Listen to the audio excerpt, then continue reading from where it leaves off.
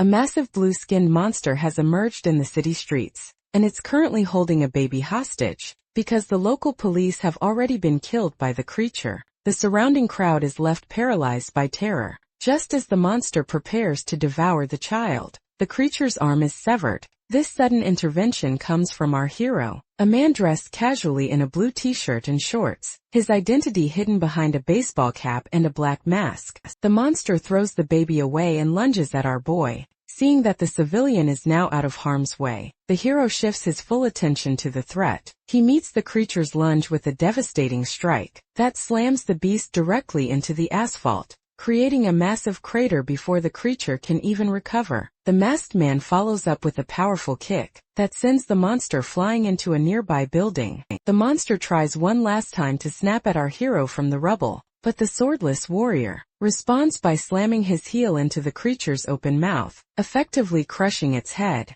To ensure the threat is neutralized for good, Bro finishes the fight with a blur of high-speed punches. The force is so extreme that the monster is literally torn apart and obliterated. As the dust settles, a heavy silence falls over the crowd. The onlookers are initially frozen in disbelief, but that shock quickly turns into a roar of cheers and applause. Despite the overwhelming gratitude from the mother and the crowd, our hero remains stoic. He doesn't say a word. He simply acknowledges the mother's thanks with a brief glance, before crouching down and launching himself high into the air. As he disappears over the Seoul skyline, the witnesses are left with a realization they previously thought was impossible. Seeing such power in person confirms a local legend. Superhumans aren't just a myth. They really do exist at Seoyin High School in Incheon. A typical school day is interrupted by an ethics lecture on the nature of natural disasters. The teacher explains that the term describes catastrophic events humans simply cannot stop. This academic definition feels all too real for the students, as the world is currently plagued by actual monsters that fit that description perfectly.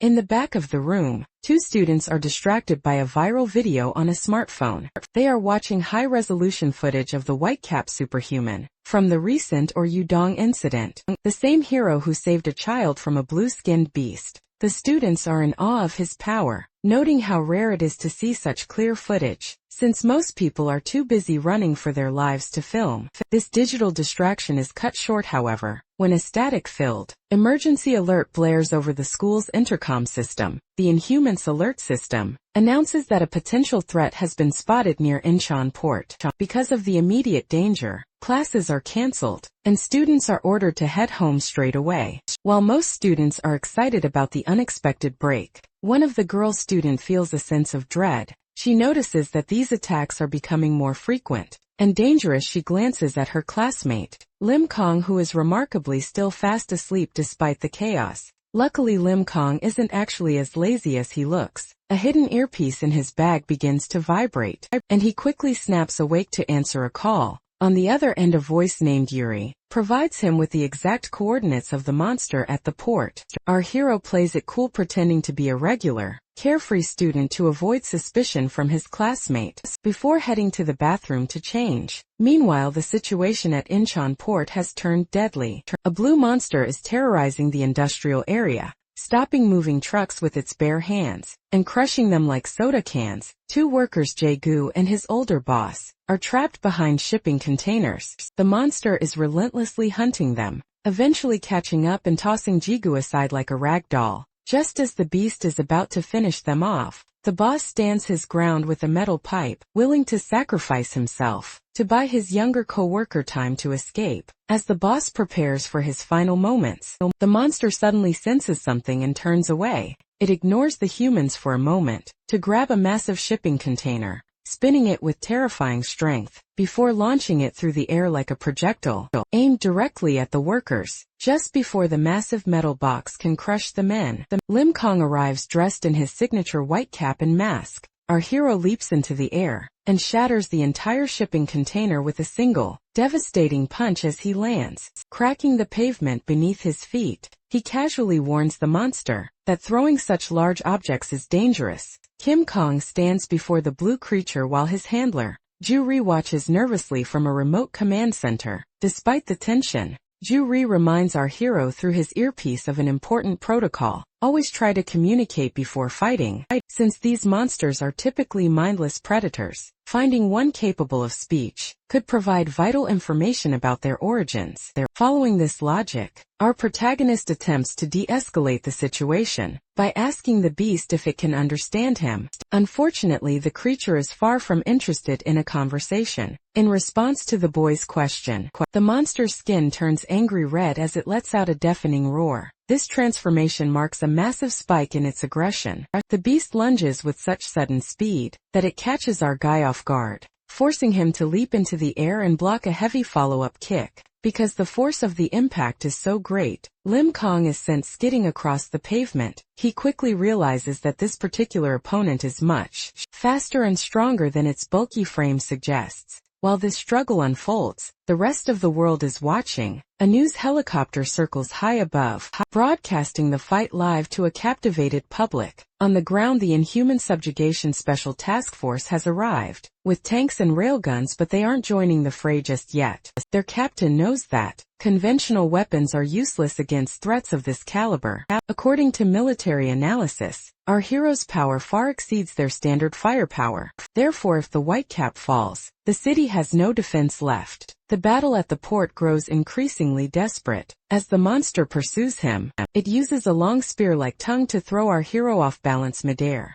This momentary opening allows the creature to grab Lim Kong by the ankle and slam him violently into a shipping container. The impact is massive, leaving the crowd and the military in shock. As dust settles over the site of the crash, however, the military has a contingency plan in place for this exact scenario. Seeing our protagonist in trouble, the captain authorizes Plan B, which involves a specialized sniper with a bionic arm. This marksman fires a high-powered energy projectile that strikes the monster directly in the head. The force of the headshot successfully knocks the beast to the ground, providing a brief moment of hope. Yet as smoke rises from the wound, the monster remains conscious, turning its gaze toward the sniper with a look that suggests the fight is far from over. The tension at Incheon Port reaches a breaking point as the military officer watches the red monster close in. To buy time, the specialized sniper uses his cybernetic arm to rapidly chamber and fire high-powered energy rounds. Each shot strikes the beast with surgical precision, hitting it in the side and top of the head.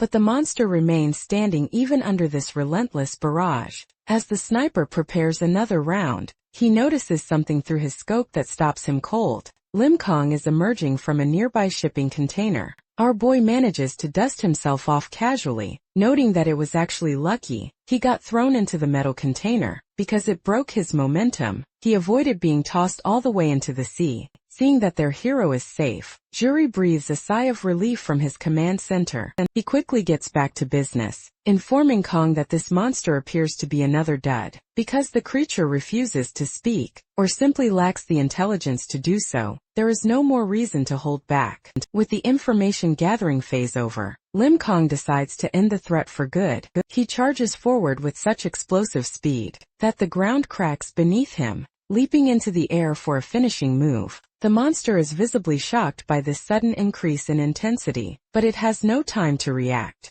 Our protagonist delivers a devastating overhead kick that crushes the creature's skull instantly. He follows through by grabbing the beast's face and slamming it into the pavement, with enough force to create a massive explosion of debris and a shockwave that rattles nearby helicopters. The aftermath leaves everyone, from the military to the news crews, in a state of stunned silence. The monster appears to be defeated, but the victory is briefly interrupted when the body begins to convulse and leak a strange, dark substance. This shadowy energy eventually consumes the remains and explodes, leaving behind nothing but an empty black crater. While Juri is frantically checking if the fight is truly over, Lim Kong remains calm. He is certain the threat is neutralized, because he felt the creature's brain shatter. So he confidently notes that he would simply beat it to death again if it returned. He compares the fight to a previous, much more difficult encounter on Amiens Island, suggesting that this opponent wasn't even his greatest challenge. However, the piece is short-lived. High above the wreckage, a mysterious man in a military-style hat and a hooded figure named Dan Yang have been watching the entire fight for entertainment. The man in the hat is impressed by the ruthless display of power and realizes that the Whitecap Superhuman hasn't even used his full strength yet. Intrigued, he tells his companion he'll be right back, and vanishes in a blur of motion. Down in the crater, Lim Kang's instincts flare as he senses a new presence. Before he can react, the stranger moves past him at high speed, appearing on the scanners as an unknown threat. The newcomer is revealed to be a man with long white hair, black facial markings, and a malicious grin. He stands before our hero, acknowledging his reputation as the white-capped superhuman. Our protagonist finds himself face to face with a mysterious, white-haired man, while a second figure in a pink cloak watches the scene from high atop a nearby crane. Because Lim Kang is naturally observant, he immediately alerts jury to the presence of this second individual. News helicopters broadcast the confrontation live, and while the public and the military watch with bated breath, no one can hear the conversation taking place. Military captain orders his men to stay back and maintain their guard, recognizing that they are completely powerless to intervene in a clash between beings of this level. The white-haired stranger begins the encounter by mockingly praising the hero's flashy fighting style, even comparing him to Ketchup Man, a famous TV superhero. Because Lim Kang is a massive fan of the show, he briefly loses his serious edge and becomes visibly flattered. This lapse in focus infuriates Juri, who screams through the earpiece for him to stop blushing and start interrogating the stranger about his identity and origins. When our hero tries to get back on track, the stranger laughs off the questioning. He reveals that he has been tracking the white-capped superhuman through social media and news broadcasts for a long time. However, he claims that he didn't come to the port specifically for Lim Kang, and insists he has no intention of fighting. Julie is immediately skeptical, reminding his partner of a past incident in Samchok, where government agents acted friendly right before attacking him with tasers. Fearing another trap, Julie urges our hero to leave the area immediately. The conversation takes a dramatic turn when the stranger drops a bombshell. He identifies himself as a superhuman just like Lim Kang. He claims there are others like them across the globe who possess power that defies logic. While Jury is aware of a few verified superhumans in America and Europe, the confirmation of another one in Korea and the implication of an entire hidden community changes everything. Wanting no part of this mysterious group, Lim Kang turns to walk away, but the stranger stops him with a terrifying piece of information. He reveals that he knows Lim Kang's secret identity as a high school student, and even more disturbingly, he knows about Yuri. The stranger describes how he once stood in the shadows of Yuri's own workshop, watching him build the hero's high-tech equipment.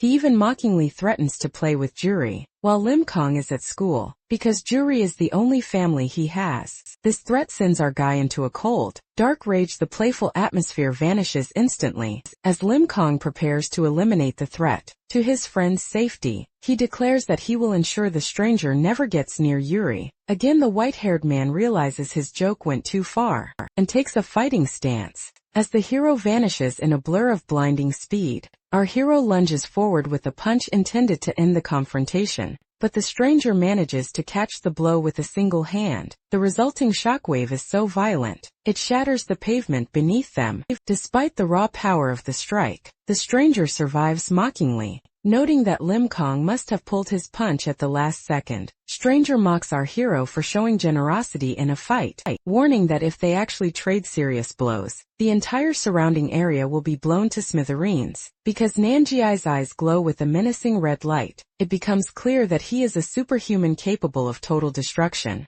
From a command center, Juri frantically shouts into the earpiece for Kang to calm down. Juri realizes that fighting an unknown superhuman, who already knows their identities, is a losing game, so he convinces our protagonist to retreat for the sake of strategy. Understanding the logic, Lim Kang lowers his guard, which prompts the stranger to laugh and prepare for his departure. Before he leaves, our guy demands a name to ensure he can find him. Later, the stranger identifies himself as Nanjiai, before vanishing alongside his companion, Danyang. This anticlimactic ending leaves viewers around the world frustrated. In a private hall, a man named Ben grumbles about the lack of a spectacle, while in an upscale office, the hulking Bashalov and a blonde executive watch the broadcast in silence. The executive notes that the two probably backed off to avoid turning the city into a graveyard, though he remains suspicious of the white-cap hero's motives. Back at the port, the two workers Lim Kang saved attempt to show their gratitude by offering him a hot meal of asari stew.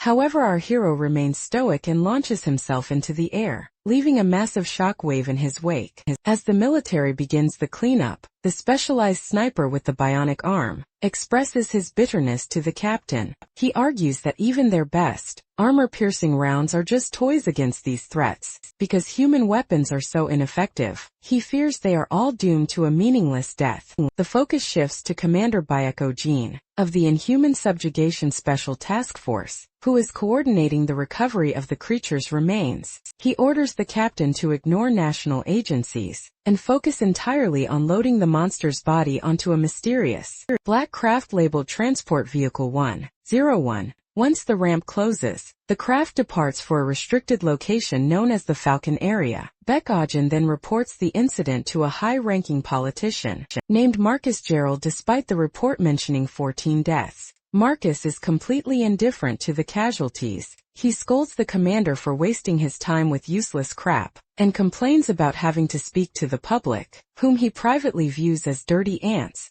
While the transport plane carries the inhuman corpse into the clouds, Marcus Gerald steps onto a brightly lit stage, under a banner promising a new generation. He puts on a fake smile and introduces himself to a cheering crowd as the hope for a peaceful world. High above on a shipping container, Nanjiai and Danyang watch the aircraft disappear, confirming that the military and the government are moving the remains exactly where they expected. Far across the world in New York City, a violent confrontation unfolds between a monster and the famous American superhero. Ketchup Man, dressed in his iconic red and yellow suit, the muscular hero brutally interrogates an elderly inhuman, demanding the location of a base belonging to a figure named Sherlock. Because the hero's grip is so tight, the creature can barely speak. Yet Ketchup Man interprets this struggle as defiance. Showing no mercy, the American hero delivers a monstrous punch that sends the creature hurtling into the streets below. Like a meteor, the hero follows up with his signature ketchup smash, creating a massive shockwave that shatters the pavement and leaves the inhuman broken in a crater, while a crowd of adoring fans cheers for his manly figure, and news reporters hail him as Earth's hope. The reality is a bit more cynical. Ketchup Man spares the creature only so it can deliver a warning to its leader, though he nearly changes his mind just to be spiteful. This display of power is broadcast globally, ending with a cheerful, animated theme song that highlights his status as a commercial icon. Back in Korea, Lim Kong is watching the premiere of this very episode. In a messy bedroom, he is such a dedicated fan that he stayed up just to see the broadcast, even though his handler Ju Ri is exhausted from their real-life battle the previous day. As our boy gushes over the hero's exploits, he recalls Nanjiai's earlier comment about him being similar to Ketchup Man. This thought causes our protagonist to blush with pride, as he secretly loves the comparison to his favorite TV character. The peaceful morning is ruined when Yuri mentions that school is actually back in session, because the local inhuman threat was neutralized so quickly. The emergency cancellation was lifted. This realization sends our hero into a state of pure panic. He dresses with superhuman speed and sprints out the door, leaving a trail of clothes behind him. As Lim Kong makes his way to Seoyan High School, he overhears his classmates debating the recent fight at the port, while some students mock the Whitecap hero for having his punch blocked by Nanjiai. Others defend him as a selfless warrior. The conversation is interrupted when a student accidentally bumps into Choi Taehyuk, a massive and intimidating figure in a gray parka. Taehyuk is a high-ranking member of the Gundu Gang, a notorious group of fighters from Mabong Middle School, who now treat the high school as their personal playground. When Taehyuk catches our guy staring at him, a brief but tense staring contest ensues. Not wanting to blow his cover, Lim Kong plays the part of a normal-looking retard, and offers a hollow apology, allowing the bully to walk away with threats. His classmates warned him to stay clear of the gang, explaining that because the school is new and lacks upperclassmen, these thugs have no one to keep them in check. Inside the classroom, we meet Hong Mu-hee, a student with a bandaged face from boxing practice, and her friend Yeo Jinju. There is clear tension between them, as Mu-hee is worried that Jinju is hanging out with a dangerous crowd. When our boy finally slumps into his seat, Jinju points out that his fly is open, the result of his frantic morning rush. As Lim Kong struggles with his zipper in total embarrassment, Mu-hee watches with a small smile, finding his clumsiness endearing. However, the domestic drama at school stands in stark contrast to a growing threat elsewhere. In the middle of the Atlantic Ocean, a fisherman spots a massive dark shape moving beneath the waves. A piece of the open sea is fragile, a fact two fishermen learn far too late while working their shift. A father proudly shows off a penguin doll he bought for his daughter's birthday. He explains that because her dream is to see penguins in Antarctica, he jumped at the chance to buy the toy. It's a touching moment of domestic planning. He's eager to get home after lunch, because he fears his long shifts on the boat might cause his daughter to forget his face. Unfortunately, this heartwarming conversation is cut short when a massive, dark shape emerges from the depths. A gargantuan blue lizard-like inhuman breaches the surface and slams its weight onto the deck, instantly shattering the vessel. Before the men can even process the scale of the threat, the creature, resembling a humanoid chameleon, crushes one of the fishermen under its massive clawed foot. Because the boat is now a wreck of blood and debris, the second fisherman is left paralyzed in terror, staring at the monster that just ended his friend's life. Meanwhile, at Seo Yun High School, the atmosphere is far less life-threatening but equally grim. Math teacher Park Chong-sik decides to scrap his usual lesson to deliver a lecture on the inhuman phenomenon. He explains that these creatures are appearing with terrifying frequency, 3 times this year alone, and because of this, public fear has reached an all-time high. To help the students understand the gravity of the situation, he breaks down the raw power of these monsters. He notes that they possess the strength to crush tanks and the speed to move at 125 miles per hour, making them instinctive, killing machines that humanity can barely fathom. The teacher provides a sobering look at the statistics, noting 517 deaths globally over 37 recorded appearances. Turning the focus to Korea, he highlights that there have been 7 major incidents. However, he points out a glimmer of hope. Our hero, the Whitecap Superhuman, has appeared in the last 5 consecutive cases to crush the threat. Because this hero remains a complete mystery to experts and the public alike, he has become a symbol of hope in an increasingly dark world. To provide context for the current crisis, the teacher revisits the 2 incidents that occurred before our boy arrived on the scene. First was the 2015 Ipohang incident, where a monster was found dead among 15 victims, seemingly defeated by an unknown party. Even more chilling was the 2016 Gangneung incident, which saw the debut of Heptahorn, the first inhuman to survive an encounter with humans. During that tragedy, witnesses recalled a long-haired large man fighting the beast, but because both the man and the monster disappeared shortly after, the government theorizes the man was killed, and the creature is simply biding its time. As the lecture concludes, the teacher notes that these 3 figures, the white-cap Heptahorn and the long-haired man, are the keys to understanding the inhuman threat. He wonders aloud where these monsters even come from, only to realize that most of his students have fallen fast asleep. Frustrated, he slams his hand on the desk to wake them, reminding them that, as the future of society, they cannot afford to be indifferent. While humanity's weaknesses are being exposed, the teacher's passion for the subject isn't just academic, it's deeply personal. As he leaves the school and begins driving, he breaks down in tears while speaking to his wife. Today is the anniversary of their son's death, a tragedy that clearly stems from a past monster attack. Because he lost his own child to this violence, he spends his life praying that his son is safe from monsters in heaven, a stark reminder that behind every statistic is a family left in ruins. Back in the Atlantic Ocean, the nightmare on the fishing vessel intensifies. As the inhuman creature towers over the wreckage, the lone survivor is paralyzed with shock. As he stares at the body of his fallen comrade, desperate to escape, the man flees into the ship's control cabin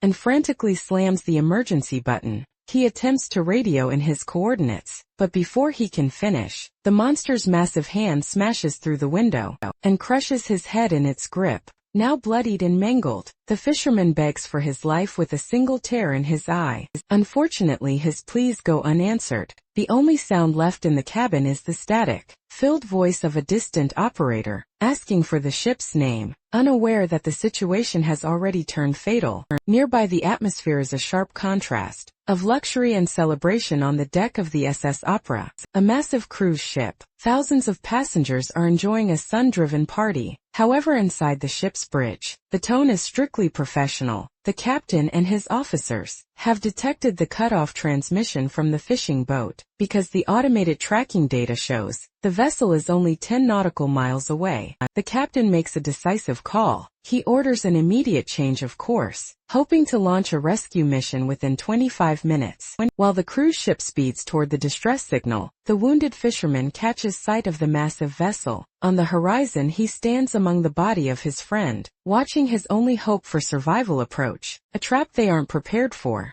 Back in Korea, the students of Seoyun High are more concerned with their social lives than global disasters. In the cafeteria line, two students named Woo Chung-ryul and Lee Dae-bang bicker about hunger and their lack of dating prospects. The conversation eventually turns to the school's social hierarchy. Because the school is new, it has been overtaken by a notorious group known as the Gundu Gang. Dae-bang explains that they actually lucked out, because the gang's leaders and their lackeys are mostly concentrated in the higher-numbered classes. However, Chung-ryul points out a student named Ji Duet-gun, a smug lackey in their own class, who acts tough because of his connections. This leads them to wonder if their classmate, Kwon-chul, could handle the bullies. Although Kwon-chul is incredibly strong, and once defeated a middle school bully who picked a fight with him, he is known for being quiet and finding conflict to be a hassle. While the lunchroom buzzes, our hero Lim Kong sits alone, stuffing his face with food to fuel his superhuman metabolism. He is surprised when Kwon-chul sits across from him,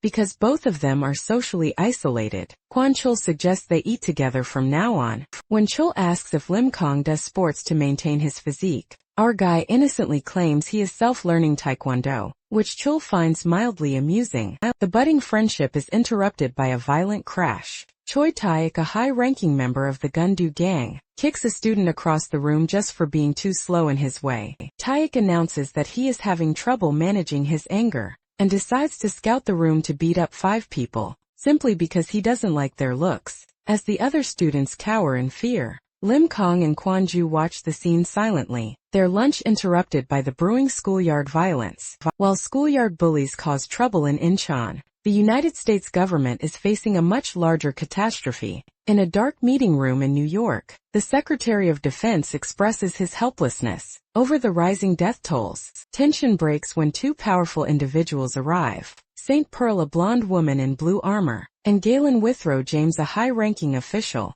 informs them that they are facing an unbelievable worst-case scenario. He reveals that the SS Opera, currently carrying 3,000 civilians, is under active attack by an Inhuman in the middle of the ocean. Since the ship is isolated in the middle of the Atlantic Ocean, the passengers are effectively trapped with no way to escape. Pearl, recognizing the urgency, cuts the briefing short so they can begin their journey immediately. As they head toward a waiting helicopter, the Secretary of Defense is left behind in a state of visible shock. He is so overwhelmed by the raw, intimidating presence of the superhumans that he is left trembling, realizing just how far beyond normal humanity these individuals truly are. Meanwhile, back in Korea, the mysterious Nan-gi and his companion, Dan-young, discuss the fallout of their recent televised encounter with the white-capped superhuman. Because their faces were broadcast globally, Dan-young is concerned about the bounties now placed on their heads. However, Nan-gi remains unbothered and even finds the situation amusing. He suggests that the world is heading toward a state of chaos, and he is simply waiting to see which side of the upcoming game will be more entertaining. To join, the gravity of the oceanic crisis becomes clearer.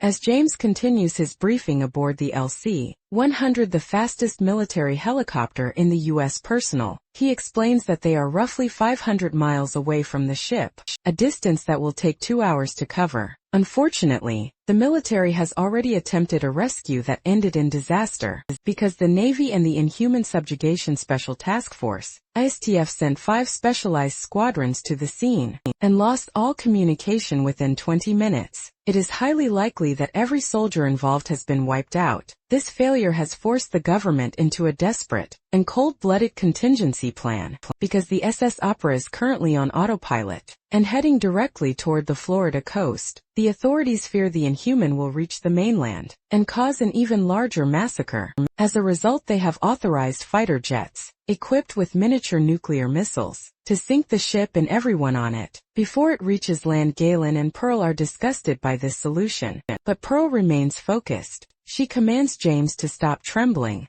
confidently declaring that the outcome will change. Now that she has arrived, the scene shifts from the global stage to the local tensions. At Seoyun High School in Incheon, the lunchroom has turned into a scene of intimidation as the bully, Choi Taek, begins a random hunt to beat up students. Simply to vent his frustration, he singles out one of a student, aggressively grabbing him by the hair, for the minor offense of standing in his way. Just as the violence is about to escalate, Hongmu intervenes fearlessly, calling out the bullies to put an end to the harassment. This sudden defiance leaves the entire student body frozen in shock, as no one expected the girl with the bandaged jaw to stand up to the school's most feared bully. While the crowd panics, Lim Kong and his classmate, Kwon Chul, watch the exchange with unbothered, neutral expressions. Toyotaek is initially stunned, but his shock quickly turns into a murderous rage. He towers over Muhi mockingly, claiming that the cafeteria food must have made her delusional. He makes it clear that he has no qualms about being violent toward girls,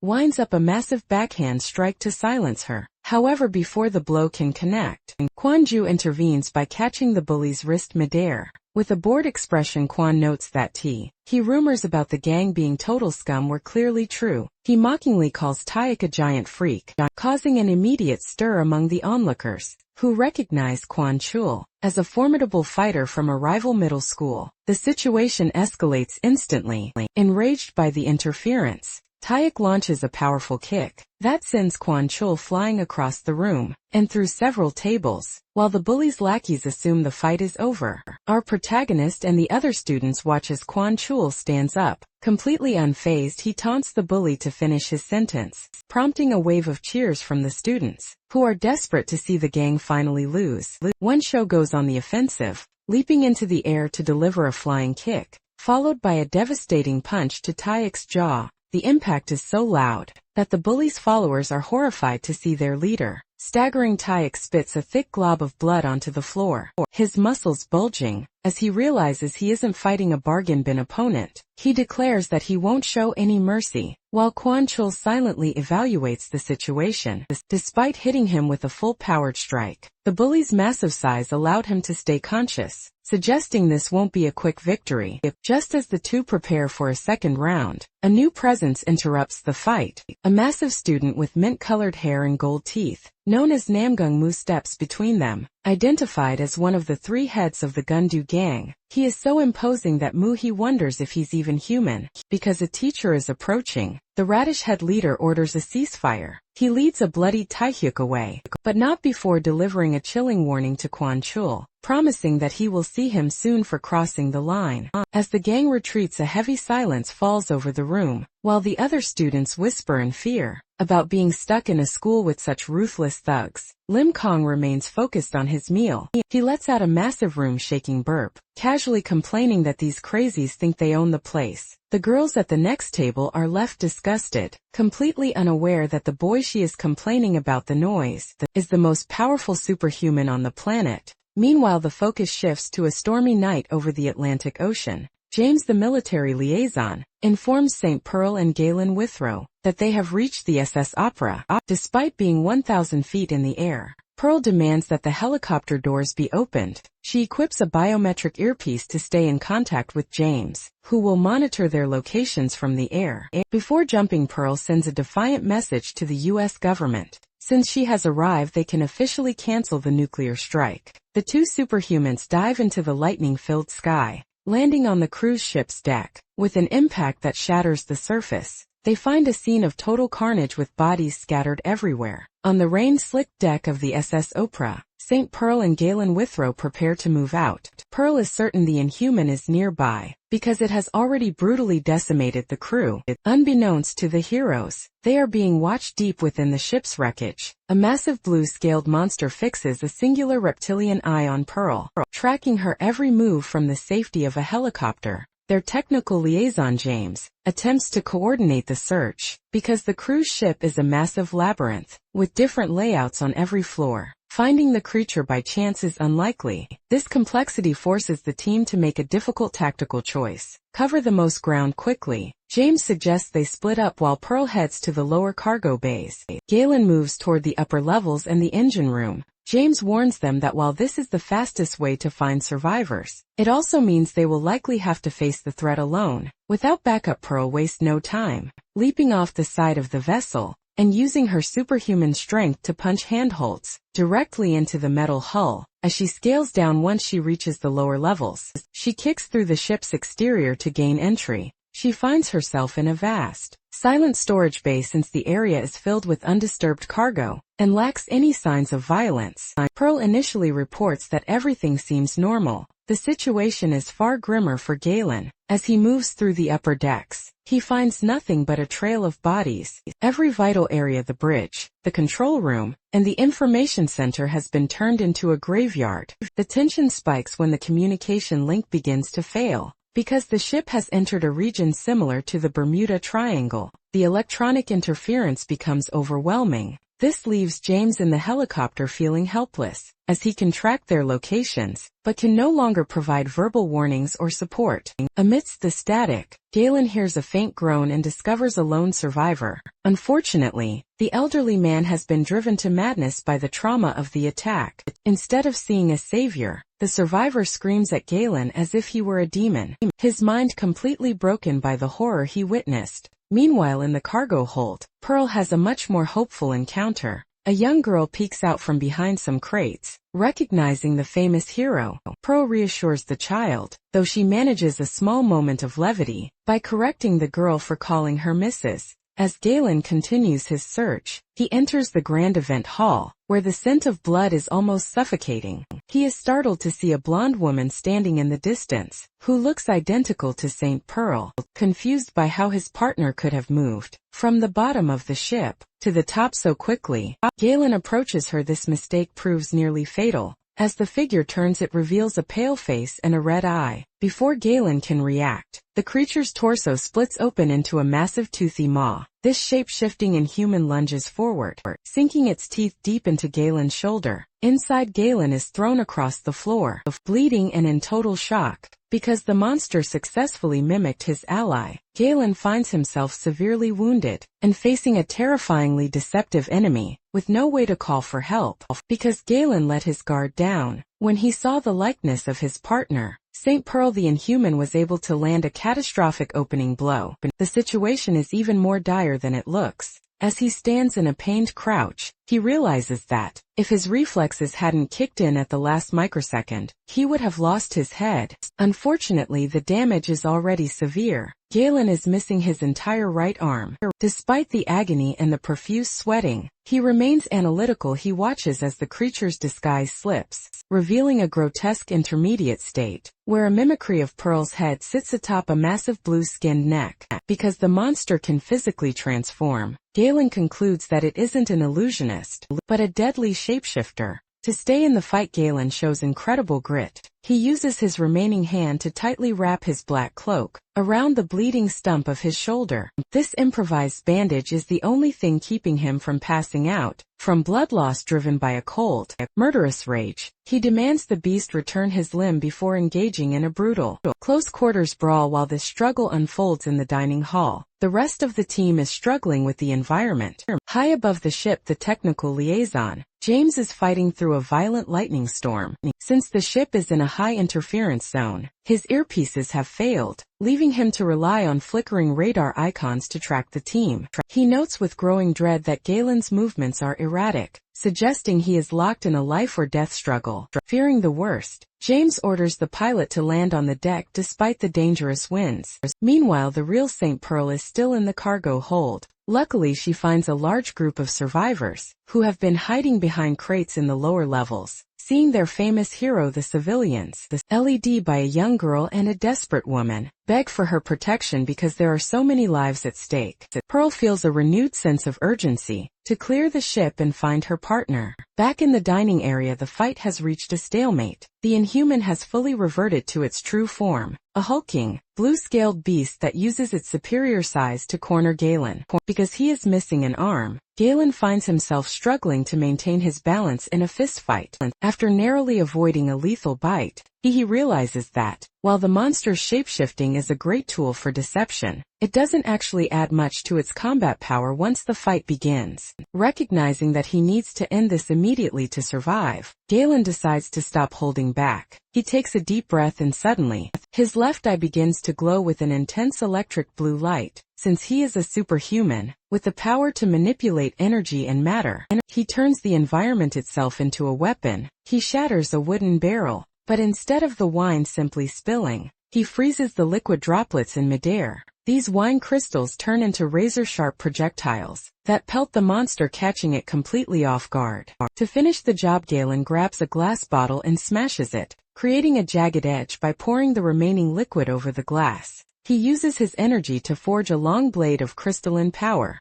No longer in the mood for games, one armed warrior points his new weapon at the beast, ready to end the day's frustrations once and for all. To understand how a man from East Harlem ended up in such a high-stakes position, one has to look back at his recruitment. In a secure monitoring room, the technical liaison James and a colleague named Ben once reviewed footage of Galen's initial interrogation. Ben was initially skeptical, noting that while the young man had a sharp gaze, he didn't look particularly dangerous. However, James corrected this misconception by revealing Galen's history. He had single-handedly annihilated the notorious Bloodstreet gang in a flash and later left the entire Safari gang unconscious, without sustaining a single scratch. This was a level of trash cleanup that even the government had struggled with, making Galen a person of extreme interest. The interrogation footage further revealed the nature of his gift. During a tense conversation with Saint Pearl, she noted that while his physical durability was impressive, his most terrifying feat was how he could stop the bleeding of wounded allies instantly. Galen explained that he possesses the unique ability to instantly harden any liquid within a 10-meter range. Whether it's coffee in a mug or water in the air, he can change its molecular composition at will, turning it into a substance comparable to diamond.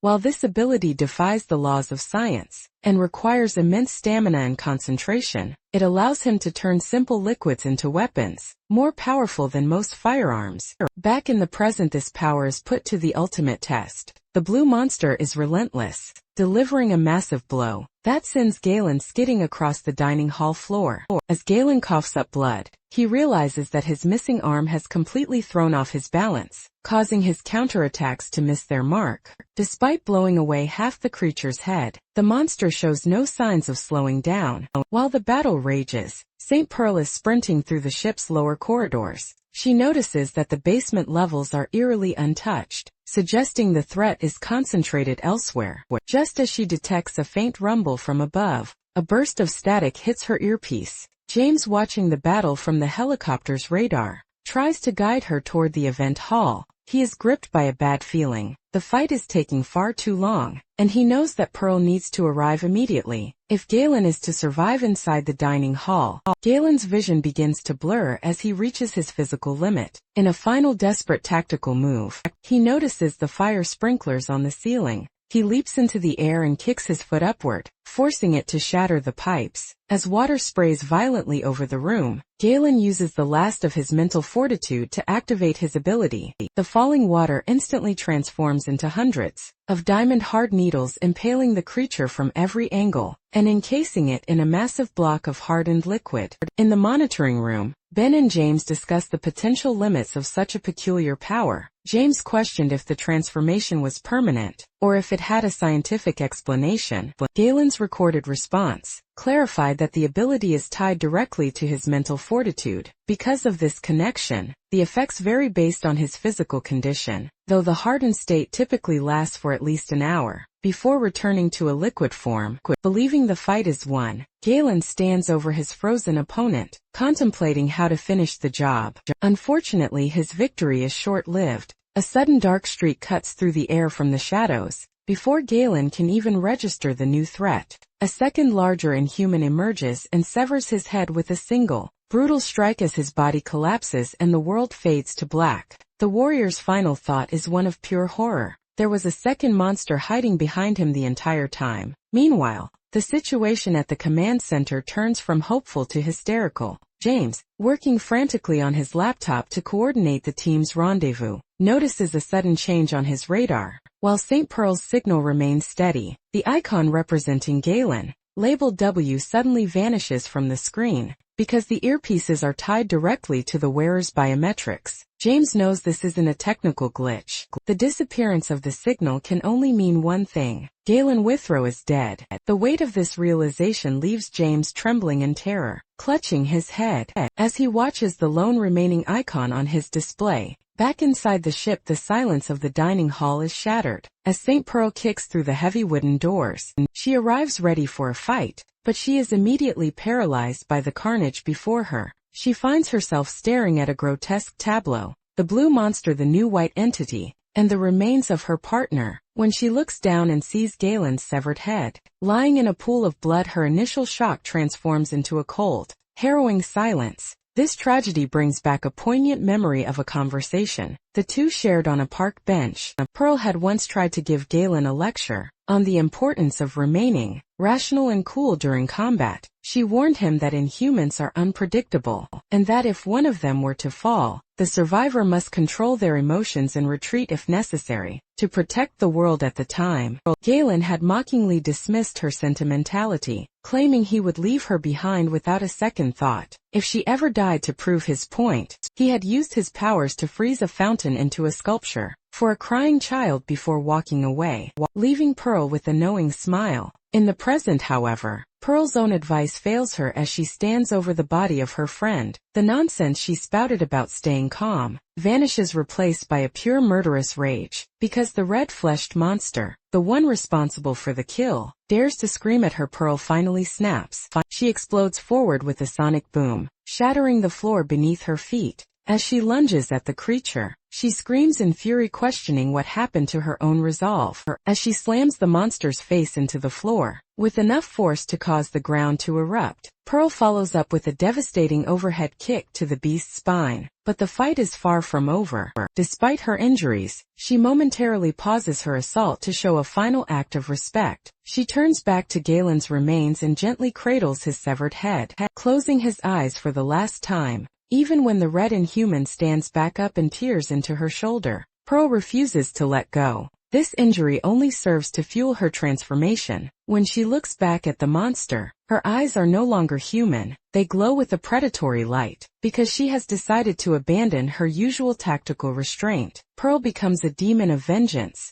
He catches the monster's massive arm with her bare hand, and begins to crush the limb, effortlessly swinging the giant beast through a stone pillar. Covered in blood and radiating a terrifying aura, Pearl declares that this is the worst day of her career. She warns the monster that she is now doing things their way, promising that its death will be more painful than anything could possibly imagine. The red Inhuman is not finished yet, however. It lets out a pained roar, and attempts to lunge at Pearl with a bladed arm. But Pearl is far too fast. She vanishes in a blur of motion, and delivers a devastating punch directly into the monster's face, distorting its features and sending blood spraying across the wreckage. Because the first strike wasn't enough to satisfy her vengeance, she follows up with an explosive strike that sends the beast hurtling through multiple steel walls of the ship's interior. Standing among the ruins of the vessel, Pearl looks at the mangled heap of flesh with indifference. She tells the creature it doesn't even deserve the time it would take to receive a full beating. She simply orders it to get up so she can finish it off. While this brutal execution unfolds,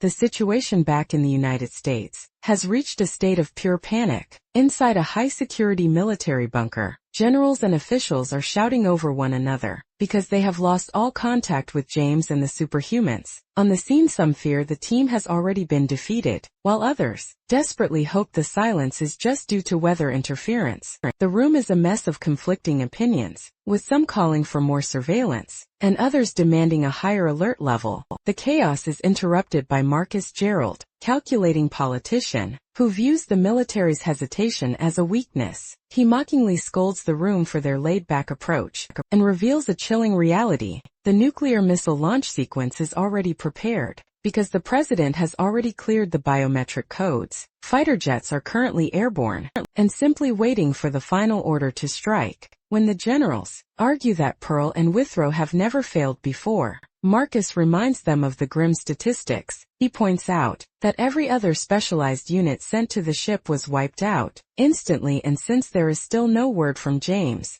they cannot gamble on eternal peace. Marcus pressures the president further by highlighting the stakes. Since the SS Opera is only 90 minutes away from the Florida coast, any failure to act could lead to a massacre in Fort Lauderdale, putting 20 million lives at risk. This cold logic leaves the generals trembling in frustration, as they are forced to weigh the lives of the 3,000 people on the ship against the safety of the mainland. Despite the intense pressure from Marcus, the president eventually finds his resolve. Recalling a past moment where he thanked Pearl for her selfless service, he chooses to trust her one last time and officially cancels the strike order, much to the annoyance of Marcus. Back on the ship, the victory Pearl was seeking takes a strange and disgusting turn. Just as she prepares to finish the red monster, she is suddenly hit by a spray of sticky webs. To her shock, a new blue-skinned creature with a reptilian face crawls out from the stomach of the red inhuman. Pearl quickly realizes that the red monster was actually serving as a host, or a living prison for this second mutant, because this new threat is the true culprit behind the day's horrors. Pearl's fury reaches its peak. She notes that her fallen partner Withrow probably wasn't headed for heaven anyway, so she tells the monster to beg for his forgiveness when they meet in the afterlife. With that, Pearl unleashes a massive blinding beam of energy. The light is so powerful that it pierces through the ship and shoots high into the night sky, acting as a violent beacon of her power against the darkness of the storm. Inside the military helicopter parked on the helipad, the pressure wave causes the cabin to jerk violently. James is thrown against his seat, wide-eyed with terror as he screams to find out what happened. Because of the catastrophic damage visible from his window, he frantically signals the pilot to open the doors. Meanwhile, amidst the smoldering wreckage, St. Pearl stands alone. Her body glows with residual energy as she stares out through the massive hole she just created in the side of the vessel. As the helicopter touches down, James sprints toward the edge of the crater in the ship's side, gasping in disbelief at the level of destruction. In the center of the ruins, he sees the silhouette of the exhausted Pearl, her suit torn and her face marked with blood. The initial shock of the victory quickly shifts to an agonizing sorrow as James realizes the cost. Overwhelmed by the loss of Galen Withrow, James collapses to his knees and sobs openly on the metal deck.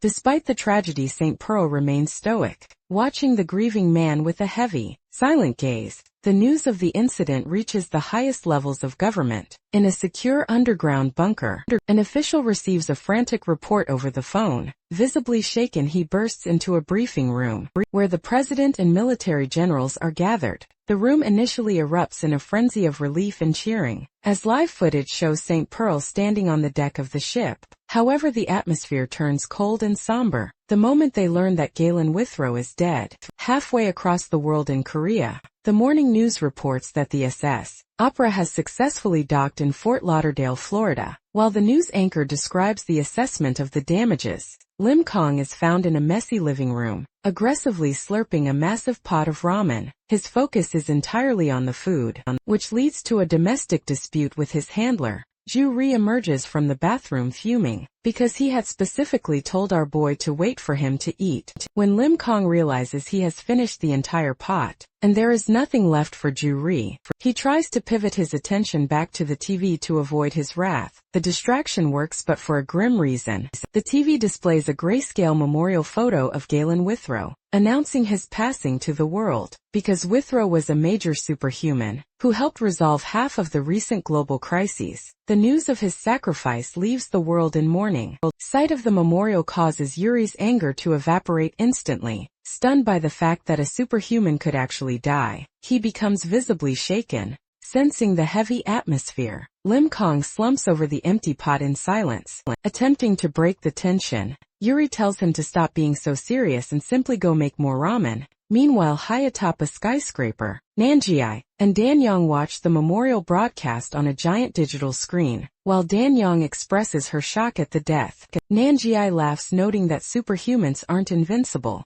He speculates that the heroes must have fought individually, as he finds it hard to believe anyone could have died on St. Pearl's watch. When Dan Young questions Pearl's strength, Nangi reveals that he once encountered her during a past battle. He recalls that despite her intense hostility, she was kind enough to let a suspicious observer like him go. He admits that if she had decided otherwise, he and Dan Young likely would have never met. The aftermath of the mission remains chaotic for those involved. On Interstate 95 in Florida, a frantic James speeds down the highway in a black sedan. He uses a burner phone to wake his colleague Ben, who is confused by the early morning call. James is covered in sweat and trembling with fear as he drops a terrifying bombshell. Galen Withrow's body has mysteriously disappeared because the disappearance occurred before the ship even docked, and while it was still at sea, James is certain that this wasn't a clerical error. As a result, Withrow's funeral has been cancelled to keep the incident top secret. James is visibly disgusted by the situation, viewing the theft of a fallen warrior's remains as a vile act of desecration. He tasks Ben with investigating the cruise line's data, while he prepares for a high-level briefing.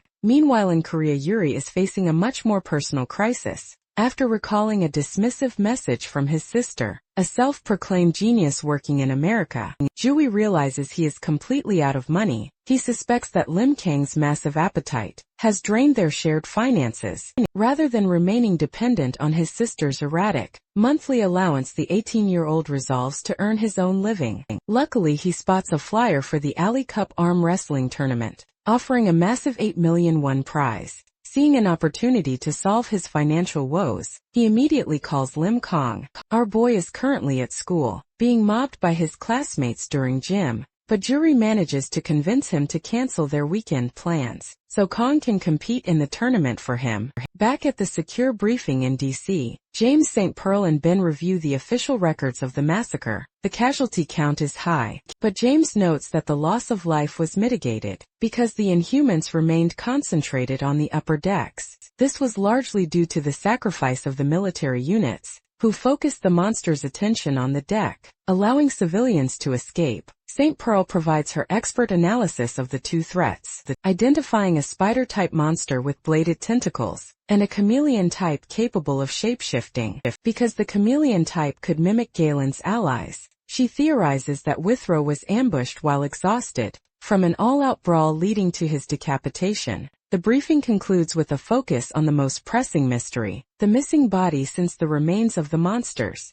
and other victims were left untouched. The targeted theft of Withrow's body suggests a specific, calculated motive. James and Ben agree that, because the body couldn't have walked away on its own, someone on the ship must have stolen it. Ben has already requested the recovery of the vessel's CCTV footage, hoping a week of data processing will reveal the culprit. However, the upcoming arm wrestling tournament in Korea is attracting more than just our protagonist. In an Incheon internet cafe, the bully Choi Taek spots the same flyer. Although he usually finds such tournaments lame, the massive prize money is too tempting to ignore. Because he wants to ensure a total victory, he decides to mobilize the entire Gundu gang to dominate the event. This sets the stage for a violent collision between our hero and the school's notorious thugs. The Ali Cup arm wrestling tournament kicks off on a bright Sunday in Seoul at the LC Auxiliary Stadium. Because the event has attracted 3 times as many competitors as last year, the organizers have implemented a preliminary round to quickly narrow the field down to a final 16, while the top 3 finishers will walk away with prize money ranging from 1 to 5 million won. Everyone is truly eyeing the Legend Trophy that symbolizes the ultimate champion. Amidst the massive crowd, Juri is visibly anxious, but not necessarily because of the competition. He has discovered that the Hollywood star Ketchup Man is visiting Korea today, and he has planned a strict schedule to ensure they reach the airport by 5 p.m. Following this logic, Lim Kang needs to win the tournament quickly so they can catch their bus on time to maximize their chances of being noticed. Julie has even prepared matching Ketchup Man uniforms for them to wear. Our hero is fully on board with the plan, his eyes sparkling at the thought of finally meeting his idol. As the officials call for number 82, Julie pushes a nervous Lim Kang toward the registration desk. He reminds him of their secret training. Because he is a superhuman, he must act like he is struggling to avoid drawing unwanted attention. Unfortunately, our protagonist finds it incredibly difficult to gauge his own strength. His first opponent is a massive man, who scoffs at the idea of facing a high schooler, but his confidence vanishes the moment they lock hands. Because Lim Kang's grip is like a steel vise, the man realizes too late that he is outmatched. A violent shockwave shatters the table and sends debris flying, leaving the opponent foaming at the mouth and heading for an ambulance. This pattern continues throughout the morning. One by one veteran competitors like the merciful tiger, Mo Tai Sik and a friendly man in a pink sweatshirt, approach Lim Kang with sportsmanship and confidence. Moments later both are seen being loaded into ambulances on stretchers. Even the tournament announcers begin to comment on the unusually high number of injuries occurring at table 82 despite the chaos. The preliminaries finally conclude, and the announcer reveals the knockout stage bracket. The final 16 consist of a diverse and dangerous group. We see Nikolai Chacho, Bulgaria's Zeus, and world-ranked 4th, set to face Lee Moon-gu of the ISAB Mu Academy. Our protagonist Lim Kang is matched against Yan Yong, a jogging monk from Gyeryong Temple, who is cheered on by a massive group of fellow monks. The crowd is particularly excited about a domestic dispute between two members of the notorious Gundu gang, Nam Gung Mu and Choi Taek. Because the bracket was selected randomly, these two allies are now forced to crush each other to advance while the other finalists look intense and ready for war. High above the clouds, an actor named Matt Dion travels toward Korea in the first-class cabin of a commercial airliner. Although he is the lead star of the famous Ketchup Man drama, he is currently battling a persistent cold. To fulfill a specific promotional contract, his manager, Rose, insists that he wear his full superhero costume for his arrival. Matt finds the tight suit incredibly uncomfortable, but because he cares deeply about his influence and the fans waiting at the airport, he settles into his heroic persona before drifting back to sleep. Meanwhile, the arm wrestling tournament has reached a point of high profile betrayal. Two members of the Gundu gang, Roy Taek and Nam Gung Mu, face off in a match that was supposed to be rigged, because Taek wants to ensure their leader wins the top prize. He orders Gung Mu to throw the match. However, Gung Mu refuses to take orders, choosing instead to remove his glasses, a sign that he is entering a serious life or death struggle. This act of defiance infuriates Taek, leading to an explosive clash of strength. As that brawl unfolds, Lim Kang prepares to face a monk named Yong Yong. Since the monk is highly disciplined, he immediately senses a massive whirlpool-like aura within our boy. He realizes he is facing someone with unimaginable power, and asks to catch a glimpse of that true strength before they can settle their match. The crowd is distracted by a shocking upset at a nearby table. A man named Lee Moon-gu has just defeated a world-ranked professional, causing his supporters to erupt in celebration. Because of this massive victory, Moon-gu secures his place as a crowd favorite for the finals. Back at the gang's table, the struggle between the two thugs finally concludes. After a grueling test of endurance, Choi Taek manages to slam Gung Mu's hand down to secure the win. Simultaneously, Lim Kang finishes his own match. Despite the monk's best efforts, our protagonist remains completely unmovable. With a small grunt, our hero pins the monk's hand, effortlessly advancing to the next round. While looking more relieved about the time than the victory, the tournament bracket is further thinned when the gang leader, Park Gundu, wins his match by default, because his subordinates kidnapped and tied up his opponent. However, instead of being pleased, Gundu is disgusted by the pathetic behavior of his followers. He interrupts the event by brutally attacking his own teammates, knocking both Taek and Gung Mu unconscious, before walking away in a fit of rage. Because the leader forfeits his spot, the semi-finals proceed with the remaining competitors. In the second semi-final, Lim Kang faces the battered Choi Taek. The bully is in a foul mood, and threatens to bury our protagonist at school if he uses even an ounce of strength. This threat causes our guy to overthink the situation. Because he is distracted by the intimidation, he accidentally applies too much pressure. This lapse in focus results in Lim Kang inadvertently crushing the bully's hand and slamming it into the table with massive force. As Taek collapses in agony, the announcer declares our boy the winner, moving him into the final match against Lee Moon-gu. Just as the tournament reaches its climax, a a far greater crisis emerges. At Incheon Airport, a violent shockwave shatters the runway pavement. A massive pale-skinned, inhuman with terrifying red markings has burst from the ground, signaling that the peaceful arrival of the world's favorite TV hero is about to be interrupted by a very real disaster. While the final round of the arm wrestling tournament begins, Juri returns from the restroom to find our protagonist has successfully made it to the finals. He is incredibly proud of Lim Kong, though he finds the over-the-top cheering from the rival school's martial arts students to be a bit shameless and driven by greed. On the stage, our boy faces Lee Moon-gu, the intense head instructor of the Isub-mu Martial Academy. Moon-gu offers a respectful introduction, promising a match without regrets, while our hero offers a simple awkward nod in return. As the two lock hands, the tension in the stadium becomes unbearable. Because the referee insists on a fair start, there is a moment of heavy silence before the signal to fight is given. The match erupts with an explosive burst of power, and while the crowd screams for their favorites, the local bullies from the Gundu gang watch from the sidelines, plotting to steal the prize money if our boy wins. Unfortunately for Lee Moon-gu, the match is over before it truly begins. Because Lim Kong possesses the strength of a superhuman, Moon-gu feels a level of pressure comparable to an elephant's foot. Crushing a human, our hero lets out a staged shout of effort and slams Moon-gu's arm down, making the victory look as natural as possible to protect his secret. While Yuri celebrates their supposed financial windfall, the referee declares number 82 the official champion. The victory takes an unexpected turn when the announcer asks our protagonist how he plans to spend the prize money. When the announcer suggests that donating to disaster relief is a noble cause, Lim Kong is moved by the idea of helping the unfortunate. To Juri's absolute horror and rage, our boy decides to donate the entire grand prize to charity. On the spot, while the crowd cheers for his pure and generous character, Dory is left fuming and trembling, realizing their financial problems are far from over. After the ceremony, our hero and his handler head toward the bus stop, both wearing matching Ketchup Man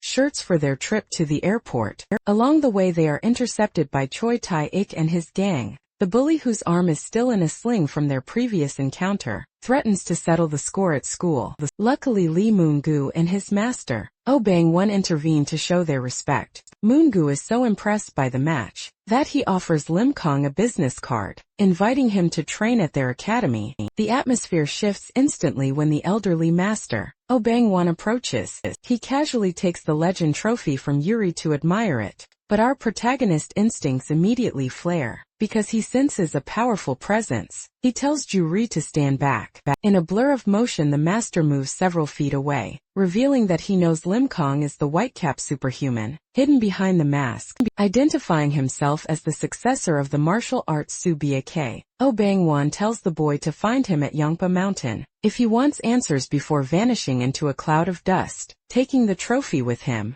Left with no prize money and no trophy, a defeated Lim Kong and Juri finally arrive at Incheon Airport to meet their idol. However, the terminal is eerily empty, and they soon realize why. A loud emergency siren blares through the building, announcing that an inhuman has been spotted on the runway outside. The situation has turned critical. As the Ketchup Man passenger plane descends for a landing, the blue monster stands directly in its path, letting out a terrifying roar as it prepares to lunge at the aircraft because the situation at Incheon Airport has escalated into a full-blown emergency. Juri frantically searches his belongings for Lim Kang's hero gear. Unfortunately, he realizes that in their rush to meet the celebrity, he only brought along a prototype mask and earpiece. He lacks his standard suit, shoes and signature hat before Yuri can even finish his apology. Our protagonist snatches the gear from his hand and disappears into the panicked crowd, currently fleeing the terminal. Solve his wardrobe problem.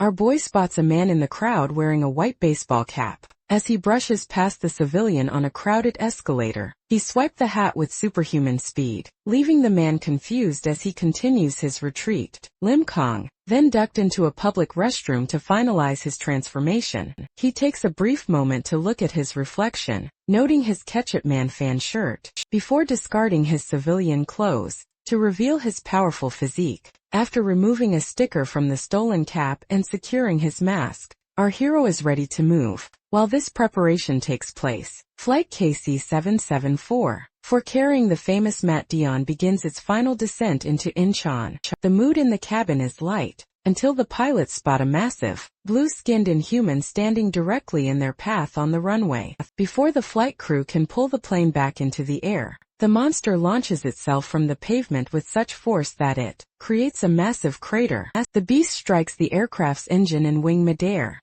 causing a violent explosion that sends the plane into a terrifying skid across the runway. The crash leaves the passengers, including a wounded Matt Dion and his manager, trapped inside a smoke-filled cabin. Because the plane is now a stationary target, the Inhuman approaches the wreckage to finish the job. It demonstrates its raw strength by easily crushing a nearby forklift, before lifting the heavy machinery over its head, to hurl it at the cockpit. Just as the metal projectile is about to crush the survivors, our protagonist intervenes. Leaping from the roof of the plane, Lim Kong delivers a high-speed kick that shatters the forklift into a cloud of debris. Our hero lands firmly on the asphalt, standing between the terrified passengers and the monster. The blue Inhuman is left in a state of visible shock, realizing that its easy prey is now being protected by the Whitecap. Superhuman Kim Kong stands his ground on the Incheon Airport runway, his focused expression visible even behind his mask, as the dust from the shattered forklift settles around him. Inside the mangled aircraft, a bloodied passenger watches in disbelief, instantly recognizing our hero as the famous Whitecap Superhuman. Blue-skinned monster lets out a deafening roar, but our protagonist remains unfazed. Because he needs a projectile to match the beast's aggression, he reaches out and grabs the forklift wreckage, casually lifting the massive machine with a single hand. Our boy heaves the forklift at the monster with incredible force. Although the beast is stunned by the flying machinery, it manages to leap into the air, just as the forklift shatters against the pavement, in a massive explosion of debris. As the monster descends through the smoke with red eyes, Lim Kong launches himself upward to meet it. He delivers a devastating knee strike to the creature's midsection, followed immediately by an overhead punch that slams the monster's head and sends it hurtling back down to the runway. The impact creates a massive crater in the concrete. As our hero lands and approaches the settling dust,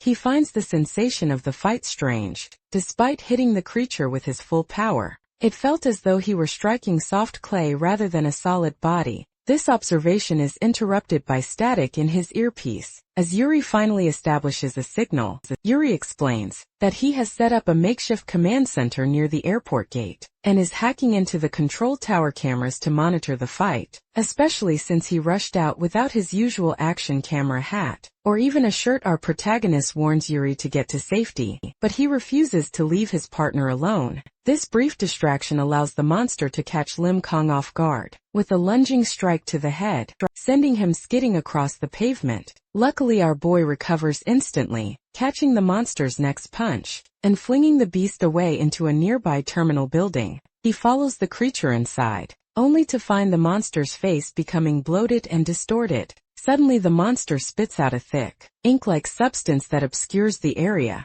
Because of this dark cloud, our hero is forced to block a heavy strike that lunges through the darkness. He responds with a counter-punch to the monster's bloated face, noticing that the creature's skin ripples like liquid under his fist. As the monster retreats and begins to growl, Yuri checks in again with a startling update. The control tower feed he is using is currently being shared with the news network, meaning our hero is being broadcast live to the world. Lim Kong expresses his frustration that Yuri hasn't fled the danger zone. Yuri firmly reminds him that he is a part of the team, and refuses to run. Our protagonist acknowledges his loyalty, but quickly shifts his focus back to the threat at hand. He describes the creature as a screaming octopus-like entity, whose condition is difficult to read. Just as Lim Kong settles into his fight with the blue creature at the airport, the situation shifts from a single duel into a full-scale, tactical nightmare. Because our boy is focused on the threat in front of him, he is initially caught off guard. When the monster's body begins to pulsate and bloat unnaturally, this physical transformation is merely the beginning.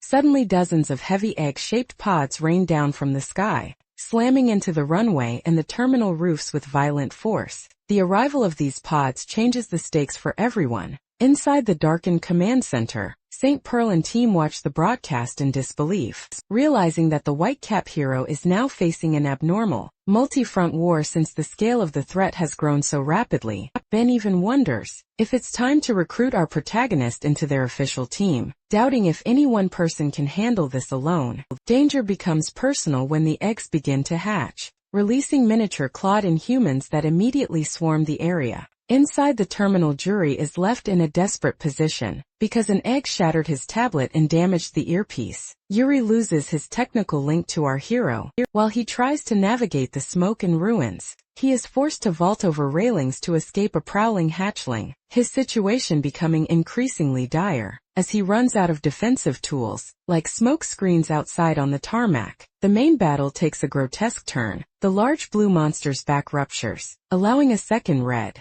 multi-limbed creature to pull itself out of the host body, like a parasite, sensing Jury's panic through the static of his radio. Lim Kong decides he needs to save his friend first. However, the monsters have no intention of letting him leave. When our hero tries to sprint toward the terminal, the blue adult lunges at him. Although our protagonist manages to punch the creature away, the red inhumane intercepts him midair with blinding speed, slamming him into the concrete, and leaving him pinned in a massive crater. Back inside, Yuri finds himself cornered. Despite his own terror, he spots a civilian woman, paralyzed with fear, and realizes he can't just save himself. Realizing that the hatchling is about to kill the stranger, Yuri courageously charges out from cover, striking the beast with a fire extinguisher. Unfortunately, the gap in power is too great. The monster remains unfazed, catching Jury's leg, and flinging him into a wall with bone-crushing force. As Jury lies bleeding on the floor, he has a moment of clarity.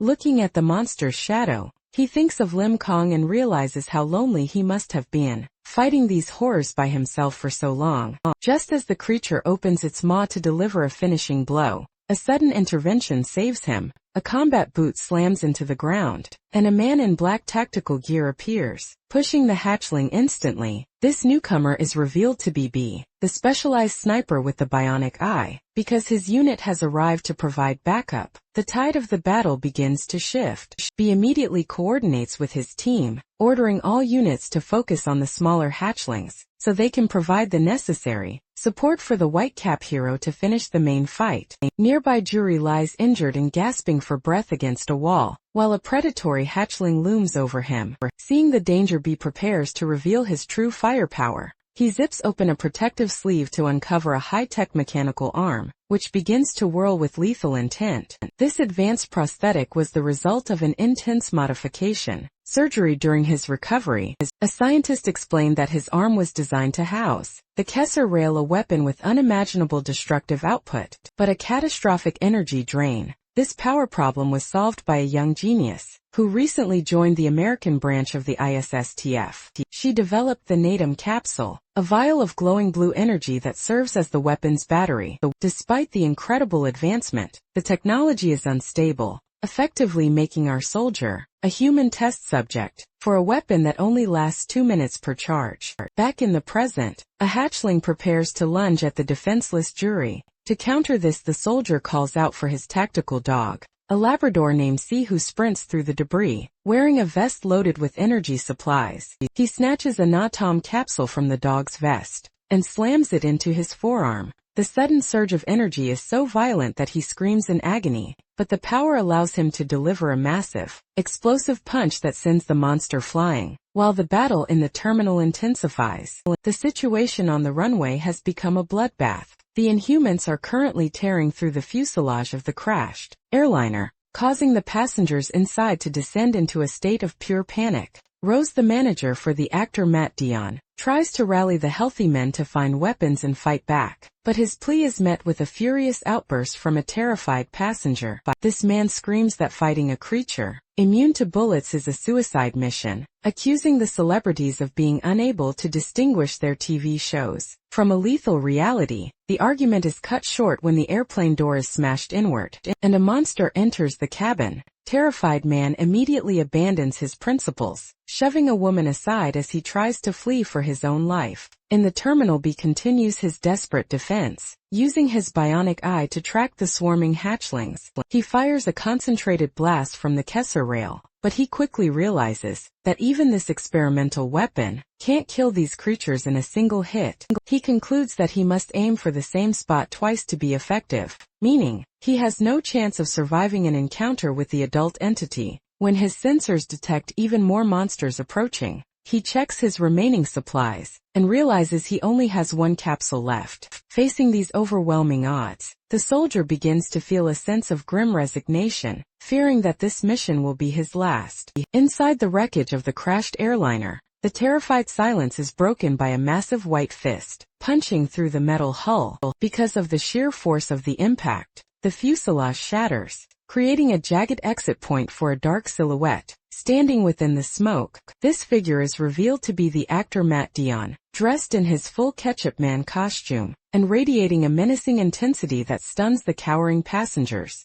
Dillon wasted no time ejecting a humanoid inhuman from the plane, with a strike so violent, it sends the creature hurtling into the airport runway. The crisis inside the cabin remains high, as a female passenger hysterically points toward a second monster, stalking through the aisle. Luckily, Matt Dillon looms over the creature before it can harm the civilians, mockingly noting that it's quite an ill-mannered animal. For scaring a lady, Matt then grips the beast by the top of its head, his fingers digging into its scalp with bone-crushing strength. Seeing this display of power, the passengers are left in disbelief, wondering if their favorite TV star has actually been a superhuman. All along, this revelation is particularly shocking for Matt's manager, Rose, who recalls a previous argument where a passenger mocked them for not knowing the difference between fiction and reality. Now seeing the truth, Rose is reduced to tears. Matt Dillon looks back at his friend with a resolute expression, acknowledging that his career as an actor is likely over, because he has finally exposed his secret identity. He delivers a heartfelt farewell, thanking Rose for their time together, before officially firing him, to ensure the manager isn't tied to the dangerous battle ahead.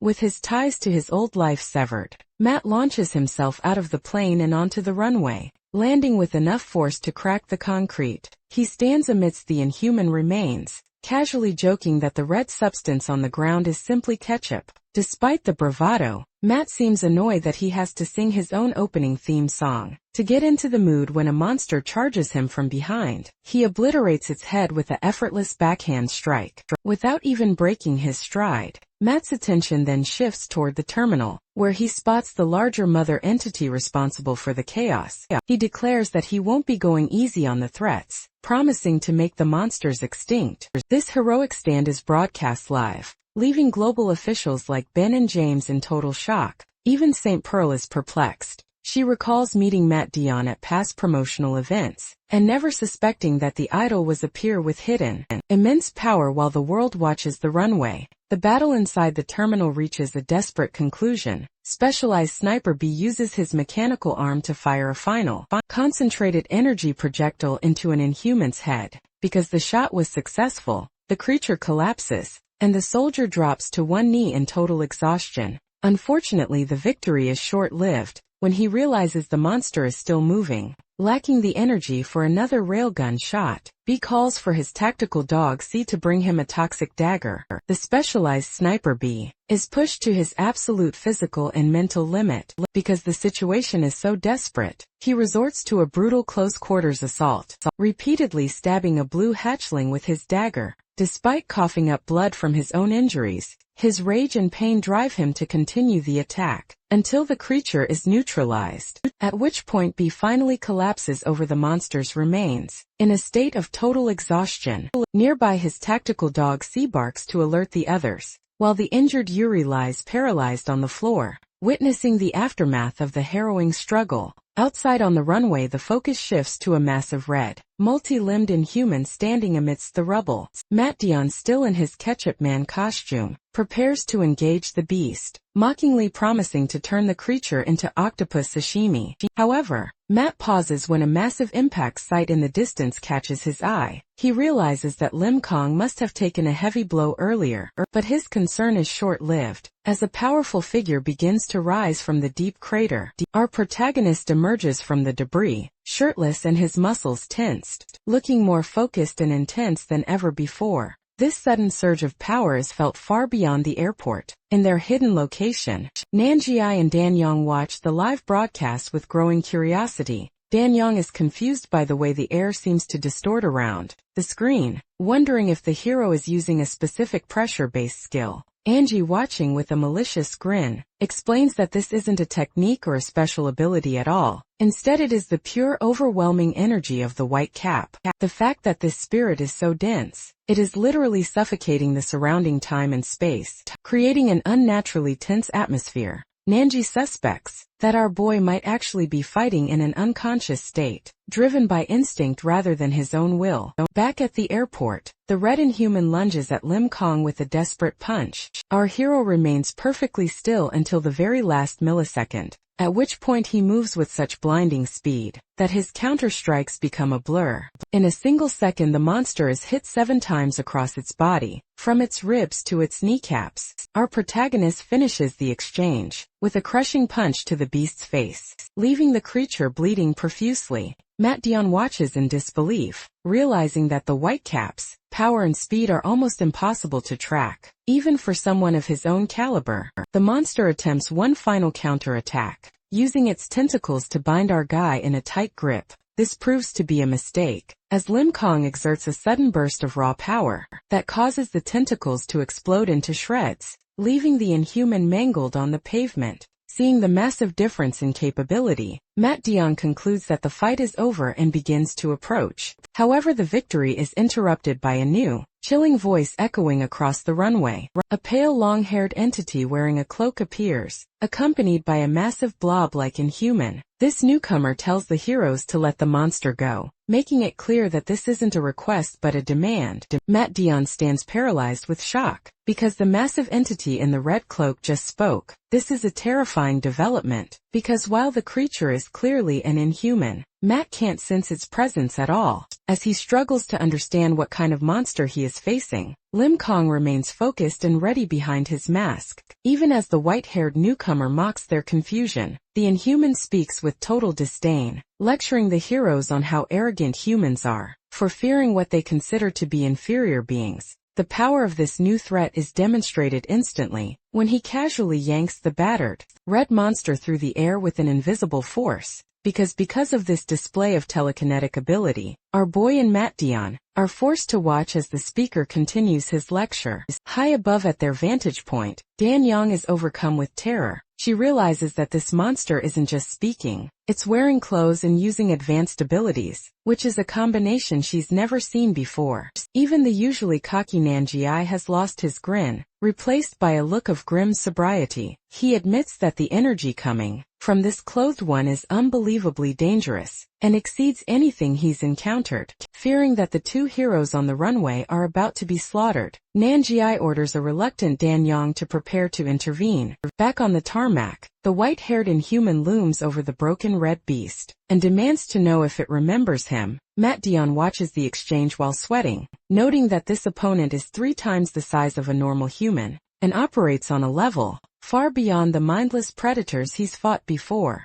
When the red monster only responds with a mangled roar, the newcomer loses his patience. Despite claiming he was told not to kill anymore, he becomes enraged by the creature's defiance. In a sickening display of brutality, he punches directly into the monster's throat, spraying blood across the runway. He declares that the creature doesn't deserve to fight, and tosses the remains to his floating companion, a blob-like entity called Vanisher, who swallows the body whole. After the execution, the white-haired Inhuman turns his chilling gaze directly toward our protagonist, promising to fix everything he deems arrogant. This threat causes our guy to lunge forward in a sudden blur of motion. Seeing the reckless move, Matt Dion screams in a panic and sprints to intercept him. He throws himself between the Inhuman and Lim Kong, desperate to prevent a rash attack against such an unknown power. However, as he blocks the strike, Matt realizes something is terribly wrong. Our hero isn't responding to his words because he is actually fighting in an unconscious state. The two heroes become locked in a violent struggle of pure strength, with their collision creating shock waves that crack the concrete beneath them. Matt Dion strains against the immense pressure of Lim Kang's fist, frustrated that he is being forced to fight his own ally,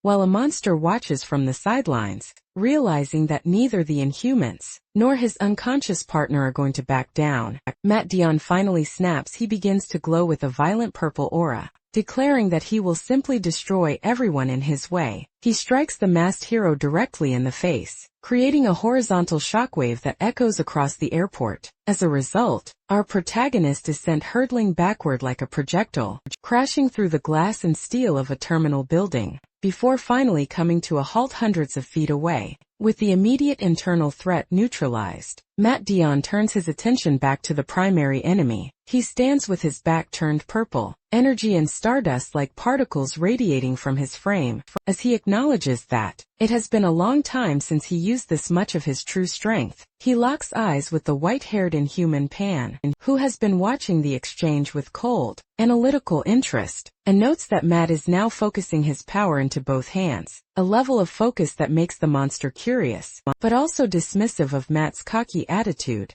The tension between them causes a massive, vertical explosion of energy that shatters the runway concrete, sending slabs of pavement into the air. However, before the two can trade blows, a mysterious voice calling the name Moral echoes from the shadows. This command causes Pan's expression to shift to one of immediate obedience. Seeing his targets preparing to retreat, Matt Dion launches himself forward in a blur of light to deliver a final strike. Unfortunately, a complex geometric magic circle suddenly appears beneath Pan's feet. Matt is forced to watch in confusion as a teleportation sequence begins. Pan's blob-like companion, Vanisher, begins to levitate and expands into a massive, translucent portal shaped like a jellyfish. As Pan floats upward into the center of the teal energy, he offers a chilling toothy grin to the mat below. He admits that he had been trying to kill them, but realizes now that he underestimated their strength. Before disappearing completely from the ancient skyline, Pan leaves them with a final malicious promise. The next time they meet, everyone will die. The portal collapses into a single point of light, leaving the ruined airport in a heavy silence. The narrative then shifts away from the present chaos, diving deep into the dark, murky depths of the ocean, where white-haired Pan drifts unconsciously through the water. The story transitions to October 2, 2012. High-tech lights pierce the gloom as a submersible vehicle named the Drew Hill MKT-2 begins a vertical descent into the abyss. Inside the cockpit, the crew casually discusses the premiere of the very Ketchup Man drama Matt Dion was starring in, unaware of the historical discovery they are about to make. As they pass the 340-meter mark, the chief engineer reflects on the nature of exploration, arguing that the true meaning lies in the process and the perspective, rather than just the result. The philosophical mood is shattered when a red alert blips on the radar. The assistant reports a reflective wave coming from the ocean depths, indicating they are approaching the ground. Because the sonar is behaving strangely, the chief engineer orders the light output to be raised to the maximum. The resulting floodlights reveal a terrifying graveyard of sunken airplanes, warships, and modern debris littering the seafloor. Strangely, the technician notes that the sonar retrieval value is substantially low, only 1/9 of what it should be. This leads the chief engineer to a startling realization. The sound waves aren't bouncing back, because the ground is absorbing them or allowing them to pass through. Driven by an intense scientific hunger, Chief orders the crew to begin a punching operation to pierce the ground at its most permeable point. As the crew watches in disbelief, the lights of the submarine illuminate a massive, metallic structure embedded in the seafloor. It resembles a giant ancient hatchway, leading the chief engineer to believe they have finally located the legendary Pandora's box. In the aftermath of the Incheon airport crisis, the recovery process is still ongoing, as the city deals with record-breaking damage. Although the airport was turned into a war zone for 4 terrifying hours, the news reports that a much larger tragedy was avoided because of the government's quick dispatch of the ISTF and the unexpected intervention of 2 powerful individuals. The public is currently in a state of shock following the revelation that Matt Dion, the star of the unyielding Ketchup Man series, is actually a real superhuman, because his talent agency claimed they were unaware of his abilities.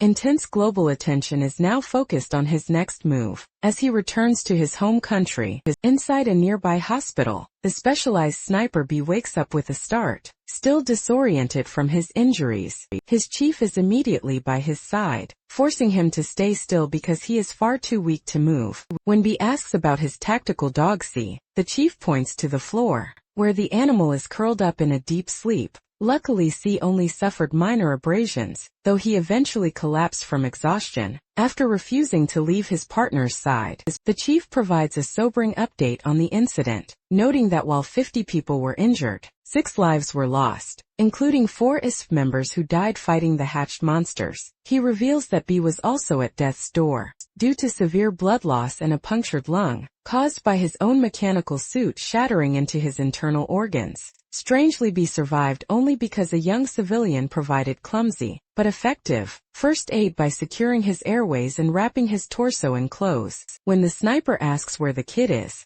the chief explains that the child was also in serious condition, and had to be taken to a different hospital. B finally closes his eyes in relief, thankful that they both made it out alive. Meanwhile, Ju-ri snaps awake in his own hospital bed after a series of blurred, traumatic memories. He is startled to find Lim Kong sitting right there watching over him. Because Yuri is covered in bandages and has his arm in a sling, he winces in pain when our boy accidentally jostles the bed. Once the initial confusion clears, the conversation turns toward the battle. Our protagonist admits to a startling possibility. He might have actually lost his fight against an inhuman. He explains that while he was rushing to save Juri, he was blindsided by the octopus-like creature in midair. The fact that the monster stomped on his head with such force. Lim Kong has no memory of the middle of the fight. He only knows that when he eventually woke up on an airport rooftop, he saw Yuri being loaded into an ambulance, and followed him to the hospital to ensure his safety.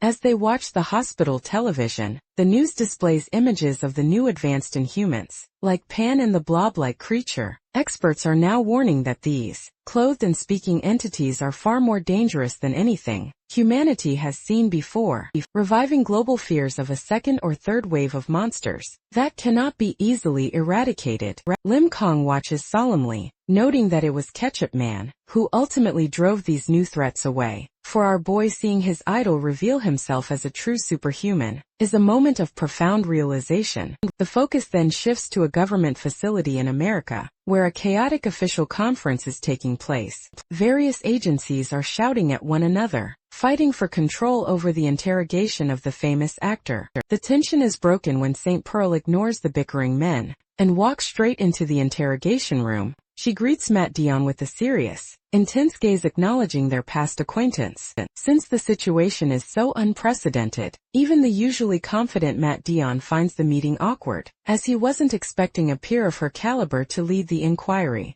In a secure interrogation room, St. Pearl bypasses official protocols to confront the famous actor, Matt Dion, because she is aware of his true power. She makes it clear that she isn't interested in why he hid his identity, but she is curious about the gentle idol image he has portrayed. Ketchup Man's actor persona has been replaced by a rugged, ill-tempered reality. He crossly tells her he isn't in the mood for nonsense, and demands to know her business. This interaction is watched closely by government officials behind a one-way glass. While some are annoyed by Pearl's rogue behavior, James defends her actions. He explains that since Matt Dion is a superhuman, only another superhuman like Pearl can truly understand and communicate with him. Conversation takes a sobering turn when Matt admits he has never felt guilty about hiding his identity, or felt a personal responsibility to save the world. This honesty shocks the listening officials, and Pearl realizes she had a wrong impression of him. As she prepares to leave, feeling the meeting has reached a dead end, Matt stops her by mentioning her fallen associate Withrow. This comment causes a violent surge of energy to radiate from Pearl, shattering the calm of the room, and causing a nearby glass of water to shake. She warns him to choose his next words carefully, but Matt remains steady. He reveals that during the airport battle, he spoke with the giant Inhuman Pan, and discovered that the creature possessed a high level of intelligence and a massive ego. Matt explains that while he has fought Inhumans before, these new threats are on an entirely different level, because the White Cap hero was fighting in an irrational state, and the Inhumans eventually retreated. The situation ended, but not before a chilling message was delivered. Matt informs Pearl that the Inhumans didn't just issue a warning, they spoke as if the death of all superhumans was a guaranteed fact. James and the other observers are horrified by this revelation. Matt points out that while monsters used to appear indiscriminately, the presence of an intelligent leader suggests they are now moving systematically. If these coordinated Inhumans successfully destroy the world's scattered superhumans, it will mean the inevitable end of Earth. Despite understanding the stakes, Matt maintains his independence. When Pearl asks if he still refuses to fight, he clarifies that he will fight but he has no intention of joining a team or following a government schedule. He towers over her, declaring that he prefers to work alone, and tells her not to look for him again. This isolation is interrupted when Ben peeks into the room, jokingly suggesting that being an official superhuman is a daunting task that requires a manager. To Matt's absolute shock, Ben introduces a familiar face, Rose, the manager Matt had previously fired to protect him, walks into the room while the heroes in America attempt to organize. The focus shifts to a snow-covered cathedral in Russia. Kirilov guides the hulking Maxim Basilov through the frozen wasteland. Basilov is in a foul mood, cursing the monster they are tracking for making him wander through the snow on an empty stomach. As they approach the cathedral, they find a massive inhuman footprint embedded in the ice. Driven by hunger and rage, the Russian powerhouse stomps toward the building, promising to end the creature the moment he finds it. While stuck in heavy nighttime traffic, Matt Dion reflects on the long history he shares with his manager Rose. He recalls a nostalgic flashback to a time they shared drinks and celebrated their friendship, promising to stay connected no matter what. However, in the present, the actor's tone is much more severe. He makes it clear to Rose that their time for sentimental play is over, as the global situation has become too critical for idle distractions. When Rose asks if they are officially joining the team, led by St. Pearl and James, Matt remains cautious. He explains that it isn't a matter of taking sides. He simply values his independence too much to be bound by bureaucracy. Despite this, he admits that because Inhumans are beginning to reveal themselves, while humanity is still unprepared, superhumans must eventually stick together to win the upcoming war. Meanwhile, the investigation in Russia leads Kirilov and Maxim Basilov to a massive snow-covered cathedral. They find it strange that the front doors are perfectly intact, despite being the site of an Inhumans trail, as most monsters would have simply smashed through them. Once Basilov pushes the heavy doors open, the two men enter a dark, silent hall that reeks of blood. Kirilov notes that something feels off, because the energy of an Inhuman seems to saturate the entire four-story building, rather than originating from a single spot. The tension breaks when they realize the pews are filled with pale-skinned entities, with red eyes as these creatures lunge at them with a scream. Kirilov observes that they aren't traditional Inhumans. Although they move 3 or 4 times faster than a normal person, they are significantly slower than the monsters the heroes are used to fighting. While Kirilov leaps onto a stone pillar to analyze the threat, Basilov takes a more direct approach. He catches one of the entities by the throat, realizing that the creature is single-mindedly focused on biting his neck. When Kirilov tries to warn him that these creatures might still be human, Basilov shuts him down with a brutal punch that obliterates the attacker. He argues that they shouldn't be foolish or hesitant, because these beings no longer smell like humans and are already dead. Seeing the logic in his partner's ruthlessness, Kirilov apologizes and joins the fight. They move through the cathedral to send the remaining innocent souls to heaven, certain that a true, Inhuman culprit is hiding nearby and pulling the strings. In a hospital back in Korea, Jui wakes up to find Lim Kong fast asleep and leaning heavily against his bed. As Jui watches the news, he sees reports of massive death tolls and disappearances in northeastern Russia, which military officials are attributing to Inhuman activity. Because the world feels like it is crumbling bit by bit, Yuri is overcome by a sense of dread, fearing that an uncontrollable wave of destruction is heading their way back at the Russian cathedral. The struggle comes to a head. Basilov stands over the mangled remains of the pale entities. Frustrated by the nature of the fight, he looks up and spots a tall, cloaked figure hanging upside down from a wooden beam high in the ceiling. Recognizing this as the mastermind who forced them to kill the transformed humans,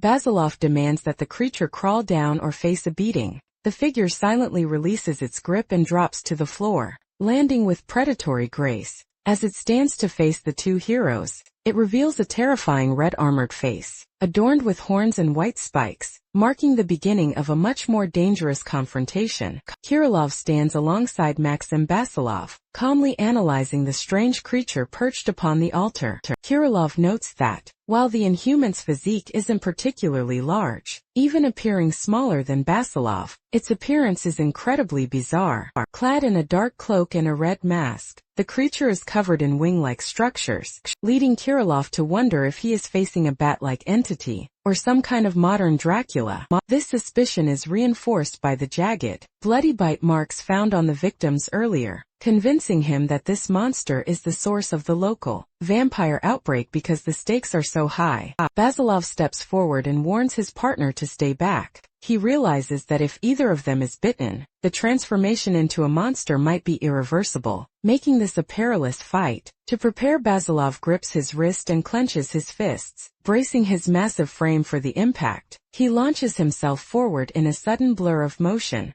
crashing through the wooden pews to strike the beast. However, the creature proves its elite reflexes. By catching Basilov's massive fist with its clawed hand, the monster immediately takes to the air, unfurling its large wings to hover near the ceiling. Before descending back to the altar, Kirilov is impressed by the creature's flexibility, noting that it managed to guard itself using its feet, while remaining perfectly composed. Unlike other Inhumans who lose their cool and act on raw instinct, this one is clearly in control of its actions. The tension spikes further, as the monster's body begins to ripple and crack, entering a secondary transformation phase, where it transfers its wings into its arms. The situation turns from dangerous to world-altering, when the creature actually begins to speak, identifies itself as a warrior serving a leader named Pan, mentioning that their group was impressed by the skills of those who killed another Inhuman named Ofer. This confirmation of a coordinated,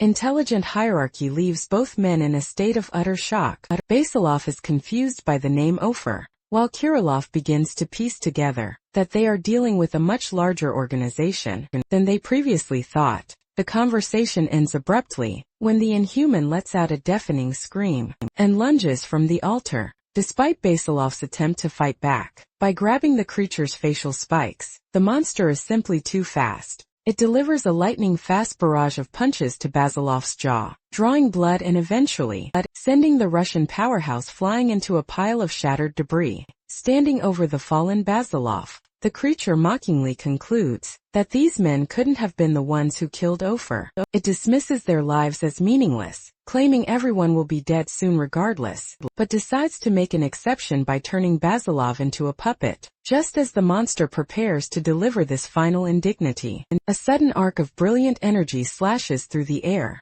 Luckily, Kirilov intervenes just in time. He unleashes a concentrated blast that strikes the creature across the chest and shoulder, forcing it to retreat while he regrets missing the monster's head. Kirilov stands, with lightning-like energy crackling around his fingertips, because the beast attempted to desecrate his partner. Kirilov declares that he will be the one playing with the monster now, signaling the start of a serious counterattack. Kirilov stands over his unconscious partner Basilov, while facing down the masked Inhuman. The creature is visibly shaken, staring at a fresh bleeding gash on its chest that it never saw coming, since Kirilov's attack was so fast and undetectable. Until the moment of impact, the monster realizes it is dealing with a power that defies normal logic. However, the momentum shifts when the Inhuman's wound begins to seal. Thick red tendrils of flesh weave together to close the opening, forcing Kirilov to realize that his opponent possesses a rapid regeneration ability. The fact that he has never encountered a creature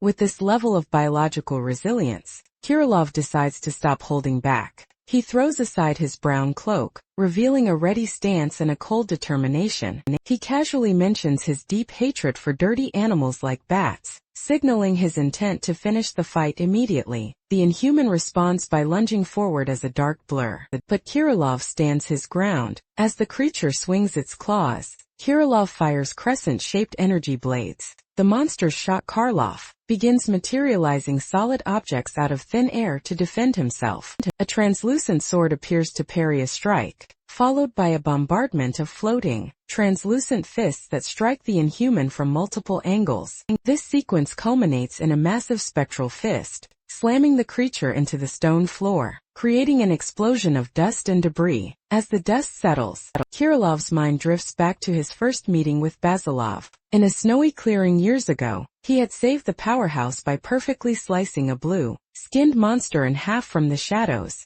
When the confused Basilov demanded to know who he was, Kirilov simply introduced himself as a wandering painter and a superhuman. Back in the present, the Inhuman stands back up, bloodied but still dangerous. It acknowledges Kirilov's strength, noting that while it has killed superhumans before, it never expected to find one this capable. The creature disappears again, striking Kirilov with a powerful kick that sends him skidding backward. Luckily, Kirilov recovers instantly using a translucent blue shield, emblazoned with a fleur-de-lis to block the next blow. As the two warriors lock eyes through the glowing shield, the secret of Kirilov's power is revealed. Through a past conversation with Basilov, Kirilov explains that he doesn't just fight, he paints on the air. By using his imagination to materialize the things he draws, he can create axes, swords, or shields at will. Because his thoughts become reality, the wandering painter stands as one of the most unpredictable and versatile threats the Inhuman hierarchy has ever faced. In a past conversation, Basilov recalls seeing a monster sliced apart by a thrown object, and realizes that Kirilov was the one responsible. Kirilov confirms this, explaining that he had manifested and thrown a spectral axe. He notes that the greatest strength of his ability is the sheer speed of his projectiles, which makes them nearly impossible for the human eye to track. Since he can increase the velocity of these objects through intense mental focus, they become incredibly difficult for any opponent to avoid. However, this power comes with a heavy price. Kirilov reveals that every time he uses his ability, he gradually loses his vision. While he hasn't gone completely blind yet, the risk of permanent darkness looms over every battle he enters. Back in the present struggle at the cathedral, a blue shield hovers between the combatants. Seeking to end the fight, the painter focuses his energy to draw a new weapon, materializing a giant spectral spiked mace. He hurls the morning star with devastating force, catching the Inhuman off guard. The spiked ball slams into the creature, sending it flying across the hall, through rows of wooden pews and into a stone pillar. Although the impact is enough to crumble the masonry and leave the monster coughing up blood, the Inhuman remains conscious. Kirilov is visibly frustrated by the beast's durability, as his attempt to crush its head failed to neutralize the threat. The strain of the battle begins to take its toll on Kirilov. As his eyes glow with blue energy, blood starts to leak from the corners of his eyelids, and his vision becomes dangerously blurry. Realizing he is losing his sight, he tries to stay focused, but a hazy white fog begins to consume his field of vision. This momentary lapse proves nearly fatal. When the painter blinks, the spot where the monster lay is suddenly empty. The creature lunges from the shadows, appearing behind him for a lethal clawed strike. A spray of blood cuts across the air, as Kirilov is slashed and sent crashing to the floor. The monster stands over the fallen Kirilov, mockingly placing its heavy foot on his head. It acknowledges that Kirilov was a formidable opponent, but prepares to crush him regardless. Suddenly, the creature notices blue energy particles swirling around its foot, and realizes it has been standing over a decoy. From the upper balcony, the real Kirilov appears, having used his remaining strength to reposition and manifest a massive, ornate energy bow despite his eyes streaming with blood, and his vision failing completely. The painter pulls the string to its limit, and releases a spear-like arrow. The projectile pierces the Inhuman's chest, and pins it to the floor with incredible force. As the monster screams in agony, Kirilov gasps for air, wondering if he has ever pushed his power this violently before. Unfortunately, the creature's resilience is inhuman. In a display of horrific willpower, the monster grips the energy spear and rips it from its own chest, causing a fresh explosion of blood. It looks back up at the balcony with a mangled face, promising to kill the archer. Kirilov is left in a state of shock, realizing that his most powerful strikes have failed to stop the beast. Luckily, Kirilov is not alone. In a memory he recalls following Basilov through a snowstorm, admitting that he chose to stay by the man's side, because he believed Basilov was a strong leader, who surpassed his own strength.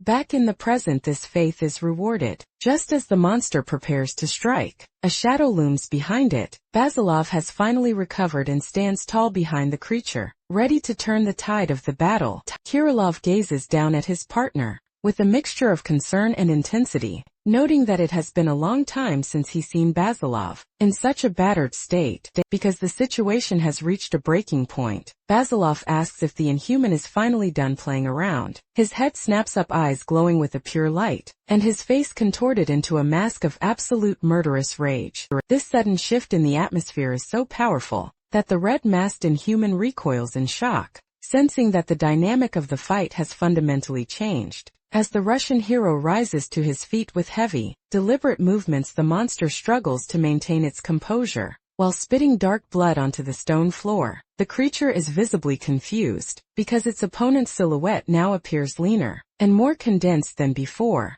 While the Inhuman mocks the warrior for standing up again, it secretly focuses on its own recovery. The fact that the wounds from Kirilov's energy blades take time to heal, the beast lets out guttural, pain screams as it channels dark energy to weave its flesh back together. Kirilov realizes the monster is focusing entirely on regeneration, and frantically warns his partner to strike before it fully heals. Luckily, Basilov dismisses the warning with cold indifference, claiming the monster's recovery doesn't matter. This confidence stems from his unique and terrifying ability, rapid digestion in a past memory. The two friends discussed how this power allows Basilov to dramatically increase his body strength, dynamic vision, and muscular speed as his body burns through fat. Because this ability cannot be manifested by choice, it requires a challenging opponent to act as a catalyst. This means the man only becomes stronger by being overpowered or pushed to his physical limits. Until today, no one had ever pushed him far enough to reach his maximum combat efficiency. Back in the present, the Inhuman feels its strength returning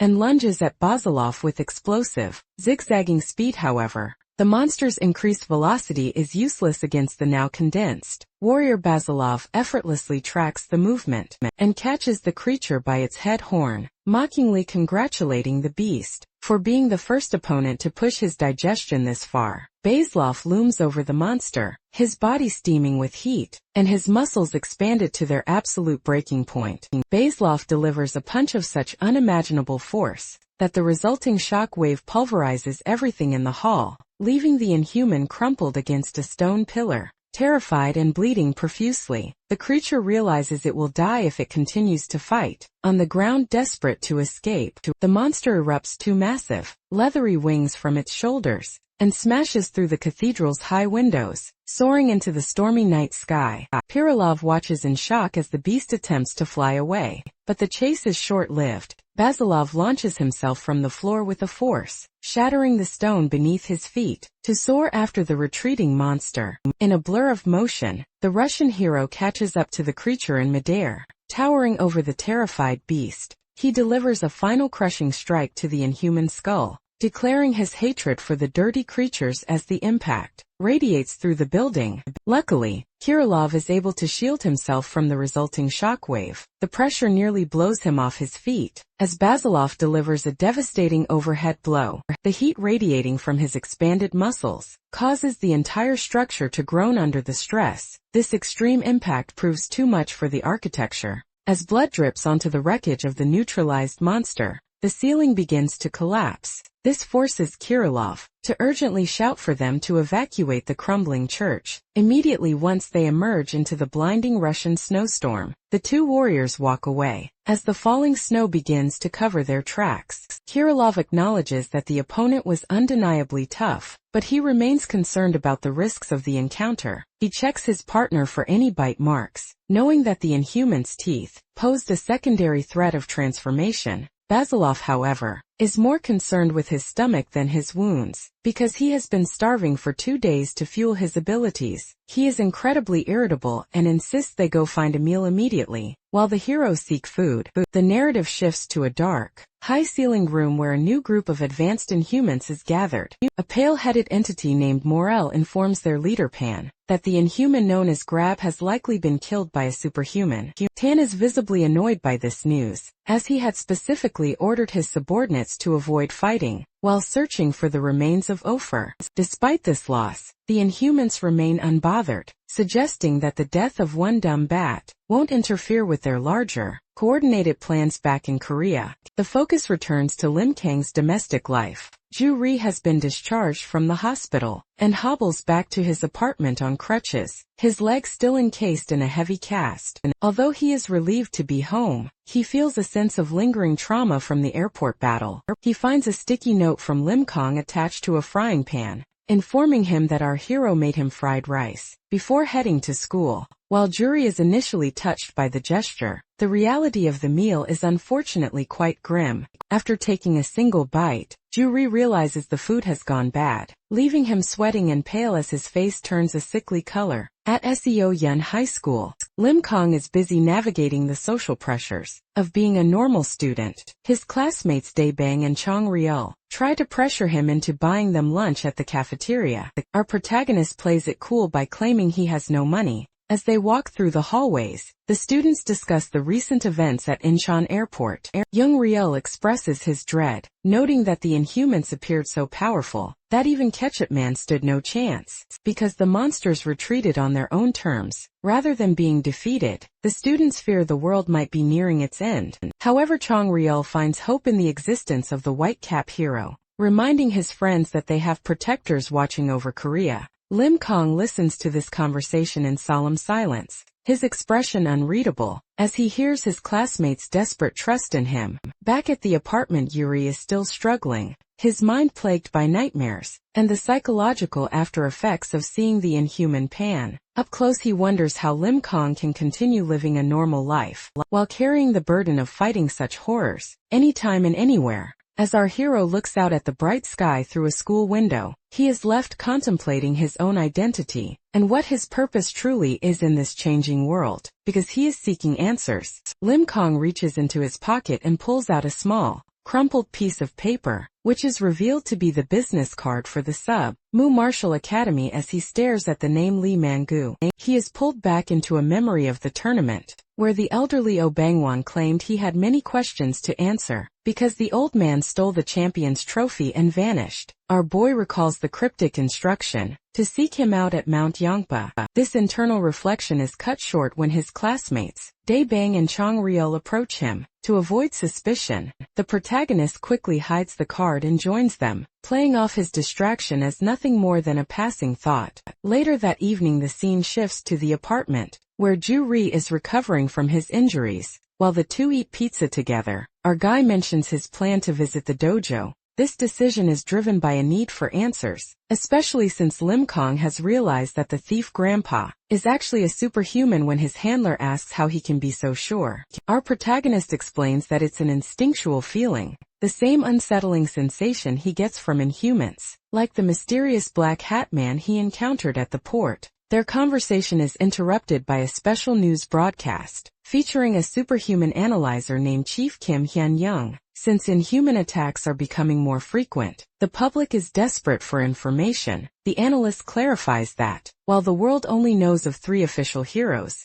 St. Pearl Matt Dion and the late Galen Withrow, there must be many more hidden protectors. He uses the sheer number of defeated Inhuman corpses found in places like Russia as evidence. However, he warns that not all superhumans are on humanity's side. He points to Black Hat and his companion in the red cloak as potential enemies, labeling them as a dangerous opposition to the world's safety. The broadcast takes a shocking turn when Chief Kim reveals that a new superhuman has officially come forward to cooperate with the government. This newcomer is Jane Sonata, a woman from Scotland who claims to have single-handedly defended the United Kingdom and is already acquainted with St. Pearl. While Juri reacts with visible shock and trembling to the appearance of another powerhouse, the interviewer pivots to the identity identity of Korea's own white cap. This causes both Lim Kong and Yuri to break into a cold sweat, as the analyst claims to have figured out the hero's identity. Luckily, the tension evaporates into comedy when the chief confidently asserts that the white cap is likely a woman in her late 40s,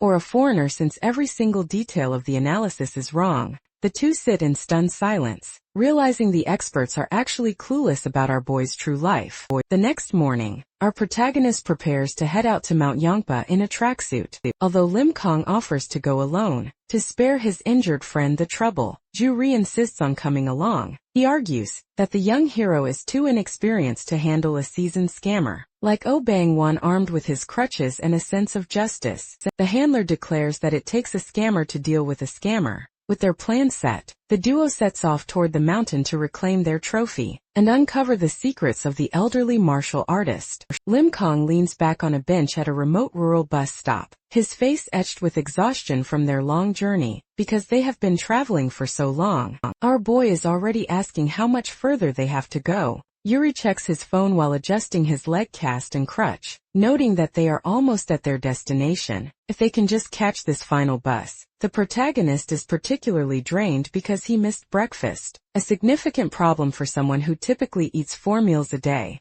As they wait, Yuri looks out over the endless fields and mountains, with growing annoyance. The fact that the neighborhood is completely devoid of stores or supermarkets. The young man jokes that they might have to hunt mudfish just to survive the afternoon. Lim Kong remains skeptical, pointing out that they have already been waiting for 40 minutes. Luckily, Ju-ri remains confident in a blog post he read, insisting this is the only viable route to Mount Yongpa. This journey has been a test of endurance, involving crowded trains, city walking on crutches, and endless bus rides through the countryside. The silence of the farmland is eventually broken by a distant, mechanical hum. To Julie's relief, a bus finally appears through the road. Once they board, the friendly driver confirms they are heading toward Mount Yongpa. He promises to alert them when they reach the final stop, allowing the two travelers to settle in for the last leg of the trip. As the bus rattles past rice fields and tractors, the conversation turns serious. Ju-ri reminds Lim Kong that they are heading toward a potentially dangerous individual,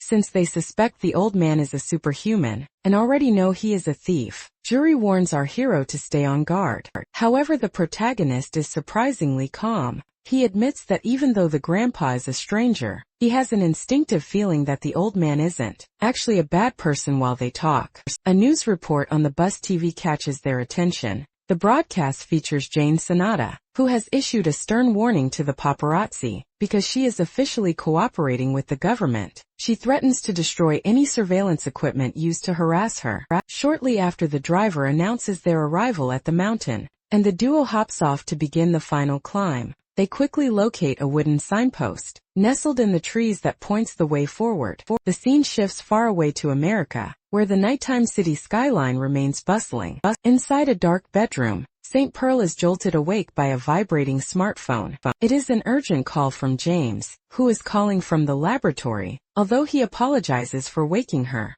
James reveals a major breakthrough. They have finally obtained the restored CCTV data from the Opera cruise ship, because the technicians have narrowed the footage down to the exact location of the fight. With the Inhumans, Pearl refuses to wait until morning. She throws off her covers and prepares to leave immediately, determined to analyze the footage alongside the team. She knows that every second counts. In understanding the tragedy that occurred at sea, back in Korea, the trek up the mountain becomes increasingly difficult. Yuri has begun keeping a journal, following his sister's habit of recording everything. He notes that the path to the Submu Martial Academy feels more like a trail for animals than humans, describing the mountain as the worst terrain he has ever encountered. The journey involves crossing shallow streams and navigating precarious suspension bridges. Because of his injury, Yuri feels like a burden, but he admits in his notes that he couldn't let our boy go alone. He has started to feel a deep sense of unease whenever Lim Kong is out of his sight, plagued by terrible thoughts of what might happen.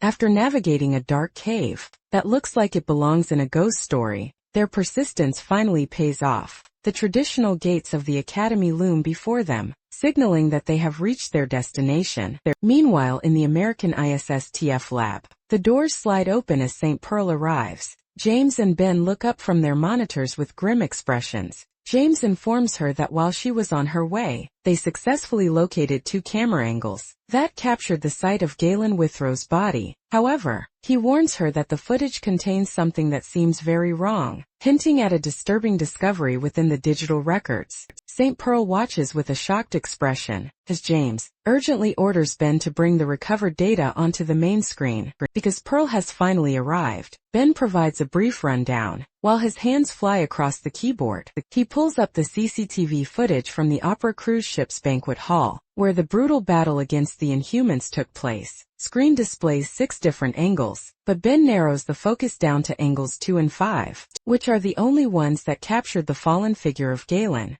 Withrow. James adjusts his sunglasses as sweat drips down his face, visibly anxious about what they are about to see. Since the quality of the second angle is poor, the team focuses on the 5th camera. Ben notes that the flickering in the video isn't a technical glitch. Rather, it's a physical phenomenon, caused by the intense energy of Pearl's own battle nearby. He directs their attention to the digital timestamp at the bottom of the screen. As the clock hits 01:17:48, corpse of Galen Withrow suddenly vanishes from the floor. The 3 analysts stare at the empty monitors in utter disbelief. Pearl narrows her eyes, realizing that this wasn't just a simple disappearance. The footage feels hazy. To get a better look, she orders Ben to play the video back at the slowest possible speed. At 0.1x speed, the mystery begins to unravel. As the timestamp passes 47 seconds, a faint blurry afterimage appears to dash over the corpse. Pearl spots the anomaly immediately and orders a pause.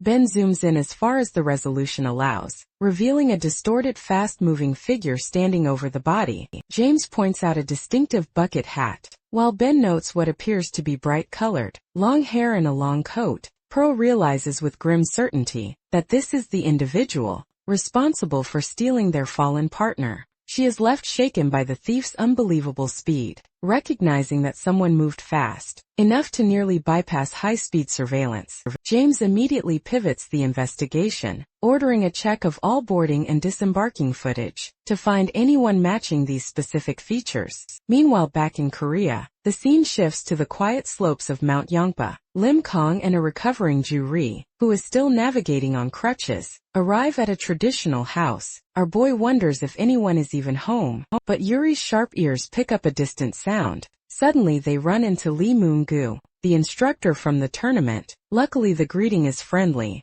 As Moon-gu assumes, our protagonist has finally decided to join the academy to study martial arts. However, the duo quickly clarifies that they are only there to retrieve the stolen Alley Cup trophy. Just then, the elderly Oh Bang-won appears casually carrying the trophy. He offers it back to them without a fight, much to the boys' surprise, while Jerry is frustrated and scolds the old man for making them suffer through a mountain trek just to reclaim their property. Oh Bang-won remains unbothered. He offers a half-hearted apology, claiming he is a bit of a kleptomaniac, and tells them they are free to leave. As the old man walks away toward a high cliff, our hero feels a deeper pull for answers. He follows the master to the edge of the precipice. When the old man asks why he is being shadowed, Lim Kong speaks with a heavy, honest gaze. He admits that while the world calls him a superhuman, he has no idea what that actually means or who he really is. The master listens in silence, before reaching down to pick up a jagged rock.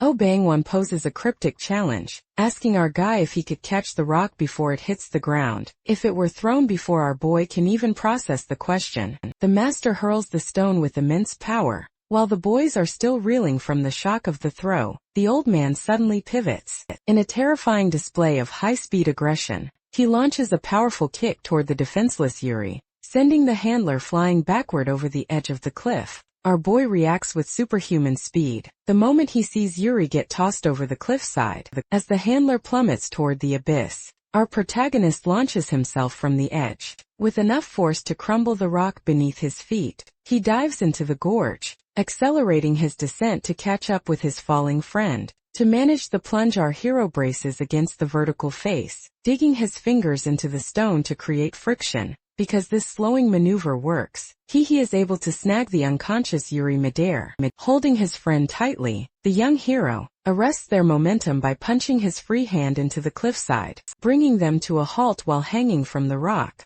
Our protagonist notices that Yuri has fainted from terror. This forces an immediate recovery, and our boy carries the limp handler back up the vertical wall, to the safety of the grassy clearing. Fury consumes Lim Kong as he glares at the elderly master, demanding to know what the old man was thinking. However, Obangwan remains completely unimpressed by the hero's rage, coldly asking if our guy wants to fight him. When the protagonist hesitates, the master calls him arrogant and naive. He lectures the boy, explaining that feeling sympathy for an old man, while a friend is in danger, is a sign of weakness. According to the master, this is an absence of responsibility. He claims our hero's heart is as empty as a tin can, because he puts false pressure on people. He doesn't actually want to fight. He offers a final harsh warning. With such a nasty and indecisive attitude, our hero will die sooner than he thinks. Tension is broken when the protagonist realizes Yuri has actually stopped breathing. This sudden crisis startles the old man, who immediately drops his tough persona and rushes back to help. Because emergency services can't reach this remote location, the two of them work together on the grass to massage the handler's legs and revive him. Luckily,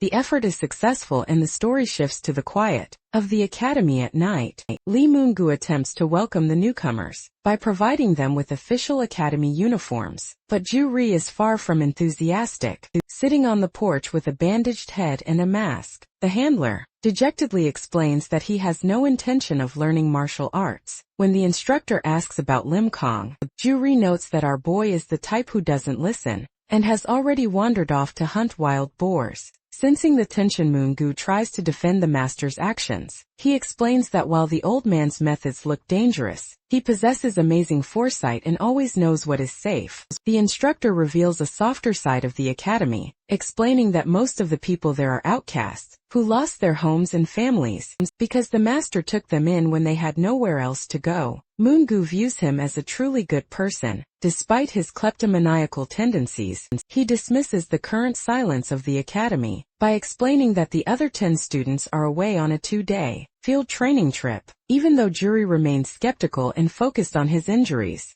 the instructor remains enthusiastic, promising a training regimen where harshness and fun coexist. Despite the trauma of the day, Yuri records in his journal that the master is the worst, yet strangely admits that the situation is a bit interesting. In a quiet cafe, the famous Scottish superhuman Jane Sonata meets with St. Pearl, initially masking the seriousness of her visit with casual banter and exaggerated charm. The fact that Jane is a major public figure, their presence causes a stir with the waitress, but Pearl quickly cuts through the distractions to demand the real reason for their meeting. This forced Jane to revisit a memory from just before the tragic opera cruise ship incident, a time when she had unsuccessfully tried to introduce Pearl to another superhuman she cherishes, like a younger sister. A girl named Sway Jane reveals that Sway recently stumbled upon a horrifying scene on a European street that changes everything they know about their kind. While Sway was out at night, she witnessed a massive blue-haired man ruthlessly choking a victim to death. Because Sway has extensive experience fighting Inhumans, she immediately sensed that this killer was actually a human. Superhuman, she was disturbed not just by the murder, but by the fact that the man possessed enough raw grip, strength to crush human neck bones with a single hand, a feat impossible for a normal person. Luckily, Sway intervened by leaping from a balcony to deliver a surprise flying kick, but the killer managed to block the strike with his forearm, confirming he was indeed a powerhouse. During the brief struggle, Sway noticed something even more unsettling. Even while being attacked, the man refused to let go of the corpse. Rather than staying to fight, the killer eventually snatched up the body and leaped into the air to escape. As a result of this encounter, Sway realized she wasn't just dealing with a lone murderer. He spotted a second silhouette, moving in tandem with the killer across the rooftops, suggesting the existence of an organized group of superhumans who kill people. Unfortunately, the situation has turned from a mystery into a tragedy. Despite Jane's warnings, the headstrong Sue went out alone to track the group down. Jane looks devastated as she informs a shocked Pearl that she has officially lost contact with her friend. Since Sue has now been missing for 5 days, Jane fears the worst has already happened. While this shadow of a new threat looms over Europe, the focus shifts back to the early dawn at Mount Yangpa in Korea. Oh Bang-won walks through the misty fields. As our protagonist approaches him, the atmosphere between them has shifted from the previous night's chaotic revival to one of lethal intensity. Because he is no longer interested in games, the elderly master fixes our boy with a menacing glare. He declares that he is going to ask a few final questions, and he issues a chilling ultimatum. If our hero doesn't answer with absolute honesty, the master will kill him on the spot. Lim Kong is left in a state of visible shock as the elderly Oh Bang-won confronts him in the mountain clearing. The master admits that while they are practically strangers, he has already identified a glaring issue with our boy, because the protagonist seems to lack a basic understanding of his own position. The old man can't decide if the youth is simply an idiot, has a death wish, or is truly fearless. Rather than continuing a useless conversation, the master decides he needs to see the truth for himself. The area is suddenly blurred by an explosion of motion, as Oh Bang-won vanishes and reappears instantly in front of our hero. This forced the young man to endure a blindingly fast upward kick, directly under his chin, followed by a massive straight punch to the center of his face. The sheer force of the blow sends Lim Kong hurtling backward, until he crashes violently into a pile of large rocks. Despite being asked repeatedly if the strikes hurt, our guy pushes himself up from the rubble with a grim expression, and calmly states that they did not. This resilience leaves the master in genuine surprise. As he stares at the protagonist, he realizes that even after such a brutal assault, there isn't a single scratch on the boy's face or hands. This anomaly prompts the old man to ask if our boy has ever shed blood, or even felt a lack of stamina during a fight. Looking back on his previous battles as the White Cap, our hero admits he has never bled or felt exhausted, even when posed with a hypothetical scenario of fighting non-stop for an entire year. Our protagonist blankly agrees to do it, revealing that the very concept of physical limits doesn't exist in his mind. Because of this realization, the master's tone becomes more serious, as he begins an ethics lecture on the nature of their gifts. He explains that every superhuman possesses an essential power, known as incensed, no matter what name people give it. This energy is the reason why knives snap and bullets flatten against a superhuman skin, because this energy permeates their bones and muscles. It creates a gap in power that varies from person to person. While other heroes like St. Pearl and Basiloff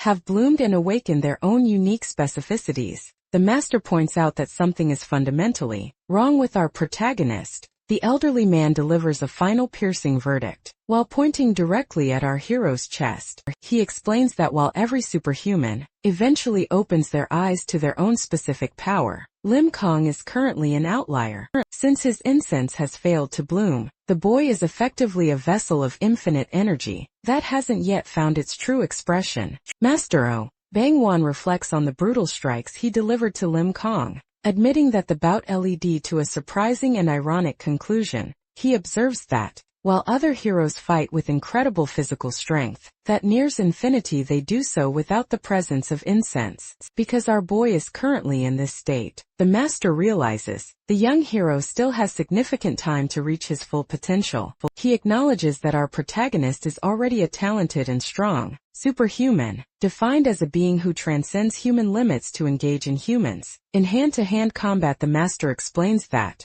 while most superhumans have incense permeating their bodies, to varying degrees, which dictates their zero tolerance for damage, or their specific combat styles, this does not yet apply to Lim Kong. He notes that our hero is a rare case, who has been fighting at an incredible level, purely as a human being without any visible incense. This revelation leaves the old man shocked and confused, as the living witness standing before him suggests. The boy started at a high level from the very beginning. When the protagonist mentions his past failure and loss of consciousness at the airport, the master reveals he watched the Whitecap Superhuman live on the news. He explains that after our hero passed out, his original power underwent a forced awakening. Because the boy's inner strength became too great for his mind to handle. He didn't actually faint from the monster's hit. Rather, his mind collapsed under the weight of his own surging power. The master compares our boy's untapped potential to a massive iceberg, calling his level of power truly immeasurable.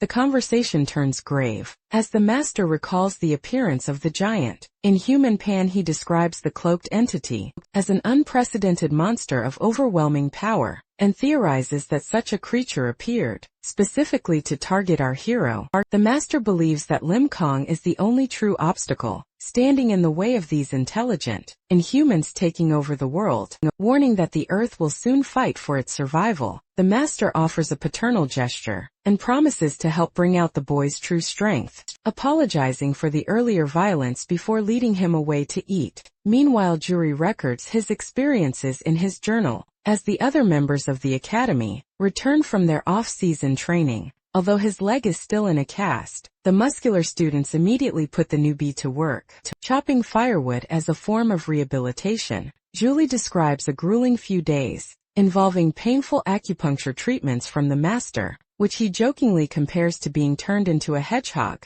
Despite the hardship, he begins training at a wooden dummy, finding a strange sense of belonging, even as he questions if the others realize his friend is the famous Whitecap hero. As the days pass, Lim Kong and the master often disappear together, for what Juri suspects is special training, returning only when it is time to eat, while our boy is frequently punished for accidentally breaking training equipment. The bond between the group grows. That night, the elderly master gently tucks a blanket over the two sleeping boys, watching over them as they rest from their labors. In the quiet mountain academy, Juri is faced with a practical dilemma. Our protagonist needs to return to school, because the transition from the chaotic training on the mountain to a regular academic life is so stark. The handler is prepared to confront the elderly master, Bang-wan, if he refuses to let the boy leave. However, the master surprises them both by encouraging Lim Kong to head back. Immediately, he suggests that if our boy runs the entire way,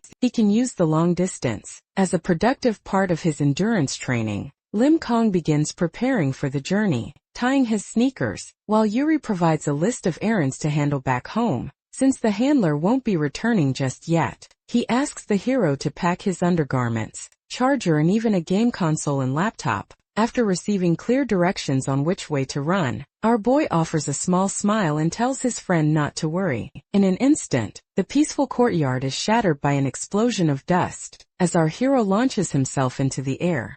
Bang! One watches from the tiled roof as white streaks arc across the sky, marking the protagonist's high-speed departure, before casually inviting Yuri to go fishing. Meanwhile, the scene shifts to the high-tech environment of Ben's lab. Ben is meticulously analyzing security footage from an X-ray checkpoint that all passengers on the Opera cruise ship had to pass through. He is focusing on the distorted figure in the bucket hat, trying to find a matching clue that connects to the thief who stole Galen Withrow's remains, because identifying the culprit is essential for the honor of the fallen hero. James encourages Ben to push the technology to its limits, to reveal the thief's face. James suspects the individual may not have boarded the ship through normal means, making the digital investigation even more critical. The intensity of the lab work is interrupted by a call from Saint Pearl, who reveals she is currently in Northern Ireland. James is shocked by her sudden relocation, but Pearl explains that she has teamed up with Jane Sonata to find Jane's sister, a superhuman named Sway. Unfortunately,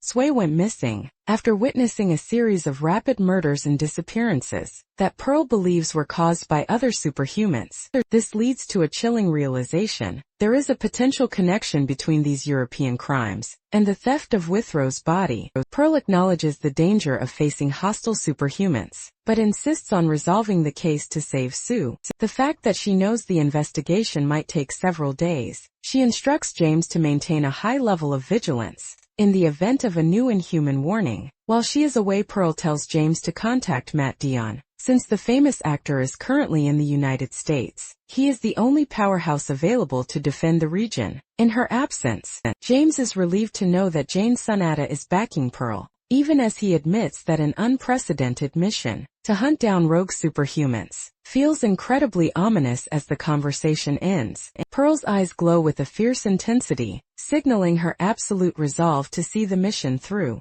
Observing the exchange, Jane, Sonata, notes that Pearl is fortunate to have such dedicated colleagues, even as they prepare to step into the heart of a very dangerous conflict in a ruined stone courtyard. A blue-haired superhuman drags a bloodied body across the pavement, before flinging it aside with a single hand. The victim, dressed in a green shirt, hits the stone face down with a heavy thud, leaving him motionless and covered in gore. An unseen speaker observes the carnage, noting that the body is completely destroyed, and that their mission has hit a problematic snag. From the shadows of the crumbling room, a man with long white hair seated in a chair assumes command, issuing a new mission to the assembled figures. 3 days prior in Northern Ireland, a local named Hershey sits exhausted at David's pub, demanding one more drink. The muscular tattooed bartender, David Joshua, tries to cut him off, but the drunkard becomes defensive and orders a cup of Balkan from a new staff member in the back. Because a string of serial killings and disappearances has plagued the neighborhood, Hershey is terrified of walking home in the dark and begs David to drink with him until morning.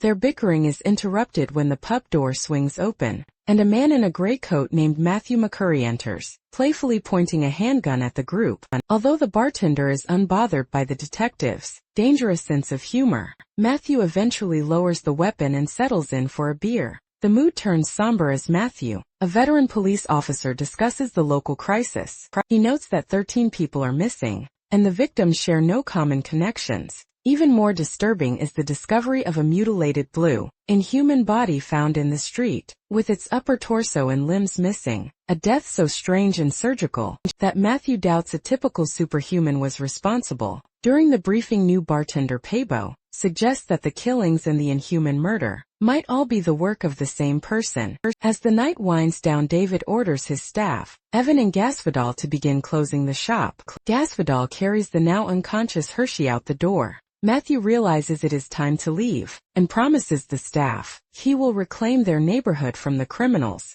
though he humorously avoids giving them a tip by claiming he left his wallet in the car. As the detective walks away from the pub, Evan watches him with respect, believing that an honorable legend like Matthew is the city's best hope for justice. The following day at dawn, the peaceful atmosphere at the pub is shattered when Matthew McCurry returns, but this time his intensity is real. He kicks the door open and points his handgun at the patrons, including a blonde woman and the staff. Because a horrific new crime has been discovered, the detective is no longer joking. He flashes his police badge and orders everyone to raise their hands, so he can verify their alibis. A shocked David Joshua tries to calm him down, but Matthew reveals the grim reason for his aggression. Last night the drunkard Hershey was found dead, his body so badly crushed that the detective now views everyone in the vicinity as a potential suspect in the tense atmosphere of David's pub. Matthew, the detective, maintains a grave expression while holding his gun steady.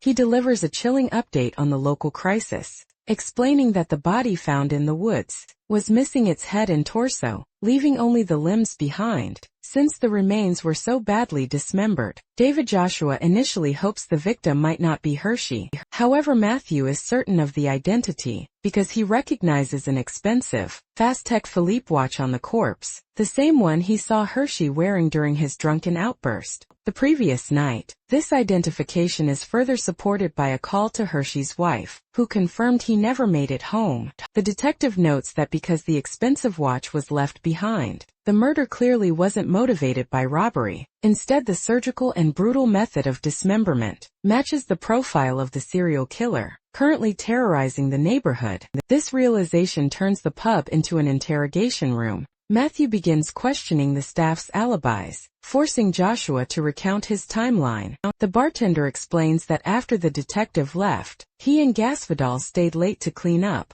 before playing cards over a beer, while their co-worker Evan slept in the store. According to Joshua, they didn't head home until sunrise, and Evan remained at the pub the entire time. Matthew remains skeptical, especially when he turns his focus to the newcomer Paybo, because the neighborhood's wave of disappearances and murders began almost exactly 2 months ago, the same time Paybo moved into the area. The detective views him as a primary suspect, despite Joshua's attempts to defend his employee. Matthew decides to take Paybo into custody for further questioning. He puts his gun away and leads the quiet bartender out, leaving Joshua Gasvidal and Evan in a state of stunned disbelief. The weight of the situation takes its toll, and Joshua decides to close the business early for the night. Evan heads home while Gasvidal lingers, expressing his worry for Paybo. Joshua tries to remain optimistic, admitting his disappointment in Matthew's aggression, but trusting that Paybo is innocent. However, the quiet is shattered when Matthew suddenly bursts back into the pub, hysterical and drenched in sweat. He screams that the police car transferring Paybo was smashed, resulting in the deaths of 2 officers and Paybo's disappearance. Frantic Matthew demands Paybo's resume to find his home address, but the situation takes a sharp, suspicious turn. Joshua notices that Matthew is remarkably unharmed, and questions why the detective wasn't in the vehicle during the attack. When Matthew stammers through a weak excuse about investigating another location, Joshua's suspicion turns into open doubt. This causes the detective to snap. His eyes turn bloodshot as he draws his revolver and points it at his friends, accusing the entire group of conspiring against him. The standoff reaches a breaking point as Matthew becomes visibly unhinged. When he notices Joshua hiding a hand behind his back, he fears a counterattack and pulls the trigger. A deafening gunshot rings out and blood splatters across the floor. Amidst the carnage, a figure in a white bucket hat calmly walks through the gore, noting with amusement that the group managed to tear itself apart without much outside help. The intruder looks down at a bloodied, barely conscious Joshua as the man looks up. He is horrified to realize that the figure is not the Evan he knew. The man reveals himself to be Jamal Evan, a malicious superhuman who has been hiding in plain sight. As he crouches over the dying bartender, while casually holding a severed head, Jamal Evan offers a chilling promise. He will share one final funny story about their time together before he finishes the job. David Joshua sits slumped against a wall, his body mangled beyond recovery. Jamal Evan, the rogue superhuman, crouches before him, while casually holding the severed head of their former coworker, because he is staring at a monster he once trusted. Joshua wheezes out a question, asking if Jamal was also responsible for the death of the drunkard. Hershey Evan remains calm, admitting he killed Hershey, though he claims it wasn't his original intention. He explains through a flashback that the night began with Hershey stumbling into a dark stairway, where 2 massive superhuman silhouettes blocked his path. The fact that Hershey was intoxicated and obnoxious, he took out his anger on Jamal. This lack of respect forced the killer to end the man's life, simply because he found Hershey's attitude ridiculous. When Joshua asks about the rest of the staff, Jamal offers a mocking smile. He reveals that while he still considers himself part of a team, most of the people Joshua knew are now just corpses on the floor. He looks down at the body of Gasvidal with feigned sentiment, calling him a good friend before lifting the severed head of Paybo. Jamal admits he was particularly curious about Paybo, the handsome new bartender, who had been introduced to the staff only months prior. Jamal recounts the moment he intercepted the police cruiser that was transferring Paybo. After smashing the vehicle and killing the officers, Jamal confronted Paybo in a pool of blood. Since Paybo had a strangely calm and bland personality, even in the face of death, Jamal was desperate to know his true identity. He suspected the bartender was either a hidden powerhouse or a fellow maniac killer. To test this, Jamal offered a sinister deal. He promised to spare Paybo and Joshua if the bartender would simply beg for his life with both hands. Unfortunately, the test ended in a way that disgusted the killer. Paybo looked up with a manic, terrified grin, revealing that one of his hands had already been severed, because he couldn't technically beg with both hands. Paybo pathetically pleaded for mercy anyway. This unexpected cowardice ruined Jamal's interest. Feeling the display was pathetic, he violently grabbed the man by his hair and executed him, finding the entire interaction repulsive. Back in the present, Joshua shouts in defiance, accusing Jamal of having a devil's talent and questioning why he kills so indiscriminately. Evan remains thoughtful, listing boredom, revenge and curiosity as his primary motivators. However, he insists he isn't a horrible person. As a blue flame erupts over a magic circle, Jamal explains his twisted philosophy. He believes he is bringing life back to worthy souls by sacrificing useless ones. He views himself not as a devil, but as a godlike creator working against the strict laws of providence. As the first light of dawn hits the town, Jamal offers Joshua one final chance to choose life, because he is filled with pure hatred for the man who betrayed his friends. Joshua simply tells him to go to hell. Jamal offers a dry laugh and walks out of the pub, leaving the bartender to take his final breath. As he stands in the street, Jamal reflects that the world might already be hell, because it never changes. The quiet morning is interrupted by a vibrating phone. Jamal answers a call from someone named Carol, and receives a shocking update that causes his expression to turn predatory. This news forces him to return to an ancient ruined temple, where his subordinates are waiting. He informs his warriors that their previous mission has hit a snag, because one of their targets, a person of great significance, managed to escape because the escape happened recently. Jamal is certain the target is still nearby. He stands up and holds up a photograph of the individual, commanding his team to hunt them down. Immediately he warns them that since the target is famous, they must move with absolute precision to catch him before he disappears. For good, Evan's subordinates launch themselves into the air to carry out his order to hunt down the individual. From the photograph, Jamal Evans stands atop a stone pillar, watching the chaos with a casual, detached expression despite his calm exterior. He admits to himself that he doesn't feel good about the situation. He believes that whenever something unexpected occurs, misfortune is bound to follow, which forces him to conclude that he should also make his move. As he begins walking down the stone steps to leave the hideout, Jamal Evan instructs a young girl, Carol, to stay behind. This directive immediately sparks a confrontation. Carol stands up and screams at him in frustration. She is tired of being left behind and bored, even going so far as to call Jamal an idiot. Evan continues walking without looking back, attempting to explain that they will soon sack everything and move their operations to America. However, the argument remains one-sided. Carol continues to pout and shout insults after him, leaving him to wonder what she is even babbling about as he departs. Meanwhile, the focus shifts to Londonderry, one of the largest cities in Northern Ireland. On a balcony overlooking the city, Jane Sonata provides a grim update to St. Pearl, because 2 more people went missing just before they arrived. Jane explains that the local damage is becoming endless. Despite the city being a ghost town at night, the disappearance cases aren't dropping, and the authorities have been unable to solve the mystery. Jane notes that the last place they could reach their missing friend, Sway, was right here in Londonderry. She theorizes that the culprit is likely inexperienced, because he hasn't moved locations. Despite the rising heat, St. Pearl listens with a serious expression, realizing that if the killer runs away, once the government officially announces an investigation, they will lose their chance to find him. Just as the 2 superhumans begin to coordinate an ambush, an emergency notification flashes across their phones. Ali and Zhang alert the term for an inhuman threat has been triggered in Campsie, the village right next to theirs. The alert reports numerous deaths on the route from the Derry airport.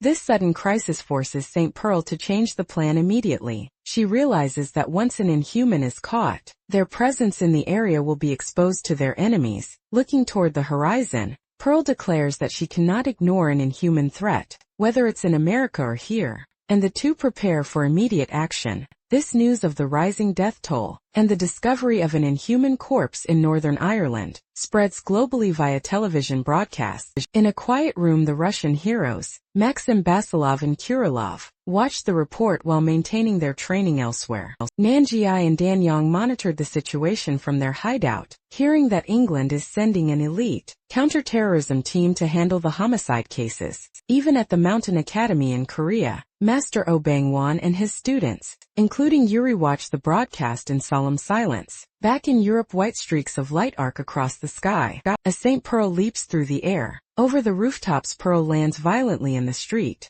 shocking the local civilians and sprints toward the center of the road. However, she suddenly stops in her tracks. her eyes widening in absolute horror. Standing in the center of the street is a red-haired superhuman with a scarred neck. To Pearl's disbelief, it is the man she thought was dead. Galen Withrow. He is standing over the remains of a blue-skinned inhuman that has been partially encased in a strange golden substance. Seeing him triggers a painful memory for Pearl. She recalls James sitting with his head in his hands, sobbing over Withrow's death. James had shared how much he respected the man's hidden kindness, and how he had finally succeeded in making the blunt warrior smile. In the present, St. Pearl is consumed by a mixture of misery, sadness and pure cold fury. She calls out the beginning of his name, and the red-haired figure turns around to face her. The man, who looks like Withrow, stares back at Pearl with wide eyes for a brief, silent moment before he suddenly launches himself toward the sky. With a ground-shaking shockwave,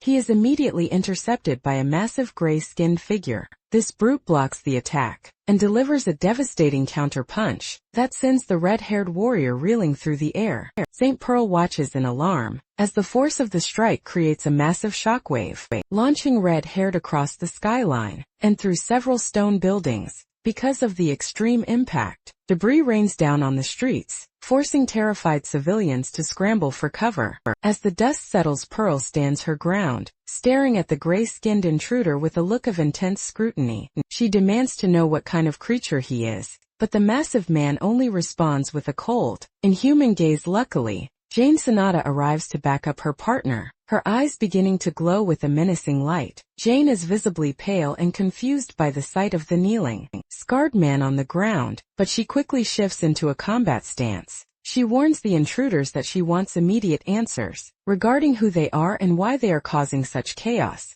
The tension breaks when a blue-haired man with a scarred face finally speaks. He claims that he and the Grey Brute only exist to serve a leader named Evan. This statement shocks both superhumans, especially when the man explains that they are simply taking back the red-haired warrior because he originally belonged to Evan. St. Pearl is finished listening to what she considers nonsense. She radiates a powerful aura and declares that she is taking her friend back. Regardless of their claims, the standoff is interrupted by a new, detached voice echoing from a nearby bridge. Jamal Evan, wearing his signature white bucket hat, sits perched on a stone railing, looking down at the scene with curiosity. He admits he never imagined running into the world's strongest superhumans here, noting that he hasn't heard any updates from his subordinate Carol. Despite the high stakes, Evan remains relaxed and even offers a mocking compliment to Pearl's appearance, now that she isn't wearing her hero suit. This disrespect only fuels Pearl's rage, and she threatens to kill everyone on the spot if she doesn't get a straightforward answer about Evan's involvement. Evan leans forward, attempting to de-escalate the situation by suggesting they talk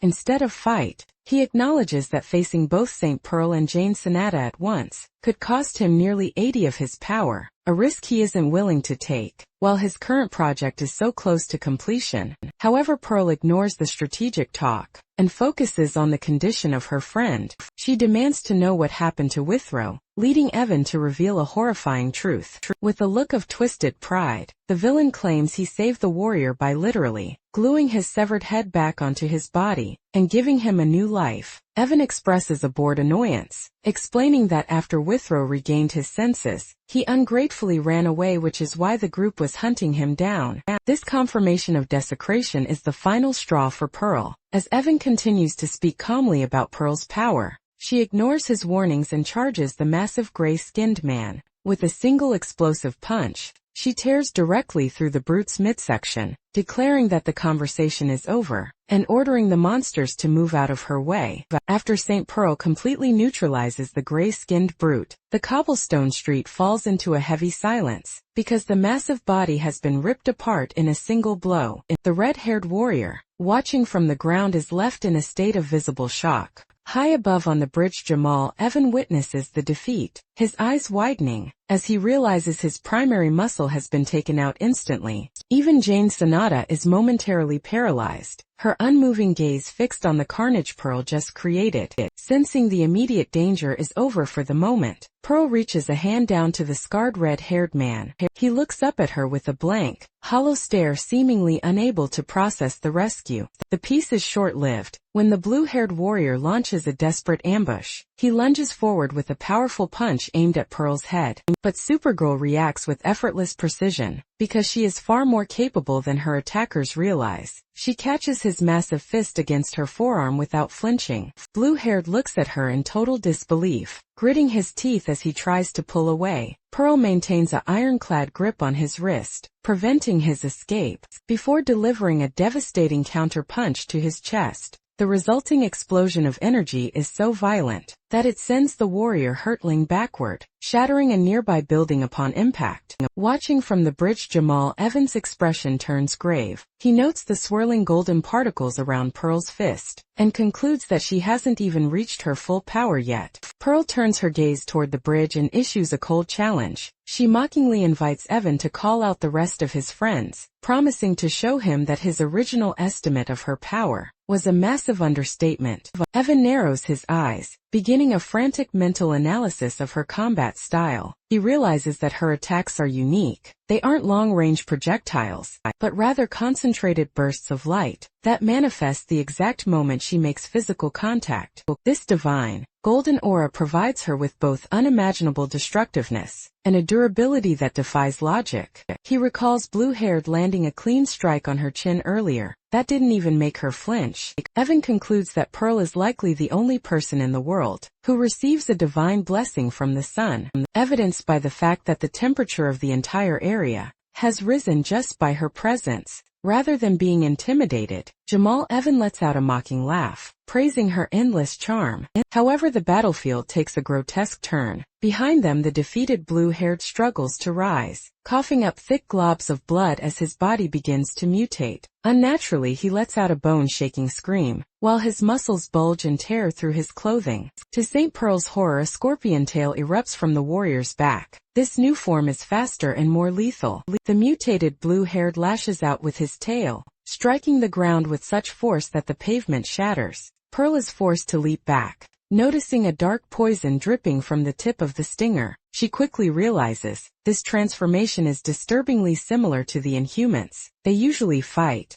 Blue-haired begins a synchronized barrage of fists and tail strikes, forcing Pearl to maneuver through a blur of high-speed attacks that turn the street into a wasteland of dust and rubble. Seeing that his subordinate has chosen to fight to the death, Jamal Evan decides to depart. He turns away and begins walking across the bridge, tipping his hat as a final gesture of respect for Blue-hair's determination. Unfortunately for the villain, his exit is interrupted by a shadow. A giant boulder hurtles from the sky, slamming into the bridge with a deafening roar. Evan vanishes in a blur to avoid being crushed, reappearing on the street below just as the stone structure shatters. Before he can recover, a second massive rock slams into the cobblestones near him. Through the settling dust, Jane Sonata appears, floating in the air while surrounded by a dozen levitating boulders. Since Evan attempted to ignore her presence and walk away, Jane fixes him with a cold, judgmental glare, declaring that he needs to be disciplined for treating her as if she didn't exist. As the confrontation in Londonderry intensifies, Jamal Evan observes Jane Sonata with a calculating gaze, recognizing her presence with a sinister familiarity. Because he has targeted her allies in the past, Jane is consumed by a cold determination, demanding that the villain leave her friends alone.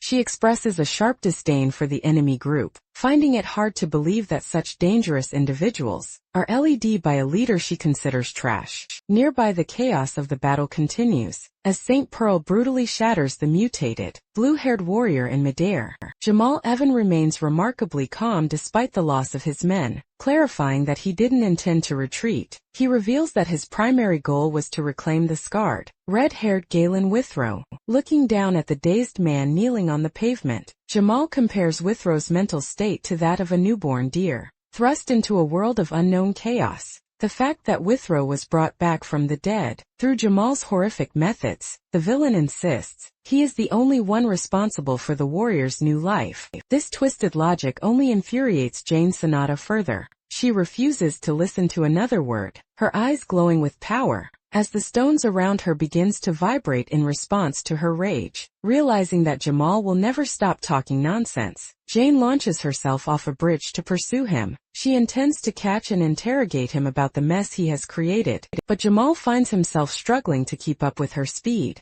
Meanwhile, the crisis is broadcast globally via drone. In Korea, Master Oh Bang-won and his students at the Sub-Mu Martial Academy gather around a television, watching the live footage of the inhuman alarm in Northern Ireland. Even though the heroes' identities are partially obscured, jury is shocked to see Jane Sonata involved in such a large-scale conflict. Amidst the tension, our boy Lim Kong finally returns to the academy, greeted by his classmates, just as the broadcast shifts to the desperate fight on the other side of town. At Ben's lab, the situation is equally tense. James and Ben analyze the footage with growing dread, quickly identifying both Jane Sonata and St. Pearl. However, James freezes when he spots the distinctive white bucket hat worn by Jamal Evan, because this matches the figure from the cruise ship security data. James realizes they have finally located the individual who desecrated Withrow's remains, while Ben frantically tries to understand why the mission to find their friend Sway turned into a war zone.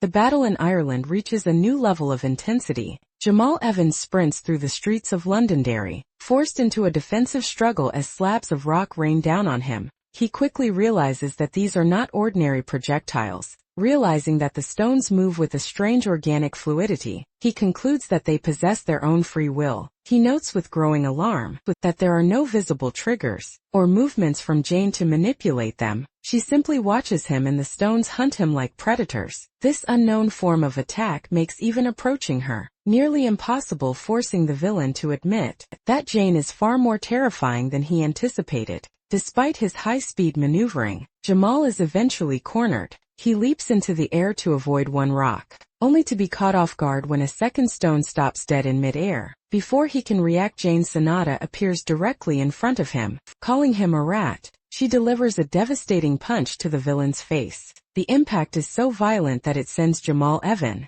hurtling through several stone buildings in a spray of blood. Although stunned by the hit, he quickly regains his composure. Across the street, Jane Sonata stands tall amidst a field of floating rocks. Watching him with calculated intensity, she mentally analyzes the exchange, realizing that even though she struck his face within a millisecond, Jamal was skilled enough to kick her stomach at the moment of impact, to soften the blow despite his great reflexes. Jane remains confident because the damage she dealt was significant. She admits she initially underestimated him, but now recognizes that the opponent possesses a great deal of combat experience. Jamal responds with a mocking smile, laughing off her praise despite his bloodied face. His expression quickly turns predatory, as he reveals that he has figured out the secret behind the floating stones. He explains that he feels many souls radiating from her, which triggers a flashback for Jane. Years ago, she explained to young Sway that she doesn't simply control objects. Instead, she is part of a collective called Hinge. These consist of 80 individual stones, each possessing its own pure soul and free will. While they share thoughts and emotions, Jane is the last Stonehenge, the primary physical vessel for this collective power. Back in the present, Jamal is impressed with himself for deducing the algorithm of her powers and their specific numbers. Mid-fight, he admits that fighting 80-1 makes his own situation feel somewhat hopeless. However, he quickly shifts his focus to St. Pearl, whom he calls an absolute being. The stress of the encounter causes Jamal to laugh hysterically, as his hair begins to turn white from the strain of being pushed to the brink of death. Jamal mockingly asks Pearl if she is all right, pointing out the wounds on her face caused by his subordinate Costa. He reveals that Costa was a chimera, created using parts from an emperor scorpion, which is why the creature possessed such lethal poison. Pearl notices that she has indeed been poisoned, but luckily, her golden aura causes the toxins to evaporate from her skin. Almost instantly seeing this,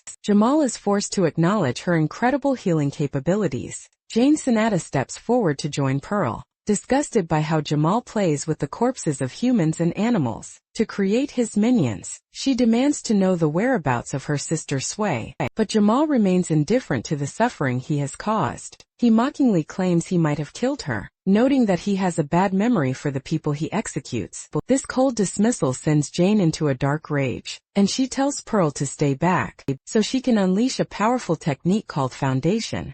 Just as the battle is about to escalate, the confrontation is interrupted by sudden streaks of white light. Blasting through the air, these energy streaks narrowly miss Jamal, who stands frozen as the dust settles. A group of new figures emerges from the shadows. Recognizing the newcomers, Jamal notes that his reinforcements have finally arrived, shifting the balance of the conflict once again. The group is a diverse and menacing collection of elites, including a man in a checkered visor, a red-skinned horned creature, and a blonde woman who appears exhausted from a previous struggle. This sudden arrival catches Jane Sonata off guard, while St. Pearl remains stoic, calmly asking if the entire enemy roster has finally gathered in one place. Jamal, Evan observing from behind, mockingly tells Pearl that her confidence might be her undoing, now that his full team is present, because of the massive scale of this clash. The battle is being broadcast globally, though the footage is increasingly difficult to capture.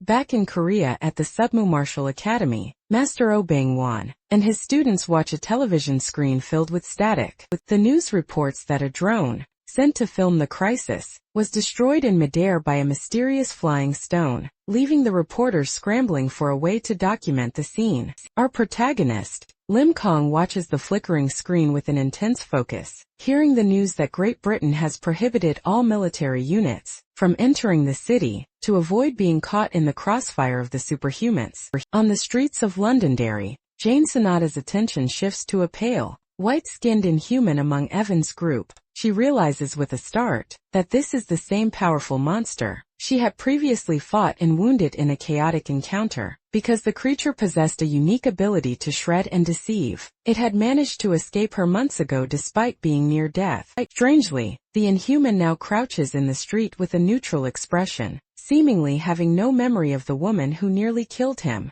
The standoff is interrupted by an internal crisis. Within Jamal Evans' team, a gray-haired subordinate informs the villain that their youngest member, Carol, has been kidnapped. This news sends Jamal into a state of visible shock. He is quick to point out the logic of the situation. He questions why the group came to the battlefield, instead of searching for their missing comrade. The subordinate explains that they were actually pursuing the kidnapper when they inadvertently ended up at this exact location, suggesting that Carol is actually hidden somewhere nearby. Despite his exhaustion, Jamal Evan resolves to find her, though he insists on securing Galen Withrow first. The battle erupts again when a massive, red-skinned inhuman with a gargantuan, mutated arm lunges through the street to snatch the dazed Withrow. Luckily, Jane Sonata intervenes, calling down a massive rock from the sky to smash the creature's reaching hand into the pavement. In the resulting cloud of dust, an orange-haired subordinate sprints toward Withrow,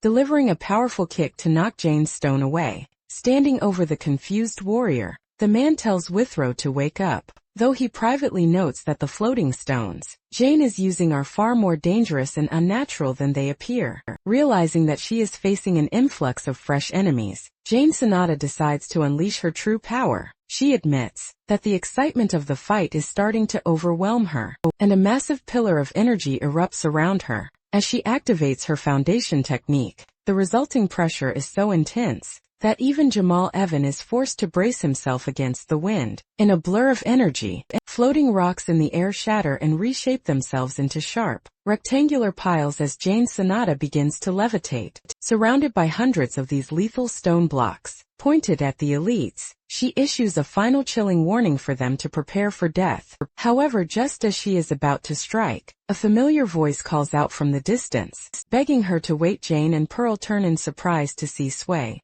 who had been missing for days. Sway waves cheerfully at St. Pearl, revealing that she has been waiting for backup. To everyone's shock, Sway is safely carrying the small child Carol in her arms, effectively holding the enemy's missing piece. This reunion brings a momentary sigh of relief to the heroes, as Jane Sonata pulls Sway into a fierce embrace, while St. Pearl catches the young Carol. However, because Pearl is naturally observant, she immediately notices something unsettling. The child has dazed, swirly eyes, suggesting she is in an abnormal mental state. This discovery catches the attention of Jamal Evan, who watches the exchange with a mixture of shock and predatory interest. Realized that Sway was the one who managed to track him undetected. The piece is shattered when the red-skinned inhuman, known as Del Opier, stomps onto the pavement, shattering the stone beneath his weight. This monster is far more dangerous than a mindless beast, because he possesses the ability to speak and strategize.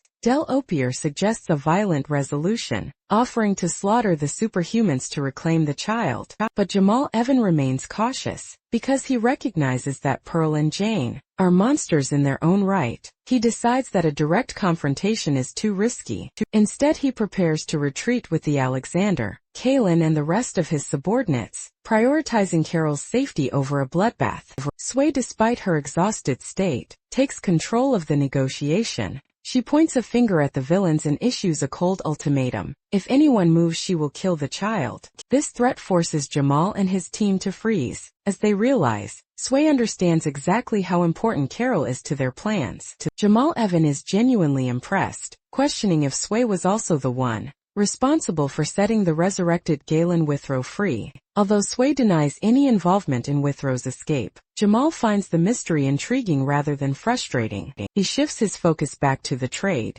warning Pearl that his patience has reached its limit, and that he is prepared for an all-out war if they don't hand Carol over. Sway quietly urges Saint, Pearl, and Jane to accept the trade and stop the fight immediately. Since she has spent time observing the enemy group, she warns her allies that the villains possess hidden depths of power that haven't been revealed yet. She argues that a full-scale battle would cause a level of destruction that nothing in the world could currently compare to. Recognizing the logic in Sui's warning, Pearl turns her attention to the nature of Jamal's powers. She asks if the souls he brings back to life are permanently bound to his will. Seeking to understand the true state of her fallen friend, Jamal Evan provides a chilling explanation of his creation process. He explains that his resurrected subjects are typically bound by an unbreakable oath, acting as newborns with no memory of their past lives, while following his commands. However, he admits that Withrow is a unique failure.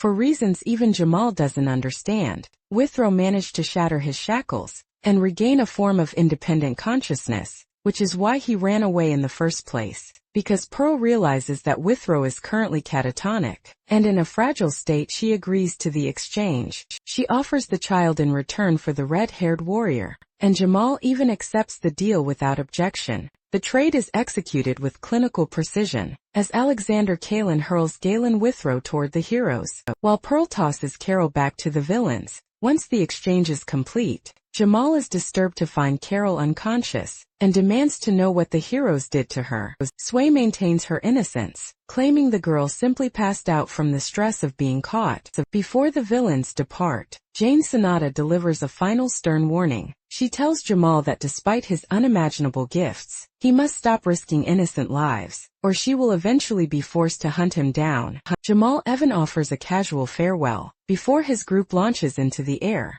With burst of speed high in the clouds, 5 figures including Del Opier retreat from the scene. Saint Pearl is left standing in the ruined street, her gaze fixed on the Kaylin, who remains behind for a brief moment. This individual, Alexander Kaylin, stares back at Pearl with red eyes. Before she can act, he vanishes into the sky to join his team. After the threat has passed, Sway is visibly rattled, wondering if they should send someone to monitor the brat, who just escaped. However, Saint Pearl, who is now cradling the catatonic Galen Withrow in her arms, decides that the priority has shifted. She tells her companions that it is time to head back, leaving the ruined city walls behind. One day later, the narrative shifts to the aftermath of what the media is calling the Camp City riot. The English government has dispatched specialized units to resolve the situation, but because the superhumans move so quickly, the soldiers find nothing but the traces of a large-scale battle. Despite the lack of physical evidence, the incident becomes a global sensation.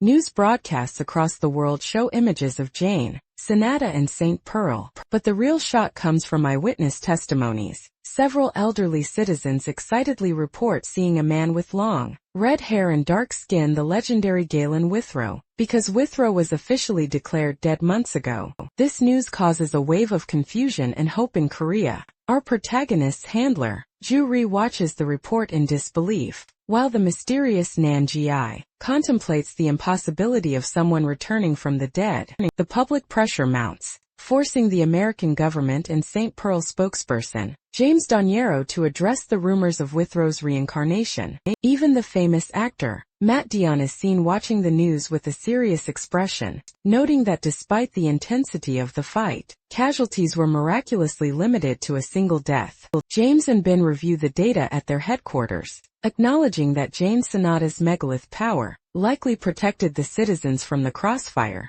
The doors to the lab slide open, and St. Pearl finally arrives with Jane and Sueya. Because they have been gone so long, the reunion is a mix of relief and awkwardness. Ben is so flustered by the energetic Sui that he accidentally blurts out his internal thoughts about her being, pretty much to his own embarrassment. Meanwhile, James shakes hands with Jane Sonata, feeling a breathtaking sense of force emanating from her that reminds him of Pearl's own presence. The professional atmosphere returns when Ben asks the question on everyone's mind: is Galen Withrow actually alive? St. Pearl confirms that while he is back, he is not normal and is currently resting in a secure lab. Sui prepares to take the lead on a briefing, offering to share everything she observed regarding Jamal, Evan and the young girl Carol. However, an intercom message interrupts the meeting. James is told that a guest has bypassed security and is heading straight for the conference room. But to everyone's shock, the intruder is revealed to be Matt Dionne, who is ignoring the guards and turnstiles to force his way into the discussion. While the world's heroes gather in America, a quiet tension is building back in Korea. Lim Kong stands by a river in the forest, staring up at the sky with a troubled expression. When Master Oh Bang-won asks if he is worried about something, our boy admits he has a weird feeling that he can't shake. Since our protagonist possesses senses that are much sharper than a normal person's, Master realizes this isn't just teenage angst. Oh Bang-won becomes serious, sensing that the boy's intuition is picking up on a real threat. His instincts are proven correct as the scene reveals a large mossy, inhuman-like figure lurking silently in the shadows of the forest. Watching them, Master Oh Bang-won stands on a large rock by the river, when he suddenly senses a strange presence. This forced the old master to cautiously peer around a boulder, to investigate the source of his intuition. Luckily, the threat turns out to be nothing more than a rabbit, staring back at him. After the master scolds the animal and it hops away, he looks at the sky wondering if rain is coming, because he feels a strange heaviness in the air. Their meditation is interrupted when Yuri shouts from the academy walls, waving his arms to announce that food is ready. Because of the invitation, the master and our boys stand up to head back inside, unaware that a massive, mossy inhuman is actually hiding behind a rock just a few feet away. As the heroes walk off, the creature watches them with a low groan. Our protagonist seems to sense the lingering gaze, glancing back with a serious expression as he leaves the riverbank behind. Meanwhile, in a dark hideout, the leader Pan confronts a trembling blob-like creature named Vanisher. Since the mission was so high stakes, Pan is furious and demands to know if the scout was spotted by the white-cap hero. Pan's aggression is cut short when the horned inhuman Morel intervenes to calm him down. Morel explains that while our hero is incredibly cautious, Vanisher successfully tracked his location without being fully compromised.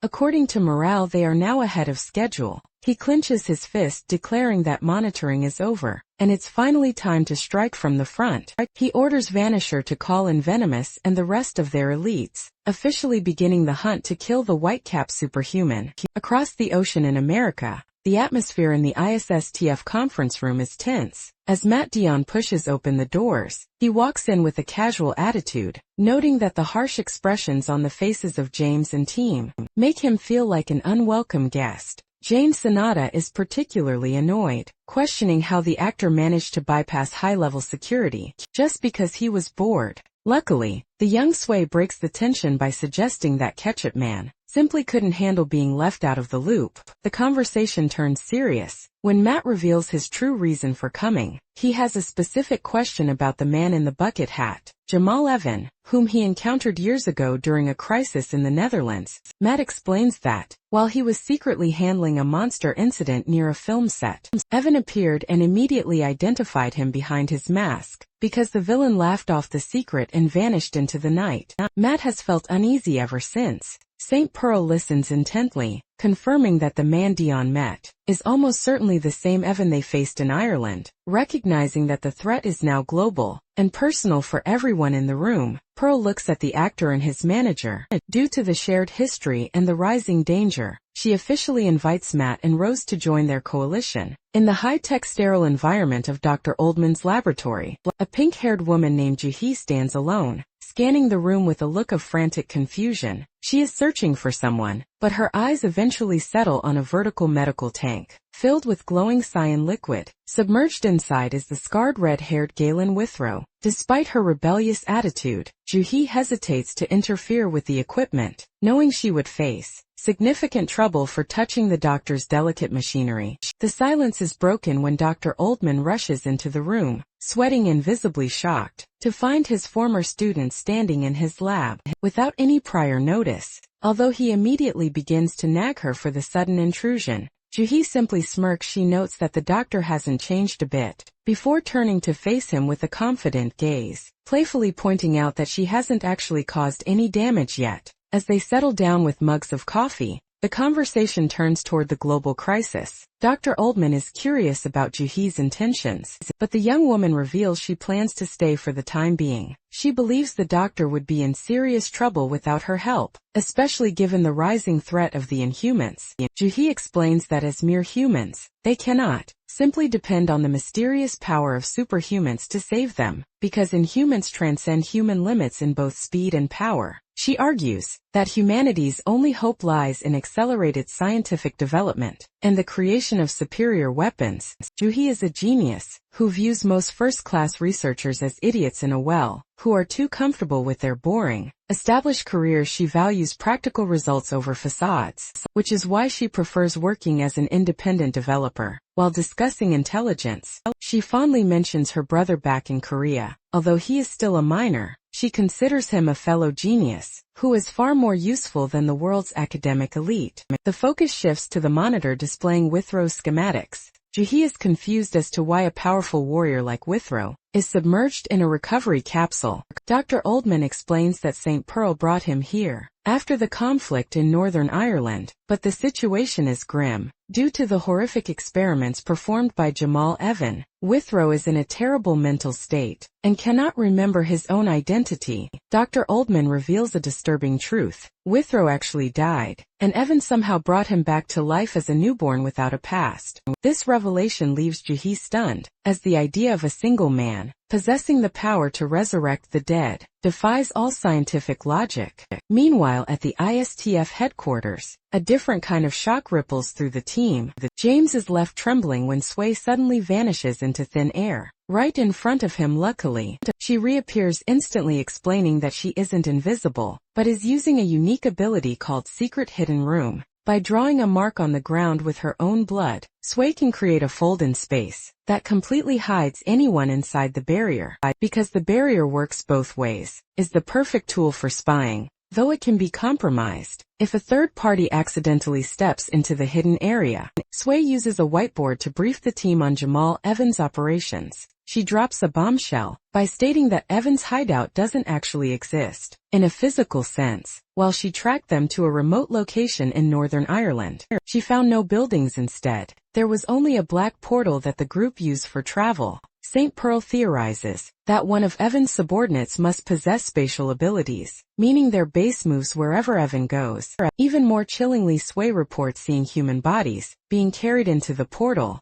Jane Sonata concludes that Evan's ability to stitch the dead back to life likely requires a constant supply of fresh corpses, explaining his recent string of random killings. Sue then highlights a second crucial detail: a young girl named Carol who seems to be protected by the gang. While Carol appears to be a normal grumbling child, Sway overheard an exchange that suggests she is the group's most valuable asset. Carol predicted a massive fight in Korea, where many people and potentially the Whitecap hero might die. St. Pearl realizes this isn't a coincidence. She remembers meeting Carol on the Opera cruise ship. Following this logic, the team concludes that Jamal Evan is using Carol's ability to predict the future to make strategic decisions. This means the villain isn't just reacting to the world. He is actively changing the direction of the future to suit his needs. The briefing is interrupted by a call from Dr. Oldman. He informs St. Pearl that Withrow is finally awake, though he apologizes for the delay in reporting it. Before hanging up, the doctor mentions that his former student, a huge fan of Pearl's, is also at the lab and has something vital to share. Dr. Oldman hands over the smartphone to his student. Juhi introduces herself to St. Pearl, although she opens the conversation by playfully claiming to be a huge fan of the legendary hero. The tone quickly shifts to the matter at hand. Juhi informs a stunned Pearl that her colleague, Galen Withrow, has finally woken up, because the doctor already established that Withrow has no memory of his past. Juhi is honest about the uncertainty of his recovery. She warns Pearl that there are no guarantees he will ever remember who he was, but she insists that from this point forward, the hero must follow her specific instructions if they hope for the best outcome. Meanwhile, a typical day is unfolding at Seo Yin High School. Inside the school store, a group of students is gathered around a pile of snacks. Lee Dae-bang is visibly annoyed about the cost, but Chang Riel dismisses the complaint, forcing the larger boy to pay, since he'll likely eat most of the food anyway. The group dynamic is further disrupted when Hong Mu-hee playfully snatches a piece of bread right out of Lim Kang's hand. Our protagonist tries to grab it back, reminding her that they already took his food the previous day, but the girl simply squishes our hero's face and runs away with the prize. Since Mu-hee has been acting particularly mean lately, the boys can only watch her go with Dae-bang, finding the whole interaction cute, while the others bicker over who actually paid for the meal. Back in the classroom, the peaceful atmosphere is shattered when Choi Taek pulls open the door and demands a fight with Lim Kang. Because the bully's arm was injured only a day ago, our boy tries to decline, pointing out that Taek should be resting. This hesitation draws a bored insult from Kwon Chul, which nearly causes a second brawl in the middle of the room. As the bullies and students argue, the classroom chaos is interrupted by a girl who informs our protagonist that the faculty office has called for him. Someone is at the school looking for him, and the urgency of the message forces him to hurry. Inside the faculty office, a teacher is discussing Lim Kang's irregular attendance and poor grades with a visitor. Master Oh Bang-won, looking sharp in a black suit and white cap, bows deeply to the teacher the fact that he feels responsible for our hero's lack of guidance. The master takes the full blame for the boy's behavior. The teacher is quick to reassure him, noting that while our hero is often late or absent, he is clearly a good-natured kid who gets along well with everyone. The conversation is cut short by a knock at the door, and Lim Kang stands in the doorway, completely stunned to see Grandpa in a formal suit. As the teacher promises to pay more attention to the boy's academic future, the master leads our hero out of the office and onto the school grounds. Since he usually sees the old man in rags, our protagonist is impressed by the new look. Oh Bang-won explains that Yuri helped him dress this morning, having insisted that the old man should wear something respectable if he's going to be out in public. As they walk, the master checks in on the boy, asking if he's truly enjoying his school life. Our hero reflects on the warmth of his classmates, admitting that being at Seo Yun High makes him feel like he has a massive family.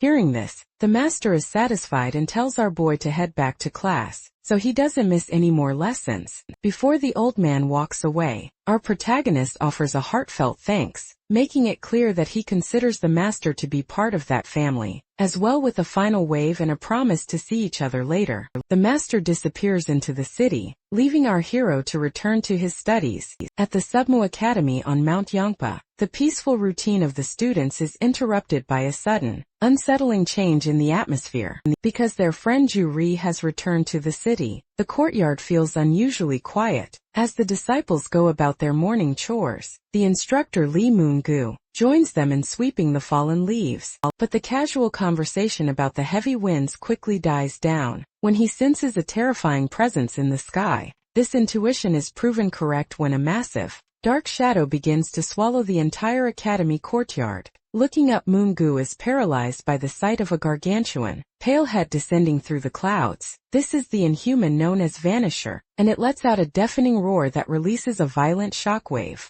shattering the windows, and sending debris and students flying in every direction. As the situation settles, four elite Inhumans stand in the center of the ruins. Rafa, a pale entity with a vertical slit for a mouth, surveys the terrified students and notes that their target, the Whitecap, is nowhere to be found, although Vanisher confirms they are at the correct coordinates. The absence of the hero leads the muscular simian to suggest a brutal alternative, slaughtering everyone present before moving on. Faced with certain death, Lee Moon-gu experiences a moment of profound clarity. He recalls the teachings of Master Oh Bang-won, who once rescued him from a dark past and taught him to live a life without regrets. Since this academy is the only home his students have ever known, Moon-gu and his disciples refuse to retreat. They take their combat stances, resolved to defend their ground regardless of the overwhelming odds. The crisis immediately triggers a nationwide response. Seoyin High School, the emergency alert system blares over the intercom, informing students that giant Inhumans have appeared at Mount Yongpa. The news of the attack sends the classroom into a state of panic. But for Lim Kong, the notification is personal, the fact that his friends and mentors are in the direct line of fire. Our boy doesn't wait for evacuation orders. He suddenly vaults over his desk and sprints out of the school at superhuman speed. Simultaneously, Master Oh Bang-won is walking through a city street when the public sirens announce the disaster. Upon hearing that his home is under siege, the master's calm demeanor vanishes. He launches himself into the air, creating a sonic boom that leaves the surrounding civilians in a state of shock. Unfortunately, the situation at the academy has already turned into a massacre. Simeon moves with a level of violence the students cannot track, delivering a bloody punch that tears through one of the disciples' chests. Seeing his student at death's door, Lee Moon-gu is consumed by a mixture of terror and duty. This forced him to take a desperate gamble. He lunges at Simeon, clinging to the monster's face to distract it. Knowing they stand no chance in a fair fight, Moon-gu screams at his remaining students to disperse and run for their lives. Although the disciples desperately want to stay and fight by his side, the instructor's fierce command forces them to realize that their survival is his only priority. The focus shifts back to the sky. Master Oh Bang-won and our hero continue their high-speed sprint, their eyes fixed on the horizon, as they prepare to collide with the Inhuman invaders. In the middle of a high-speed sprint across the city rooftops, the silence is broken when Master Oh Bang-won's phone begins to vibrate. Because he is currently rushing toward a crisis, he quickly answers the call from his top disciple, Lee Moon-gu. Unfortunately, the news from the other end is devastating. A bloodied and gasping Moon-gu begs his master not to come to the academy, explaining that the site is already a smoldering ruin. Despite the old man's desperate protests, Moon-gu insists that staying away is the only option, because the threat is far beyond what they anticipated. As the connection crackles with the sound of destruction, Lee Moon-gu provides a sobering report of the massacre. He reveals that several disciples have already been killed on the spot, while others have been scattered into the surrounding forests. Luckily, some students managed to escape the initial slaughter by hiding near the river during a laundry shift. Recognizing that his own time is running out, Moon-gu uses his final moments to deliver a vital piece of intelligence. He informs the master that the Inhuman invaders already know Lim Kong is the Whitecap superhuman. Because our hero wasn't at the academy, the monsters have officially shifted their target to the high school. To flesh him out, the conversation takes a heartbreaking turn. As Moon-gu prepares for his end, he offers a tearful farewell, thanking the master for a life lived without regrets, and calling him father for the first time. As a memory of their snowy past and shared love for their family flashes through the master's mind, an explosion erupts on the other end of the line. Since the signal goes dead, and the phone is crushed in his trembling hand, Master Oh Bang-won is consumed by a cold,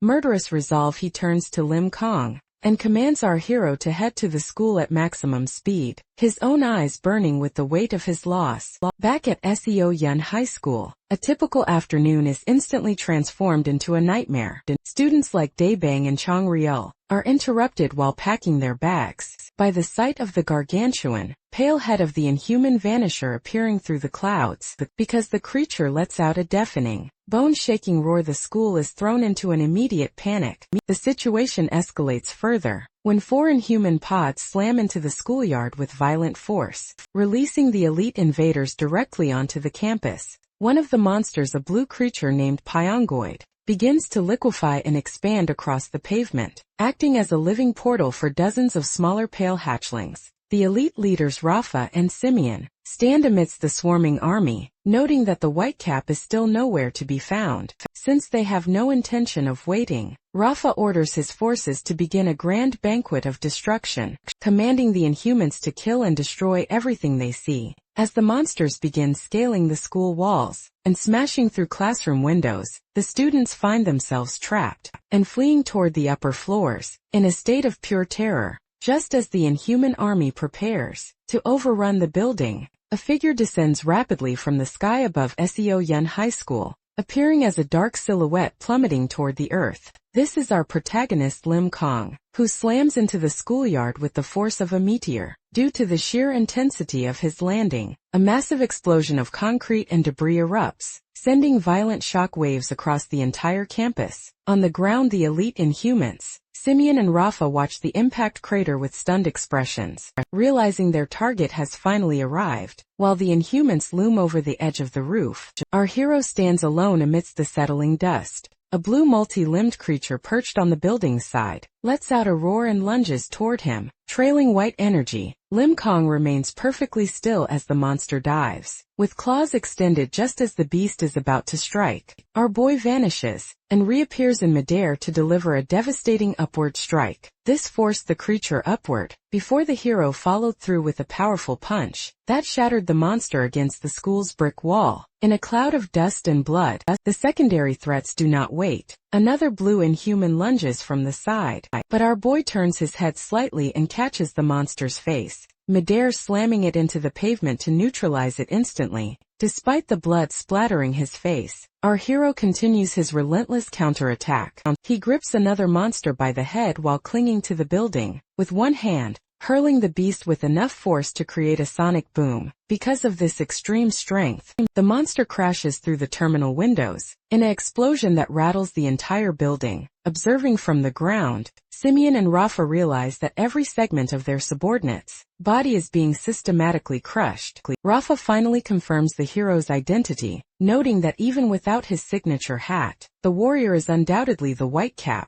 While the elites coordinate outside, the terror spreads into the school hallways. A blue Inhuman corners a girl named Sohee, prompting a group of students, including Daebang and Changriel, to rush toward the scene in a state of pure panic. They find themselves trapped between monsters coming from the staircase and the one threatening their classmate. Just as the Inhuman opens its massive maw to devour Sohee, a sudden blur of motion streaks through the hall. Lim Kong appears instantly, delivering a powerful kick that sends the monster flying through a brick wall. Our protagonist stands in the wreckage, his white shirt stained with blood and his face shadowed by debris. His classmates stare at him in total shock and confusion, barely able to recognize their quiet friend in this blood-soaked warrior. But unfortunately, the elite Inhuman, Rafa, decides to shift the nature of the battle. His body begins to pulsate with violent red energy, and he lets out a deafening roar that releases a massive red shockwave. This energy washes over the entire school and city skyline, acting as a mental intrusion. As a result, every student, including Lim Kong and the approaching master Oh Bang-wan, is hit by the wave. The students remain frozen in a trance-like state, their expressions becoming glazed and blank. Because of this mental assault, Lim Kong experiences a horrifying hallucination. He looks down at his hands as the atmosphere changes, only to see a vision of his classmates being brutally slaughtered. In this nightmare day, Bang is gripped by the throat and a clawed limb pierces Muhi's chest. Our hero stares at the bloodied bodies of his friends with a hollow, dark expression, his mind momentarily clouded by the illusion of their demise. Luckily, Master Oh Bang-wan is not so easily deterred. He sprints toward the schoolyard, his movement appearing as a blur of high-speed white energy. The master charges, the two elites moving so fast that Simeon cannot even see him coming. He delivers a strike that grazes Rafa, missing a fatal blow by only a millisecond.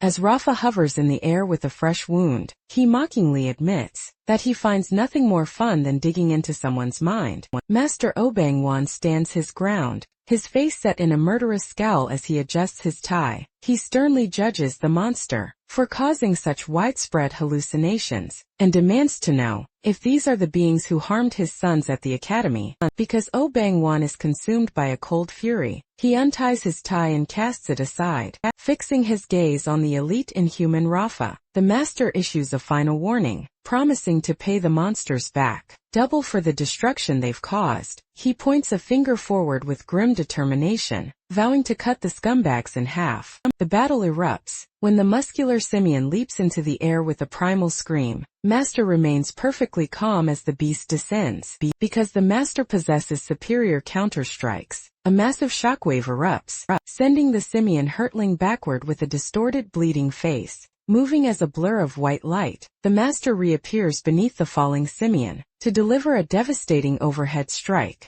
He slams the creature's head into the pavement, with enough force to spray blood across the ground. As he continues his high-speed assault, the Master shifts his focus to the red, sharp-toothed Hechi. The monster lunges with its massive maw open, but the Master pivots narrowly to dodge the bite. Despite a moment of high-speed uncertainty, where the Hechi nearly catches him off balance, the Master responds with a lethal physical strike from his foot, tearing the monster apart in a spray of blood. Simeon lunges again, but our hero blocks the punch with his bare hands, his expression dark with rage. Inside the school hallway, the horrific hallucination of slaughter finally vanishes. Lim Kong is shown shouting for his classmate Hong Mu-hee, who is leaning against a wall. Waking from her trance, our protagonist reaches out to her, urging her to look at him, since she is disoriented and covered in sweat. Mu-hee struggles to realize that the visions of her classmates being killed were not real. Their classmates, Wu Chongreal and Li Daibang, look on in total shock. They realize that our boy just moved as a white blur to save the class president, leading them to ask the question they previously thought impossible. Are you a superhuman? Lim Kong remains serious and shadowed. As he prepares to put on his signature white cap, a scream echoes through the hall, as students report that the upper floors are being overrun. Because the situation is critical, Lim Kong speaks with a quiet authority, telling his friends he doesn't have time to sit around. He puts on his cap and prepares to head back into the battle. He tells his crying classmates he is glad they regained their senses, and urges them to stay put. With a resolute face, our hero promises to protect them, leaving the students in awe, as they realize the Whitecap legend is their own classmate. Back in the schoolyard, Master Obangwan evaluates his opponents. He notes that the Simeon is tougher than any monster he has killed so far and is successfully adapting to his speed. Because the beast is learning his patterns, the Master realizes his speed no longer gives him the upper hand. Meanwhile, Rafa speaks in a mocking, distorted voice, noting that the Master is using a regular prosthetic leg. He expresses a twisted interest in how the old man transfers energy to an artificial limb, but declares that the Master's nightmare is just beginning. Obangwan looks at the creature with pure disdain, dismissing the monster's talk as boring nonsense. The scene shifts to a conference room in the USA. St. Pearl is leading an emergency meeting. Since the crisis in Korea has reached a global scale, she announces her intention to form an unprecedented international team to help. This decision shocks Ben as a hero. Going to another country to intervene is a historic first. Matt Dion supports the move, noting that the Whitecap student is currently at a disadvantage against Jamal Evans' forces. St. Pearl begins issuing her orders with military precision. She instructs James to head to Dr. Oldman's lab, because a developer named Juhee is specifically looking for him. While James is confused by the request, the rest of the team, including Sway Rose, Ben and Dion, is ordered to stay in America. The fact that the mission requires the highest level of power, St. Pearl reveals that she and Jane Sonata will travel to Korea. Together,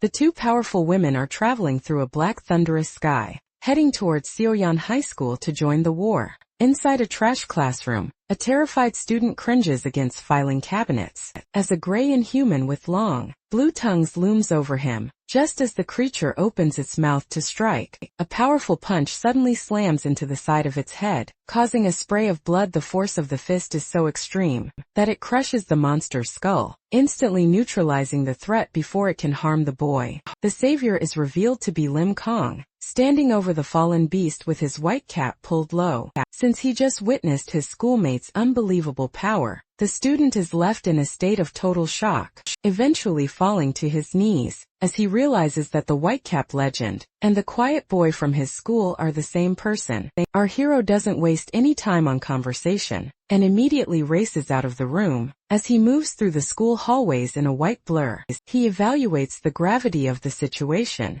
since he can sense the heat map signatures of 30 to 40 Inhumans attacking from multiple directions. He realizes the building is being systematically overrun. He determines that his only choice is to head toward the area with the most concentrated trouble, leading him to focus his attention on the school basketball court. Inside the court, the atmosphere is pure chaos. A teacher frantically tries to gather students at the back of the room, while several blue Inhumans prowl among the fallen bodies. Because the emergency exits are blocked by more monsters outside, the students feel trapped and hopeless. The terror reaches a peak when the smaller Inhumans begin to merge into a single pulsing mass of flesh. This fusion results in the emergence of a massive, multi-limbed creature known as Pyongoid, which features grotesque mushrooms growing from its back. The monster opens a central maw and erupts dozens of long, blue tentacles that lash across the gym, forcing everyone to dive for cover. Just before a tentacle can snag a student, Lim Kong crashes through the high windows in a shower of glass. He lands firmly on the court floor and catches the monster's reaching appendages with his bare hands. Fueled by a sense of personal responsibility, our protagonist swings the tentacles with enough strength to pull the massive Pyongoid off its feet. He follows up with a devastating, energy-infused punch directly into the creature's face. Caving in its head, the force of the strike creates a violent shockwave that blasts the Pyongoid through the building wall and out onto the school grounds, leaving the monster obliterated. As the dust settles, a heavy silence falls over the witnesses. One student, recognizing the boy in the white cap, is moved to tears by the realization of who has been protecting them. Lim Kong remains standing in the smoking crater, his shirt stained with blood. When he turns his glowing gaze toward the remaining smaller Inhumans, the creatures are so overwhelmed by his murderous intent that they actually begin to back away in fear. Our protagonist has no intention of showing mercy. He moves with a sudden burst of speed, systematically dismantling the remaining monsters with a series of brutal kicks and punches. After slamming two Inhumans' heads together, he stands tall as blood rains down around him. He issues a chilling promise to the cowering beasts, declaring that none of them will escape, because he intends to kill every single one of them today. While the massacre continues at the school, Jamal Evan arrives at a deserted Incheon airport. Dressed in his white bucket hat, he casually notes that the weather is far too nice for such violent fighting, before deciding that South Korea is actually a pleasant place. On the third floor of Seo Yun High School, horrific scene continues. A blue-skinned Inhuman has pinned Park Chong-sik against a window, impaling the teacher through the shoulder with its prehensile tongue, while students watch in frozen terror. The teacher ignores his own agony to prioritize their safety, because he views his students as his own children. He uses his remaining strength to grip the monster's face, desperately shouting for the teenagers to flee, while he holds the line in what he believes are his final moments. He urges the young generation to take responsibility for the future, offering a tearful apology for any harshness he showed them in the past. Just as the creature prepares to deliver a finishing blow, Park Gun-do streaks through the hallway with explosive speed, using his blue gym shirt to blind the monster. Our protagonist's schoolmate delivers a powerful, flying kick that forces the Inhuman to drop the wounded teacher. Gun-do is immediately joined by Choi Tae-ik, and the two gang leaders combine their strength to tackle the beast toward a window. Since the monster is as solid as an unmoving tree, the boys struggle to gain ground, prompting Gun-do to scream at the onlookers to stop watching and start pushing. Rallied by this command, a group of students lunges forward to join the fray. The collective force finally shatters the glass, sending the Inhuman plummeting toward the schoolyard. Unfortunately, the victory comes with a terrifying cost. As one of the monster falls, another one snags Gundu's hand with its tongue, dragging the boy into the corridor. In midair, the creature wraps its suffocating tentacles around Gundu, crushing his ribs and leaving his classmates to watch in horror. Facing the reality of his own death,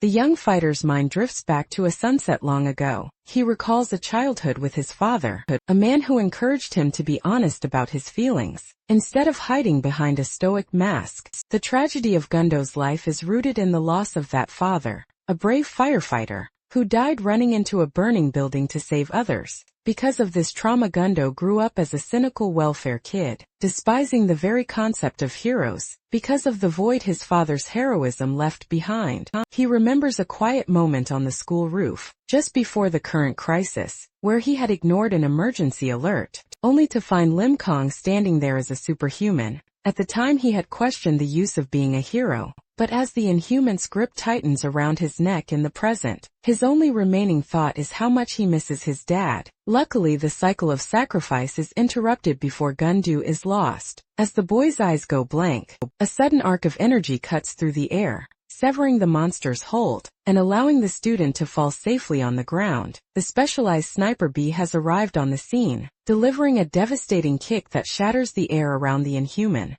With his cybernetic eye and his mechanical limb fully charged, the soldier orders the surrounding students to cover their ears. As the shockwave of the impact radiates through the schoolyard, Gundu watches the intervention in a daze. After a lifetime of resentment, the word hero finally carries weight as he realizes he has been saved. Inside a shattered classroom, the tension is thick with falling glass, and the heavy breathing of students. Choi Taek and Nam Gang-mu crouch in terror, their eyes wide, as they witness a blood-stained mechanical arm punctuating the air. Before them stands the specialized sniper bee, who has just neutralized a lethal inhuman threat. While some students erupt in relief at the sight of a protector, Park Gundu lies battered on the floor, his body pushed to its absolute limit. The arrival of a tactical unit brings a sense of order to the chaos. Soldiers move up the stairwell with precision, prioritizing student evacuation, while B remains the primary line of defense. Because the situation is still volatile, the sniper orders the students to stay put.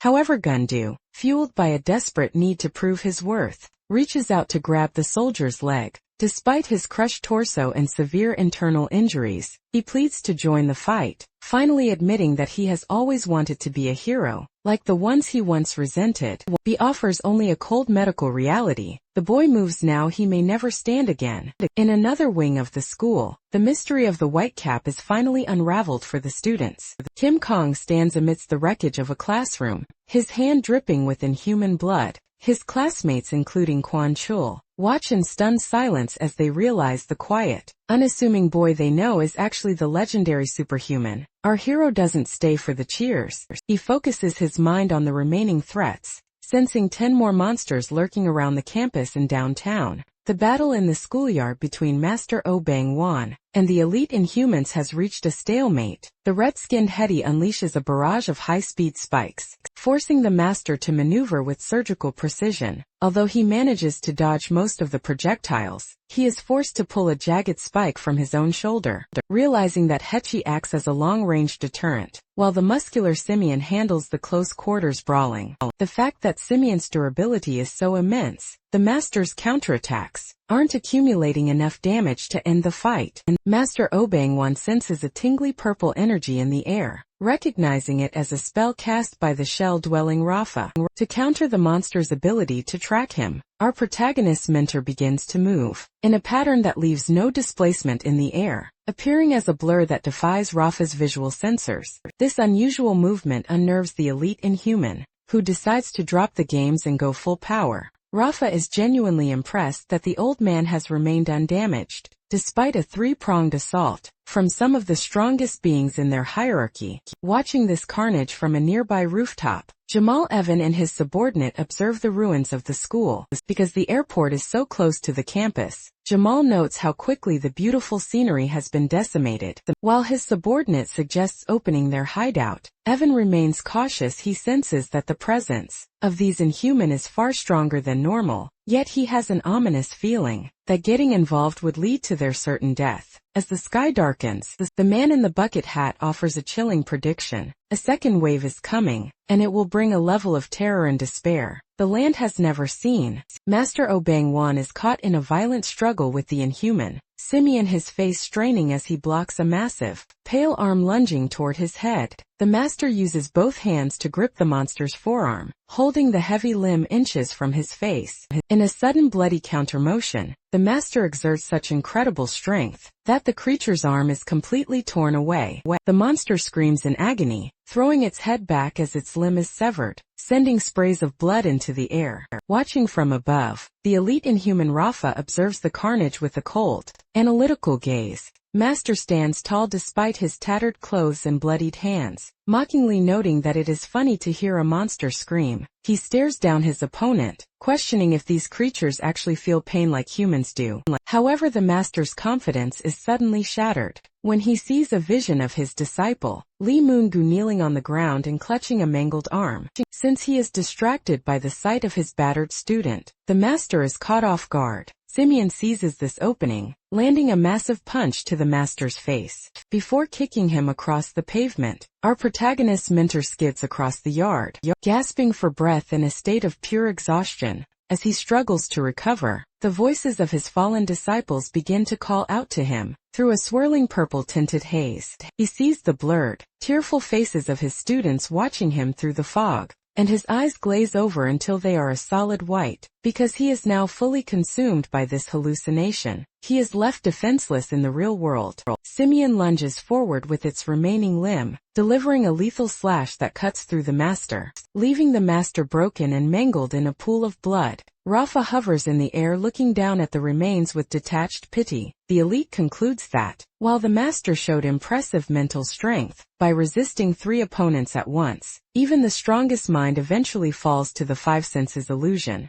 Believing the fight is over, Rafa turns toward the school building, noting that he didn't expect to take so much damage. Before even meeting the Whitecap hero, high on a nearby rooftop, the villain, Jamal Evan, watches with disappointment. He finds it incredible that such a powerful human existed, yet he is frustrated that the master died before he could witness the full extent of the battle. Suddenly Simeon is startled by a new presence. Before the monster can react, a massive white fist punches through the air, striking the creature with explosive force. Simeon is sent flying across the yard, its jaw shattered by the impact. Master Obang-wan stands in the center of the yard with clear eyes, revealing that the monsters didn't know as much as they thought. Rafa is struck with panic when he notices a hole in the Simeon's chest. From a strike that should have been impossible, the master fixes his intense gaze on the remaining elite, calling him a rookie as a purple energy shield shatters around him. Rafa begins to spin uncontrollably in the air, his vision blurring as he realizes he is losing his own 5 senses.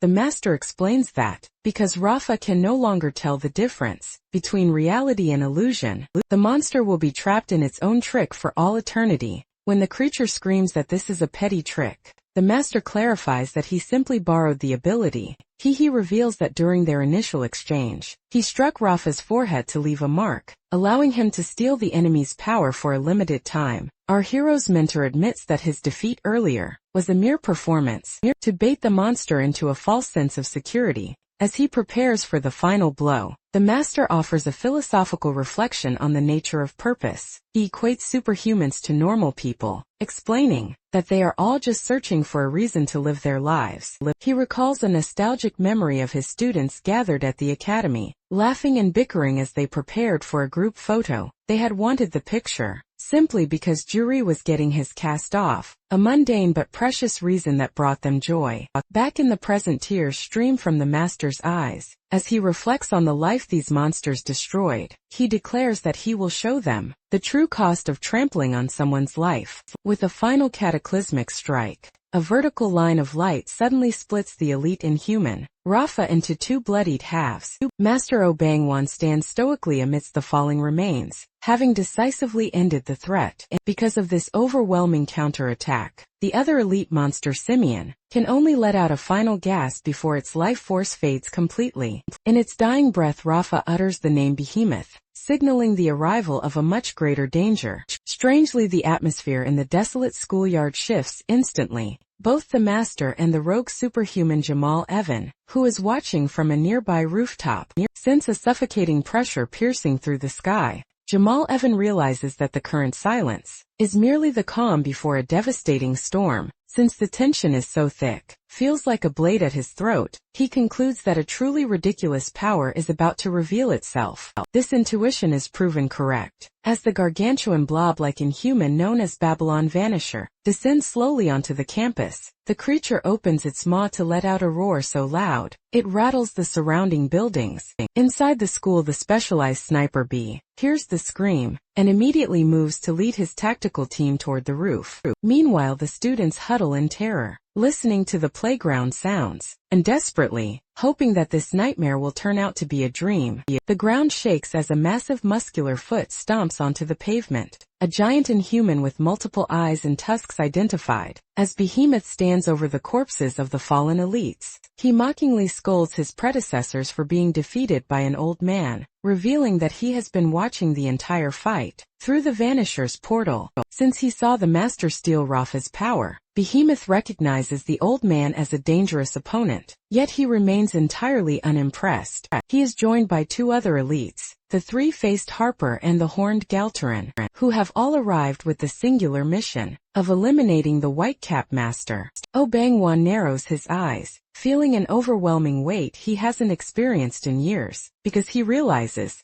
these new arrivals are prepared for a lethal struggle. He prepares his body for the impact. The Behemoth lunges with incredible speed, mockingly noting that the Master seems absent-minded. Although the old man attempts a high-speed kick, Behemoth catches his foot with a single palm. The monster acknowledges the Master's skill in defeating the previous elites, but dismisses him as a secondary obstacle. With a powerful strike, Behemoth blasts the Master toward the school building, leaving him bloodied and gasping for air. Behemoth declares that while they are only interested in the White Cap, they have no choice but to kill anyone else who stands in their way. Luckily, a high-speed white blur streaks toward the school roof. At that exact moment, Lim Kong lands and looks down at his fallen mentor, his expression turning to one of pure rage. Seeing his target has finally appeared, Behemoth prepares for the main event. As the Master lies on the pavement staring at the sky, he reflects on his aging body and his inability to continue the fight. He offers a silent apology to our boy, believing that even without his guidance, the young hero will eventually succeed. However, the situation takes an unexpected turn when a blue portal opens in the middle of the yard. The mysterious Nanji steps out of the light. Laughing maniacally, he addresses the monsters with a mocking tone, reminding them that the human world has a specific rule regarding respect for the elderly. Nanjiai enters casually into the Seo Yunhai, his presence immediately drawing the ire of the Behemoth. The inhuman elite is visibly annoyed by the intrusion, and demands to know why the stranger has interfered. Rather than engaging in a direct argument, Nanjiai turns to his companion, Dan Yang, and issues a strict command to stay out of the fight. This time he instructs her to take the injured Master, Obangwan, and retreat to safety immediately. As the Master lies bleeding on the pavement, he watches the duo with deep suspicion. He recognizes Nanjiai as the notorious Black Hat, and fears that he might be an enemy of mankind. Despite these concerns, Dan Yang ignores the Master's weariness and kneels to move him, promising Nanjiai that she will stay away from the coming clash. Nanjiai laughs off her concern with a wide, malicious grin, urging her to hurry because he can sense another threat approaching. Within moments, Dan Yang launches into the air, carrying the Master away, and leaving Nanjiai alone to face the towering shadow of Behemoth. Behemoth looms over the man in the black hat, demanding to know his relationship with the Whitecap hero. Nanji offers a mocking, playful response, jokingly calling the hero his forbidden love just to needle the beast. This disrespect prompts Behemoth to swing a massive hand down, in a blur of motion intending to crush the human. However, Nanji vanishes before the impact shatters the concrete. Before the monster can react, black bands of energy wrap around Behemoth's muscular arm. Pinning him in place, Nanji reappears with a dangerous grin, mocking the beast for being just as quick-tempered and predictable as the other monsters he has faced. The battle intensifies as Nangi uses a black, magical rope to hurl the massive behemoth into the sky.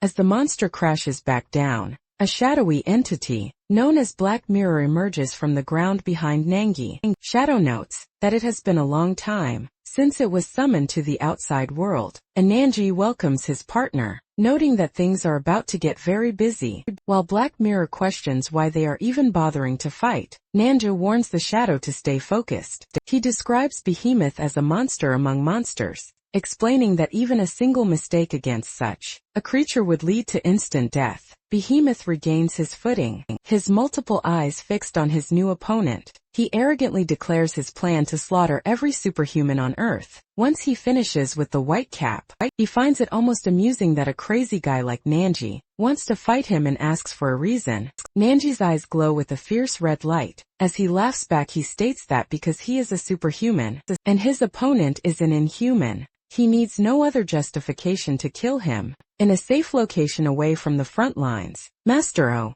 Bangwan reflects on the overwhelming power he just encountered. He realizes that the single punch Behemoth landed on his chin was so intense that the shockwave traveled through his entire face, and the subsequent strike to his ribs caused unprecedented damage. He looks at Dan Yang with a mix of suspicion and curiosity, demanding to know why she saved him, and if her group truly fights for humanity. Dan Yang finally removes her cloak, revealing her blue hair and face. She admits that she is unsure how she feels about exposing herself after so long, but she formally introduces herself to the Master, confirming that she is indeed acting for the sake of mankind. Far across the ocean, St. Pearl and Jane Sonata are racing toward Korea. Atop floating stones, Jane calculates that they are still about 2 hours away, despite the hinges moving at maximum speed. As Pearl looks toward the horizon with a grave expression, Jane reflects on the villain, Jamal Evans' unwavering trust in the child Carol. She fears that if Carol's predictive powers are accurate, the death of the White Cap hero may be unavoidable. Jane resolves to intervene and stop this predicted defeat at any cost. But the conversation is cut short when Pearl's eyes widen.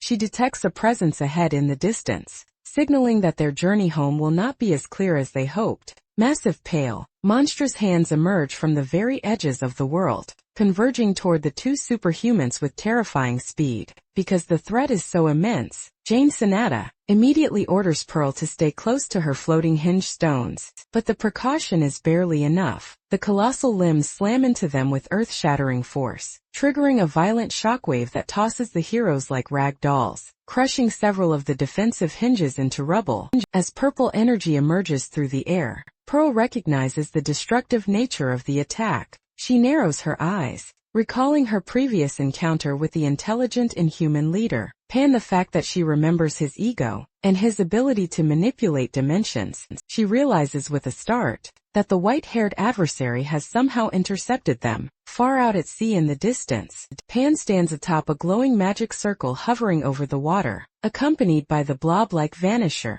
The inhuman leader praises his scout, before unfolding a celestial array of magic circles across the sky. He issues a command for Vanisher to return to a figure named Morel, before dissolving the creature into a streak of white energy. Within an instant, Pan uses his own incredible speed to appear directly in front of Pearl, and Jane. Pan looms over the two heroes. He mockingly asks why they are in such a hurry, before they can respond to his sudden appearance. Pan lunges forward with a brutal greeting. He delivers a powerful kick that strikes both women simultaneously. Because the force is so extreme, St. Pearl is sent hurtling downward, crashing into the ocean and sinking deep beneath the waves. Jane Sonata screams out in horror as her partner disappears into the deep blue underwater. Pearl struggles to regain her senses amidst the sinking debris. She notices that even though the hinge stones are broken, the fragments are reacting to her presence, clinging tightly to her joints. Using this unexpected support, St. Pearl erupts back onto the surface. With a massive explosion of water,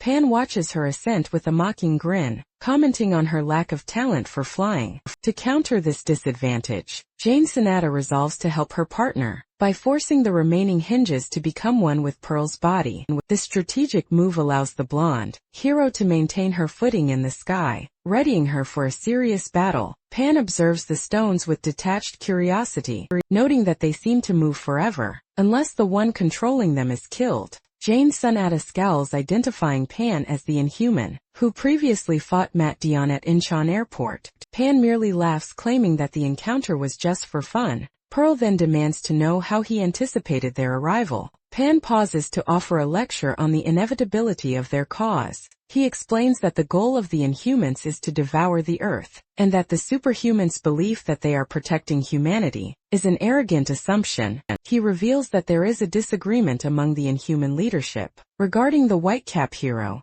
Lim Kong, since they decided that eliminating Lim Kong would ensure their victory. The Inhumans have prioritized the mission in Korea. Pan admits that he originally viewed Jane and Pearl as his only significant obstacles, but the emergence of the Whitecap has changed the hierarchy of their concerns. When Pearl asks if he is the official leader of the Inhumans, Pan offers a hollow, chilling look that serves as a confirmation. Radiating an aura saint, Pearl declares her intent to end the pointless war by killing him. Then in there, Pan remains unimpressed, floating amidst a galaxy of magical runes, as he dismisses her threat as another arrogant assumption. While this clash of titans unfolds over the ocean, the focus shifts back to the roof of Seo Yin High School. The elite Inhumans Gal, Tarun and Harper watch Lim Kong from a distance. Gal Tarun admits he finds the boy in the white cap to be unimpressive and boring. The fact that he underestimates our hero's true power. The monster prepares to lunge forward to start the execution, unaware that his overconfidence may lead to his own funeral.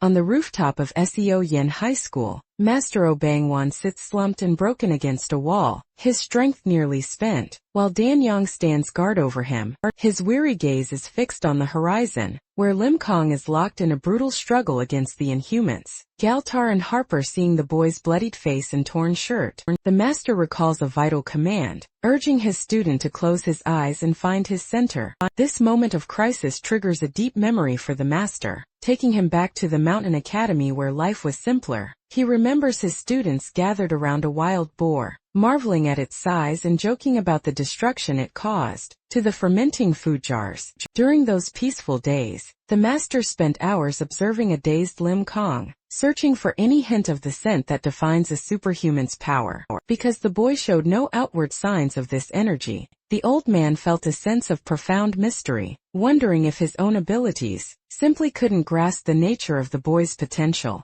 Even as the other students focused on mundane tasks, like buying tangerines, the master's attention remained on our hero. He eventually called the boy away for special training, much to the envy of the other disciples, who knew the intensity of the master's focus. Because our protagonist was always hungry, he hesitated at the thought of more work, but Lee Moon-gu and the others could only watch as their friend was led toward the rugged cliffs and the roaring waterfalls of the mountain. Standing by the crashing water, Master Oh Bang-won explained that the scent of a superhuman is rooted in an ultra-high level of mental strength. He noted that, because Lim Kong had already mastered 12 techniques of subakdu, along with archery and capturing skills, there was nothing left to teach him in terms of physical martial arts. Instead, the master ordered our boy to strip off his shirt and sit cross-legged, directly under the heavy flow of the waterfall. The goal was for the hero to empty his mind, until he could hear every single drop of water, resonating brightly, maintaining a calm heartbeat regardless of the distractions around him. The master chose to watch from the hidden foliage of a nearby tree, wanting to witness the moment the boy's scent finally emerged.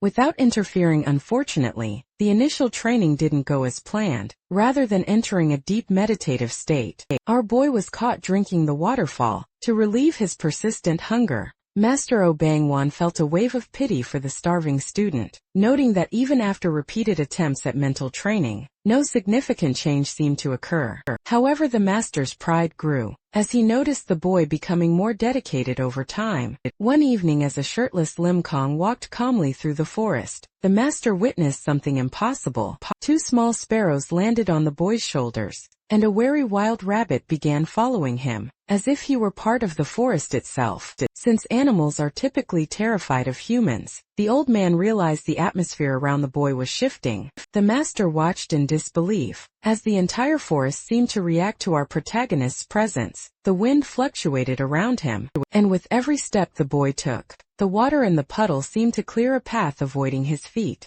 It was a sharp, unsettling feeling for the observer, as if the boy was naturally absorbing the life energy of his surroundings. When Lim Kong spotted a large snake and innocently called out to his grandpa, the master broke into a sweat, realizing he had been spotted. Despite his stealth, he saw a faint light in the boy's eyes, and realized that while the atmosphere had become inharmonious, our hero was effectively being chosen by nature itself. The master concluded that Lim Kong possesses the power of a savior, a being capable of protecting humanity, even when the world is on the edge of a cliff. Back in the present, this latent power finally erupts. Dazzling with energy, our boy delivers a high-speed, devastating punch to the Gontaran. Because of the sheer force of the blow, the monster is left gasping for air on the roof of Seo Yun High School, his blood splattering across the concrete as he pushes himself back up. Our protagonist walks calmly toward his opponent, his presence so overwhelming that it creates a heavy, suffocating pressure in the air. This atmosphere is so intense that even the winged elite Harper finds it difficult to breathe, realizing with a start that this terrifying power is coming from a mere high school student. Desperate to turn the tide, Harper takes a deep breath and launches a high-speed, acidic projectile toward the center of the roof. Luckily, Lim Kong remains perfectly still as the attack fails to connect. The energy simply circles around him and vanishes into the air, without ever touching his skin, because his best weapon was neutralized. Without the hero even moving a muscle, Harper is left in a state of total shock. Sensing that they are completely outmatched, Galtaran shouts for Harper to go and retrieve their fallen allies, specifically the elite Rafa, to trigger his power boost. While the monsters scramble, the bloodied master, Oh Bangwon, watches the scene with a mix of pride and paternal dread. He realizes our boy is entering a critical state of blooming, which triggers a memory of their earlier training in the forest. The master recalls how the hero's mind previously disconnected at the Incheon airport because his body couldn't handle the vastness of his own power.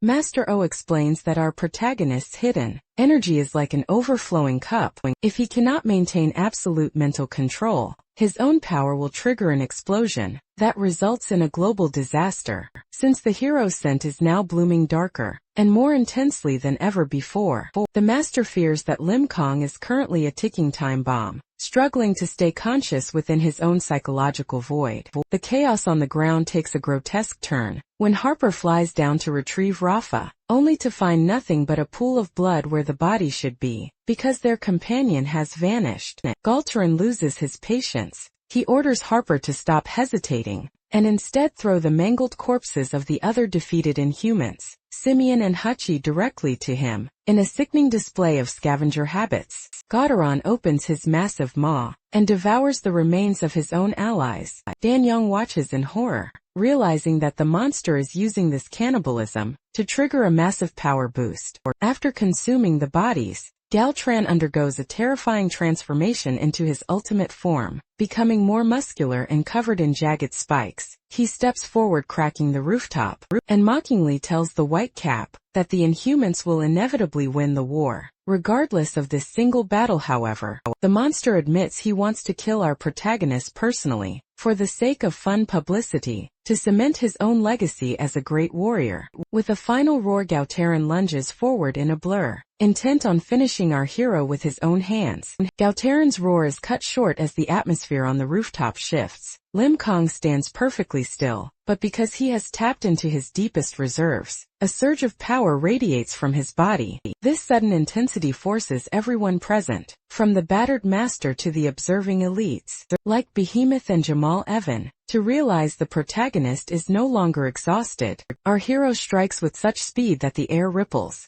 catching Galtaran off guard and tearing a massive wound into his chest. This blow sends the monster hurtling into the sky, and moving like a blur, the protagonist intercepts him midair to deliver another devastating strike. Galtaran can only spin in disbelief as he is completely outclassed. To finish the exchange, our guy lunges forward again, ending with a powerful upward kick that creates a pillar of energy and sends the monster soaring through the clouds. Dan Yong watches the explosion of power in shock, acknowledging that this is the true potential of the Whitecap nearby. Master Oh Bang-won watches with a grim but proud expression, noting that, while the boy's consciousness is split and the state is risky, he is maintaining an incredible balance. The elite Harper can only tremble as he watches Galtaran's mangled body eventually come crashing back down, shattering the school's court. High above, our hero remains in the sky, energy still flowing in his eyes. As news drones struggle to film through the smoke and dust, the scene shifts to a global broadcast, where a news anchor provides a frantic update on the situation in Incheon.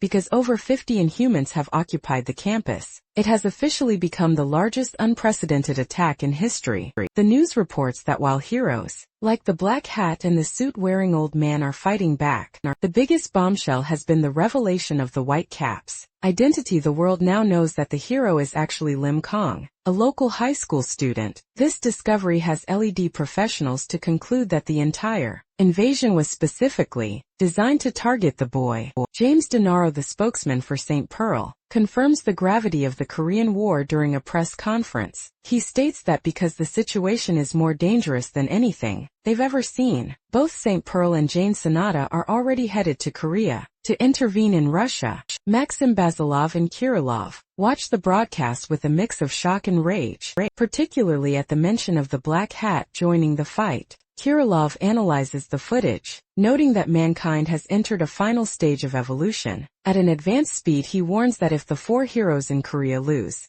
it will mean the end of the entire country, since the Inhumans have moved with full power to focus on Lim Kong. Kirillov argues that every superhuman in the world now has a simple, singular response they must take. He gestures to his projections, explaining that all superhumans need to focus on helping the Whitecap immediately. Although Basilov is visibly annoyed that the young student is being seen as so amazing, his pride doesn't stop him from agreeing to the mission. He stalks away with a frustrated scowl, reminding Kirillov that no matter where they go, he remains the leader. Kirillov simply offers a small knowing smile, acknowledging that the Russian powerhouses are officially entering the war. In the middle of the schoolyard at Seoyeon High, Behemoth opens his eyes and fixes a sharp, lethal glare on Nanji. Despite being bloodied and battered, Nanji continues his charge. Behemoth notes that since Nanji is finally fighting seriously, he will reciprocate because the Inhuman is on a tight schedule. He decides to use his full strength to end the encounter.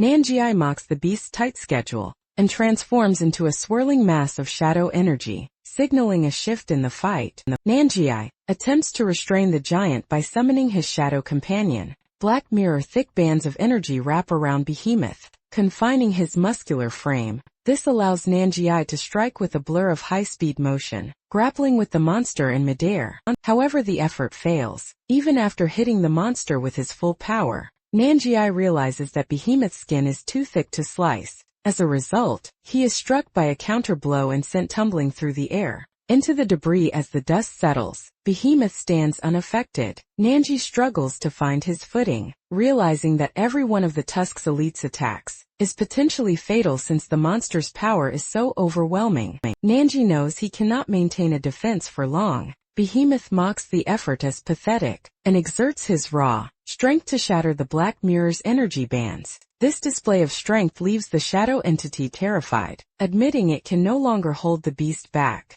Behemoth then launches himself into the sky, descending toward Nanji like a projectile. Although the shadow warns him to dodge, the force of Behemoth's fist slamming into the ground creates a shockwave of earth. Nanji feels the wind pressure from the monster's movements suck the air out of the area, throwing him off balance and leaving him vulnerable to a follow-up strike that sends him spinning. Seeing his partner reach his limit, Black Mirror begs Nanji to flee. Behemoth ignores the plea and fires a concentrated beam of energy into the sky. The beam strikes with violent force, resulting in a distant explosion that leaves Dan Yong and Master Oh Bang-won watching in shock. Walking through the dust, Behemoth explains that while their primary target is our hero, the Whitecap, this massacre is only the first step of a larger cause. According to the monster, the order of their kills is irrelevant, because every hero and human is already marked for death. He warns them that even if the Whitecap survives today, humanity cannot defeat an enemy that has already prepared for war. He tells the survivors they will eventually surrender to despair, leaving them with nothing to do but cry. Luckily, Nanji is not yet broken. He stands among the ruins heavily injured, but mocks the monster for talking too much. While Behemoth looks on in surprise, Nangi's black mirror surrounds his body. He stands firmly, declaring that the Inhumans are exactly as he expected, because they were nearly caught in a devastating blast. Black Mirror is left questioning what the enemy actually fired. Nanjiai admits that he doesn't have the answer, but he knows one thing for certain. If that shot had been a direct hit, they would have both been turned to dust. Nanjiai observes the behemoth, whose sharp tusks and red eyes radiate a terrifying pressure. Nan realizes that every injury he managed to inflict with his sickle has already recovered in the blink of an eye. This forced him to acknowledge that even his best efforts might be meaningless against such a monster. As a result, his muscled arm is now shredded and dripping with blood, making him feel like he is walking on thin ice. Reflecting on the struggle, Nanja recalls his attempt to use his Roar of the Dead technique. Unfortunately, even that powerful strike failed to leave the behemoth helpless. Behemoth, meanwhile, watches the black shadow surrounding Nan with a predatory curiosity. He notices that Nanjiai's momentum hasn't slowed despite the damage, leading the monster to conclude that the warrior still has enough spleen left to be worth claiming. High on a nearby rooftop, the villain Jamal, Evan and his subordinate Chanver watch the carnage unfold because Nangi is surviving an encounter with such a high-level commander. Chanver is left speechless by the marvelous fight. Evan narrows his eyes in realization. He can feel Behemoth's intense gaze, reaching all the way to the rooftop. Even though the monster is locked in combat, he is already aware of the observers, and is simply choosing to ignore them. Evan reflects on a blurry prediction from the young girl, Carol, regarding whether the Whitecap hero would die. The fact that this fight is defying all his expectations, Evan is left with a lot on his mind. Back on the field, Nanji faces the monster and reflects on his own past. He explains that when Inhuman first appeared, he was driven by a sense of curiosity toward these ridiculous, dangerous creatures. He had an intuition that this small crack in the era would eventually bring a huge ruin to the world. Nanji describes how he began weighing power levels in his mind, comparing the superhumans to the devilish Inhuman. He was sure that if a truly evolved group of monsters existed, they would be so overwhelming that everything else on the planet would seem insignificant. Behemoth finds this perspective interesting, mockingly asking how Nangi feels now that he is finally standing before one of the Inhuman commanders. With a fierce, bloodied smile, Nanji admits the monster is way beyond his expectations. Behemoth questions why Nan continues to block his path, since he isn't even the primary target. But Nanji simply laughs. He explains that because he is a superhuman, he has a duty to correct the power scale he once weighed in his mind. As the two prepare for a final lethal collision, Behemoth prepares himself, promising to pay tribute to the warrior's determination to die. Just as they are about to strike, a pink-cloaked figure arcing through the sky interrupts them.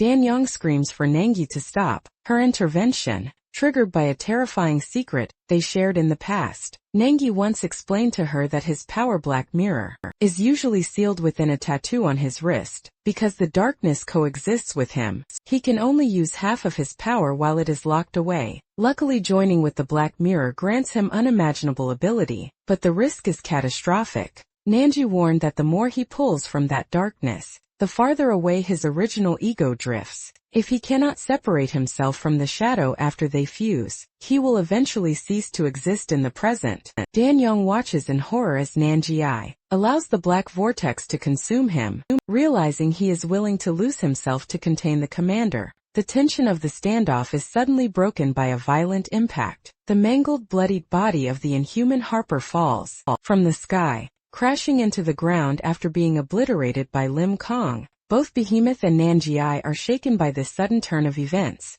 Our protagonist, Lim Kong, stands battered but resolute, staring up at the giant commander, recalling the advice of his handler to try talking before fighting. our hero fixes his gaze on Behemoth, and notes with cold clarity that the monster is, indeed, capable of speech. This sudden appearance causes Nanjiai and Danyang to freeze in shock, because Nanjiai was on the verge of a suicidal fusion with his Black Mirror shadow. The timing is awkward, yet Danyang feels a wave of pure relief. From his vantage point on the roof, the battered Master Obang-wan watches his student with a mixture of pride and dread. He recognizes that Behemoth is a creature that transcends normal, evolutionary phases, which is why he mentally pleads for our hero to remain cautious. The atmosphere shifts from terror to a roar of collective hope, as the students realize who has arrived. Since they recognize the Whitecap as their own classmate, dozens of teenagers lean out of the shattered school windows, screaming Lim Kang's name. Her frantic cries fill the air, ranging from desperate pleas for him to win to casual, tearful jokes about meeting back in the cafeteria. Even the bully Choi Taek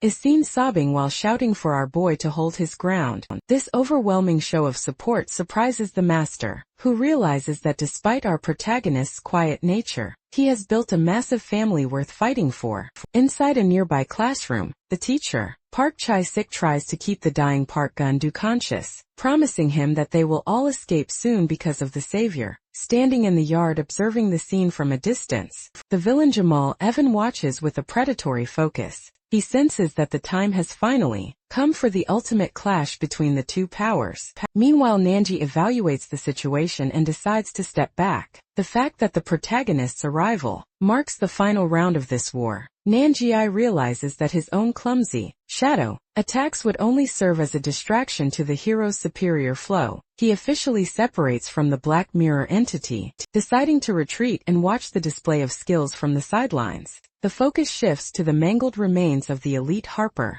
who lies at Behemoth's feet. In a distorted, dying voice, Harper warns the commander to avoid a direct confrontation with Lim Kang. Goes without saying that Galtron was already obliterated by a single, massive punch that left an explosive crater in the pavement, and Harper concludes that the boy's power is simply too high to track. This warning, however, infuriates Behemoth because he views himself as a godlike commander. He finds it insulting that a loser subordinate would tell him to be careful. He dismisses Galtar as a useful but expendable force and declares that Harper's fear is a sign of weakness. Behemoth turns his multiple eyes toward our hero, towering over him with a mountain of muscle and malice. He acknowledges the boy's earlier question about whether he can speak, confirming it with a chilling declaration, because the hero dared to question his status. This day will be Lim Kang's last. The monster initiates the assault, with a massive stomp that shatters the ground. But our guy dodges, with a blur of speed that gives even the commander goosebumps. The collision is instantaneous and cataclysmic. As Lim Kang lunges forward with a focused punch, Behemoth meets him with his own massive fist. Their collision creates a circular shockwave so violent, it ripples across the entire schoolyard.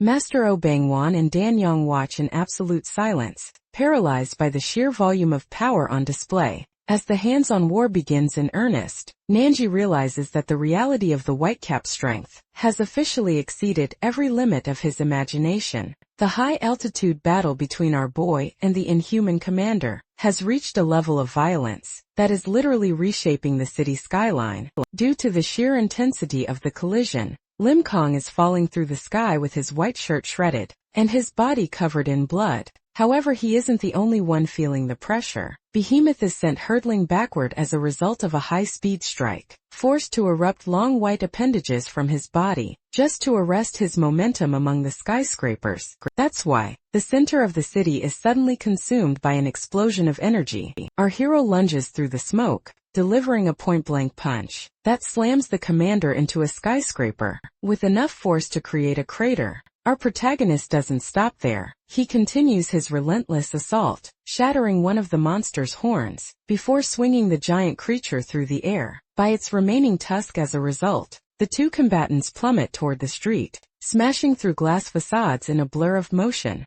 that leaves onlookers screaming in terror. Inside the nearby office buildings, the situation has turned into a nightmare for the civilians, because the ground is shaking and dust is raining from the ceilings. Workers are left scrambling in a panic, fearing an earthquake. A scarred manager finds himself paralyzed by regret, wishing he had run away when the inhuman alarm first rang. From his office window, he watches the high-speed projectiles of energy move through the city, barely able to comprehend the scale of the destruction. The technical nature of the fight is even more shocking. When viewed through the eyes of the monster, Behemoth's eye widens as a massive beam of dark energy, referred to as the roar, blasts into his face and mangles his body. Despite firing this attack at high speed through thick smoke, the commander realizes something is terribly wrong. Behemoth notes that our hero didn't even have time to defend himself. Yet, the trajectory of the energy blast shifted the moment it touched him. Behemoth concludes that the protagonist is taking advantage of the wind pressure to accelerate his movements, making him as elusive as the wind itself. While the monster finds himself out of breath,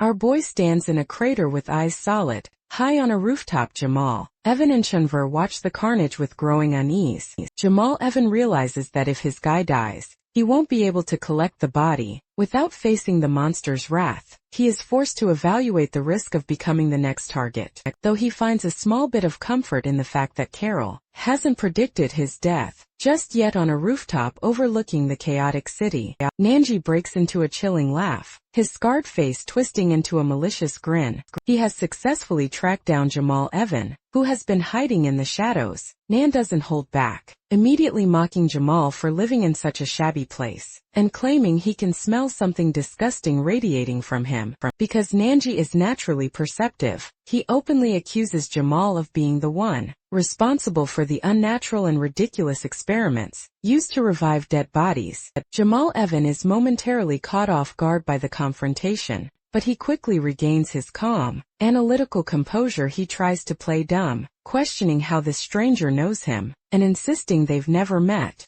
Luckily, Nanji's intuition is sharper than Jamal's deflection. Nan explains that while they are strangers, Jamal's very aura suggests he wouldn't hesitate to commit horrific acts. Nanji begins to lay out a logical deduction, based on recent global events, specifically the resurrection of the hero Galen Withrow. Because St. Pearl is a veteran with a perfect track record, Nanji argues that her initial announcement of Withrow's death was undoubtedly accurate. Therefore, the news that Withrow is suddenly alive couldn't be a mistake. It had to be the result of a mysterious, inappropriate ability to manipulate the dead. Nanji concludes that Jamal Evan is the culprit who saved the corpse, thereby triggering the violent conflict with St. Pearl in Northern Ireland. Realizing he has been found out, Jamal Evan stops pretending and offers a sinister smile, mockingly asking if Nanji wants to be his friend. The suggestion of friendship only makes Nanji laugh harder, though he admits they share a similar nature as observers of the world.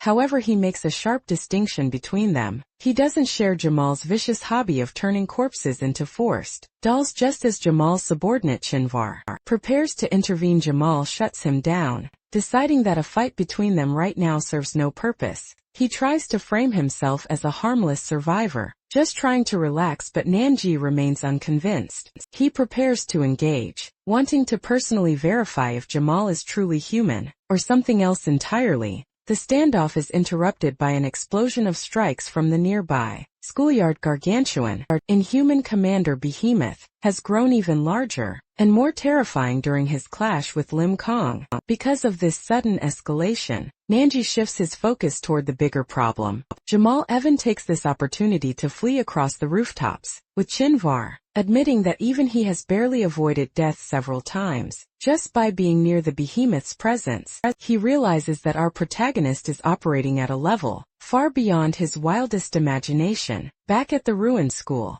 the specialized sniper bee stands in the yard, staring in silence at the streaks of energy arcing through the sky. He is joined by the battered master, Oh Bangwan, who is struggling to stay on his feet. The master's priority remains the safety of the students, and he asks the soldiers to focus on the school building. This selflessness moves the captain, who expresses his deep gratitude for the superhumans. Thanks to their constant sacrifice, the military can finally place their trust in these protectors. Watching with bated breath, as the Whitecap continues his impossible struggle against the monster, the battle above the ocean shifts as Pan, the Inhuman leader, captures Jane Sonata, holding her bloodied frame by the torso. The white-haired monster mocks her size and expresses a twisted satisfaction at finally pinning her down. His clawed fingers dig into her chest and arms, forcing her to feel the immense pressure of his power. She remains defiant, looking up at her captor and suggesting, "He is the one who is truly trapped."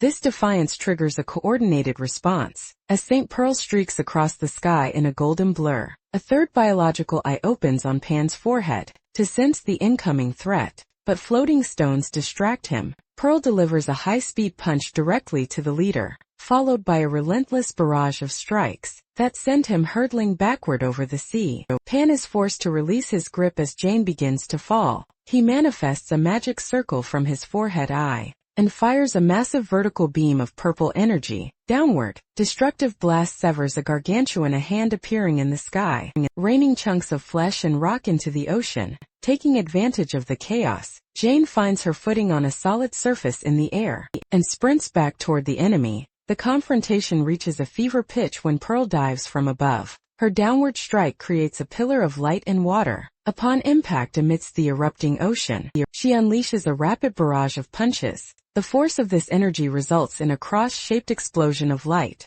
shredding the villain's red cloak and leaving his body covered in deep gashes. Despite being mangled and bloodied, Pan rises with a manic grin. He admits their combined strength is enough to kill him, but notes with amusement that they have already figured out his secret. Jane confirms this realization, stating, "His movements are tied directly to the third eye on his forehead. The logic of his power is now clear. Every time the forehead eye blinks, Pan instantly relocates to any position his pupil sees, within a 50-meter range. This dimensional leap has a cooldown of approximately 5 to 6 seconds rather than being intimidated by the discovery. He seems revitalized." He explains that, while his anger usually causes him to lash out at subordinates, the pain of this battle has cleared his head. Viewing the two superhumans as the best toys he has ever found, Pan's eyes widen with crazed intensity. He expresses a horrifying hope that they survive, so they can continue making his power shine. As a sphere of purple magic circles manifest around him, he laughs hysterically,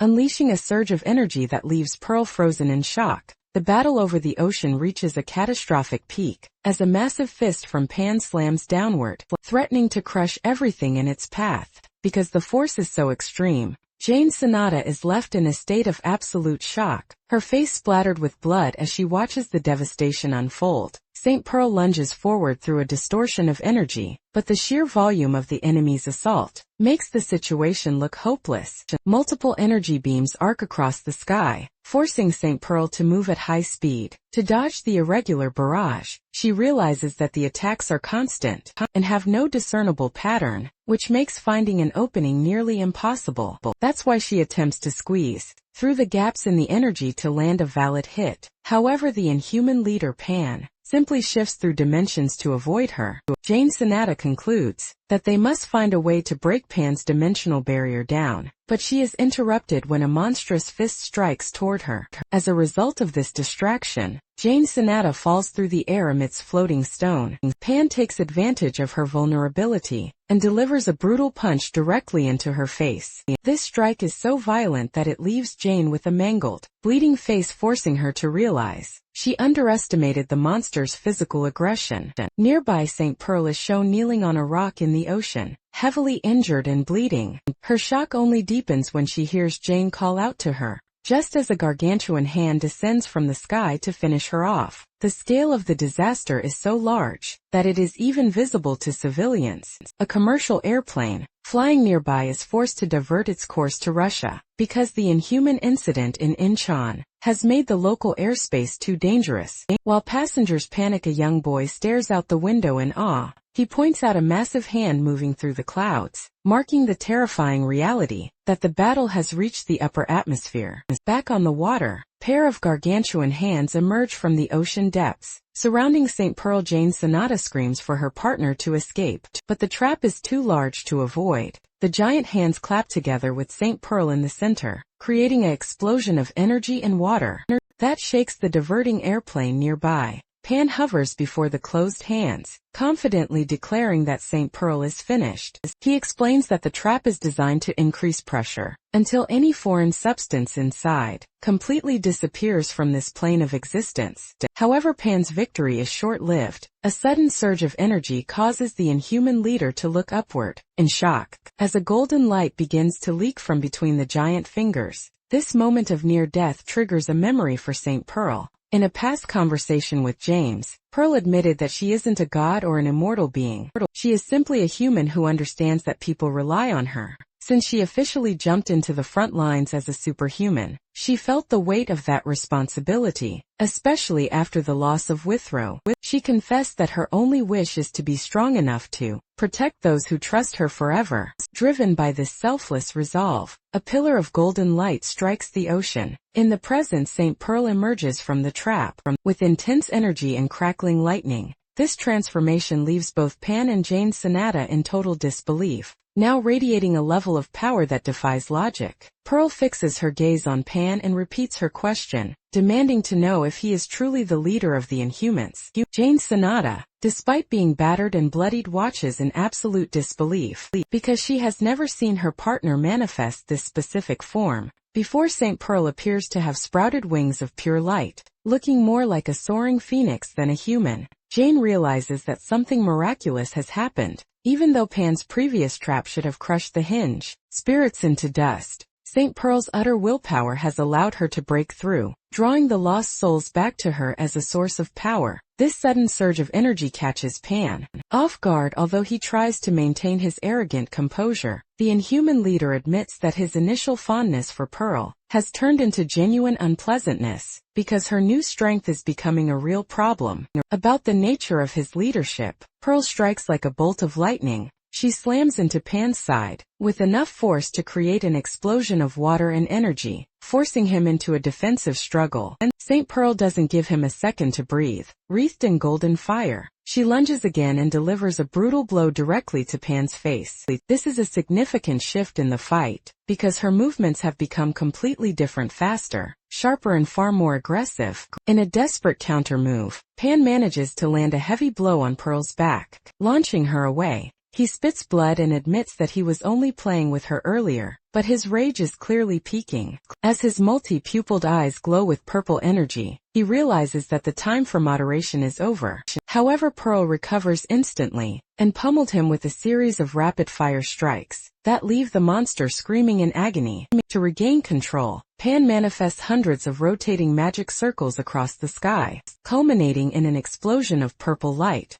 As the smoke clears, the villain floats calmly over the water, his hand soaked in blood. He acknowledges that the heroes have exceeded his imagination, but he refuses to admit his perspective was wrong. He looks at St. Pearl and notes that her strength is nearing completion, which makes the prospect of breaking her even more exciting for him. Recognizing that they cannot win this individually, Jane Sonata decides it's time to take a massive risk. Because they haven't been able to land a decisive blow, she calls out to Pearl, suggesting a coordinated strike. Jane prepares to use her ultimate support ability, Foundation Stonehenge, creating a ring of floating stone slabs. Her plan is simple. She will use her full power to pin the monster's legs, creating the perfect opening for St. Pearl to deliver a finishing blow. In a past briefing within the high-tech walls of Ben's lab, Jane Sonata explains the true depth of her power to a stunned group of allies, while the team already understands that her hinges are a collective of 80 individual souls that share her emotions.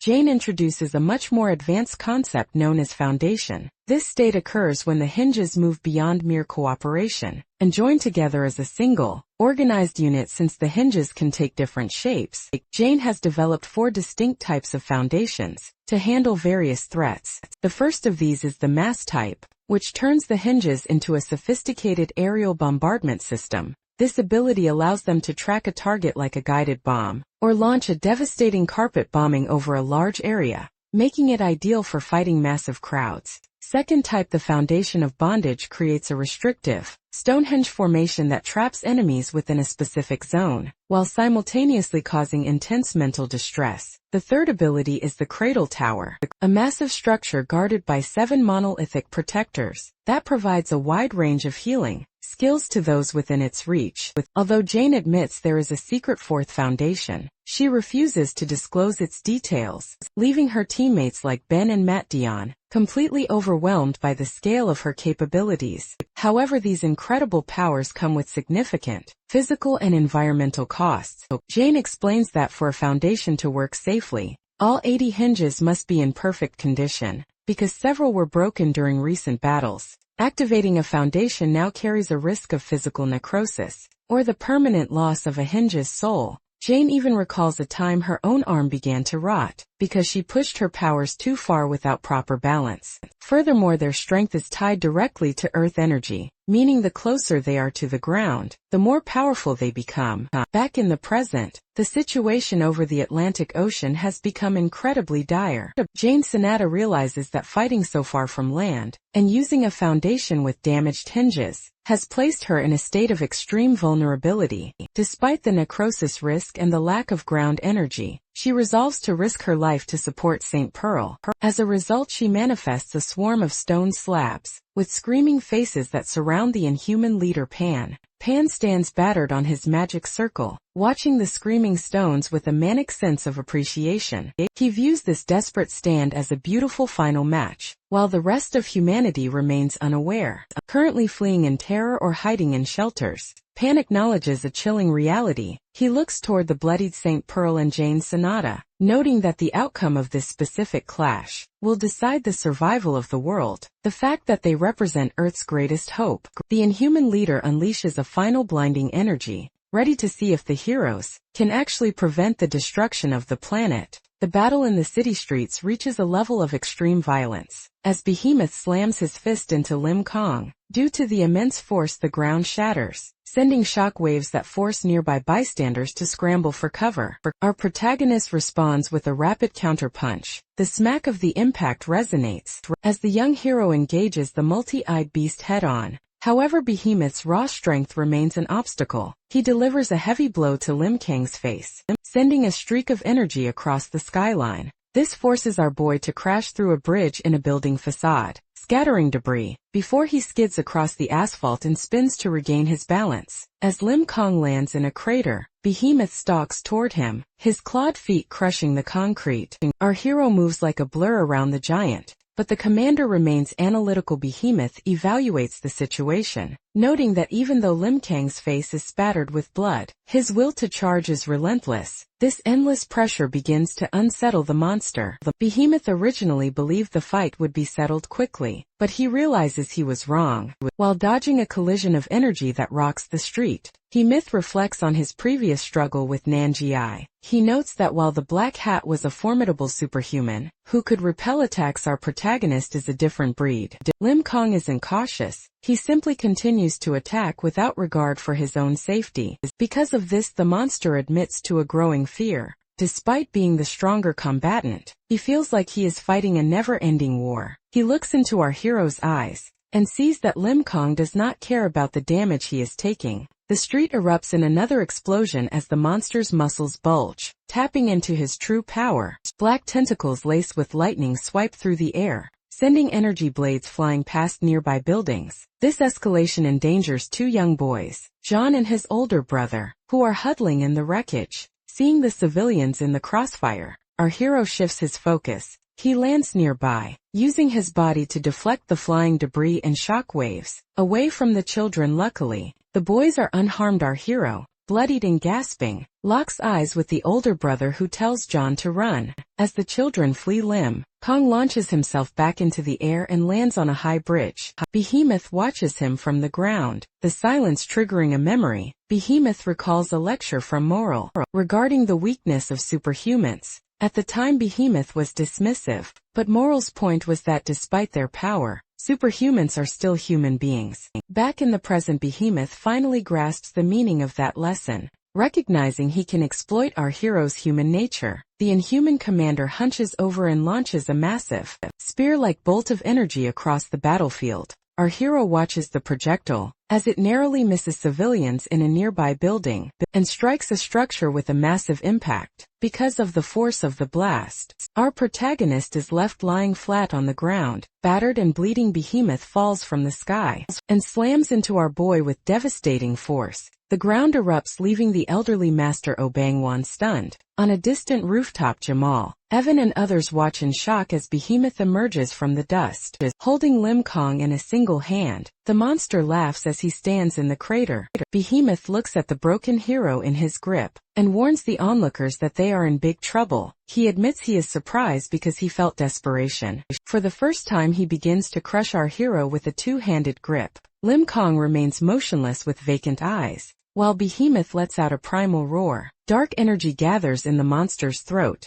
and the electrical surge fills the area. A sound of shattering bone echoes. As the light reaches a blinding intensity, our hero's signature white cap falls into the rubble, leaving Obangwan, Nanjiai and others in shock. Watching from the rooftop, Jamal Evan notices that our protagonist isn't breathing. He realizes the moment foretold by the future has finally arrived. Behemoth stands over the ruins, breathing heavily with blood dripping from his tusks, and claims the first victory of the Great War. Behemoth looks down at his fallen opponent, acknowledging that the white cap was a worthy match. However, as our boy remains unmoving, his mind drifts back to a rainy day at the academy. He remembers asking his grandpa about his dreams. Obangwan had explained that family isn't just about blood, it is about truly loving someone. While the master's dream was to live happily with his family, our boy reveals his own secret. His dream is to protect that family. Back in the present, this resolve triggers a sudden change. Our protagonist wakes with a roar as energy erupts from his body.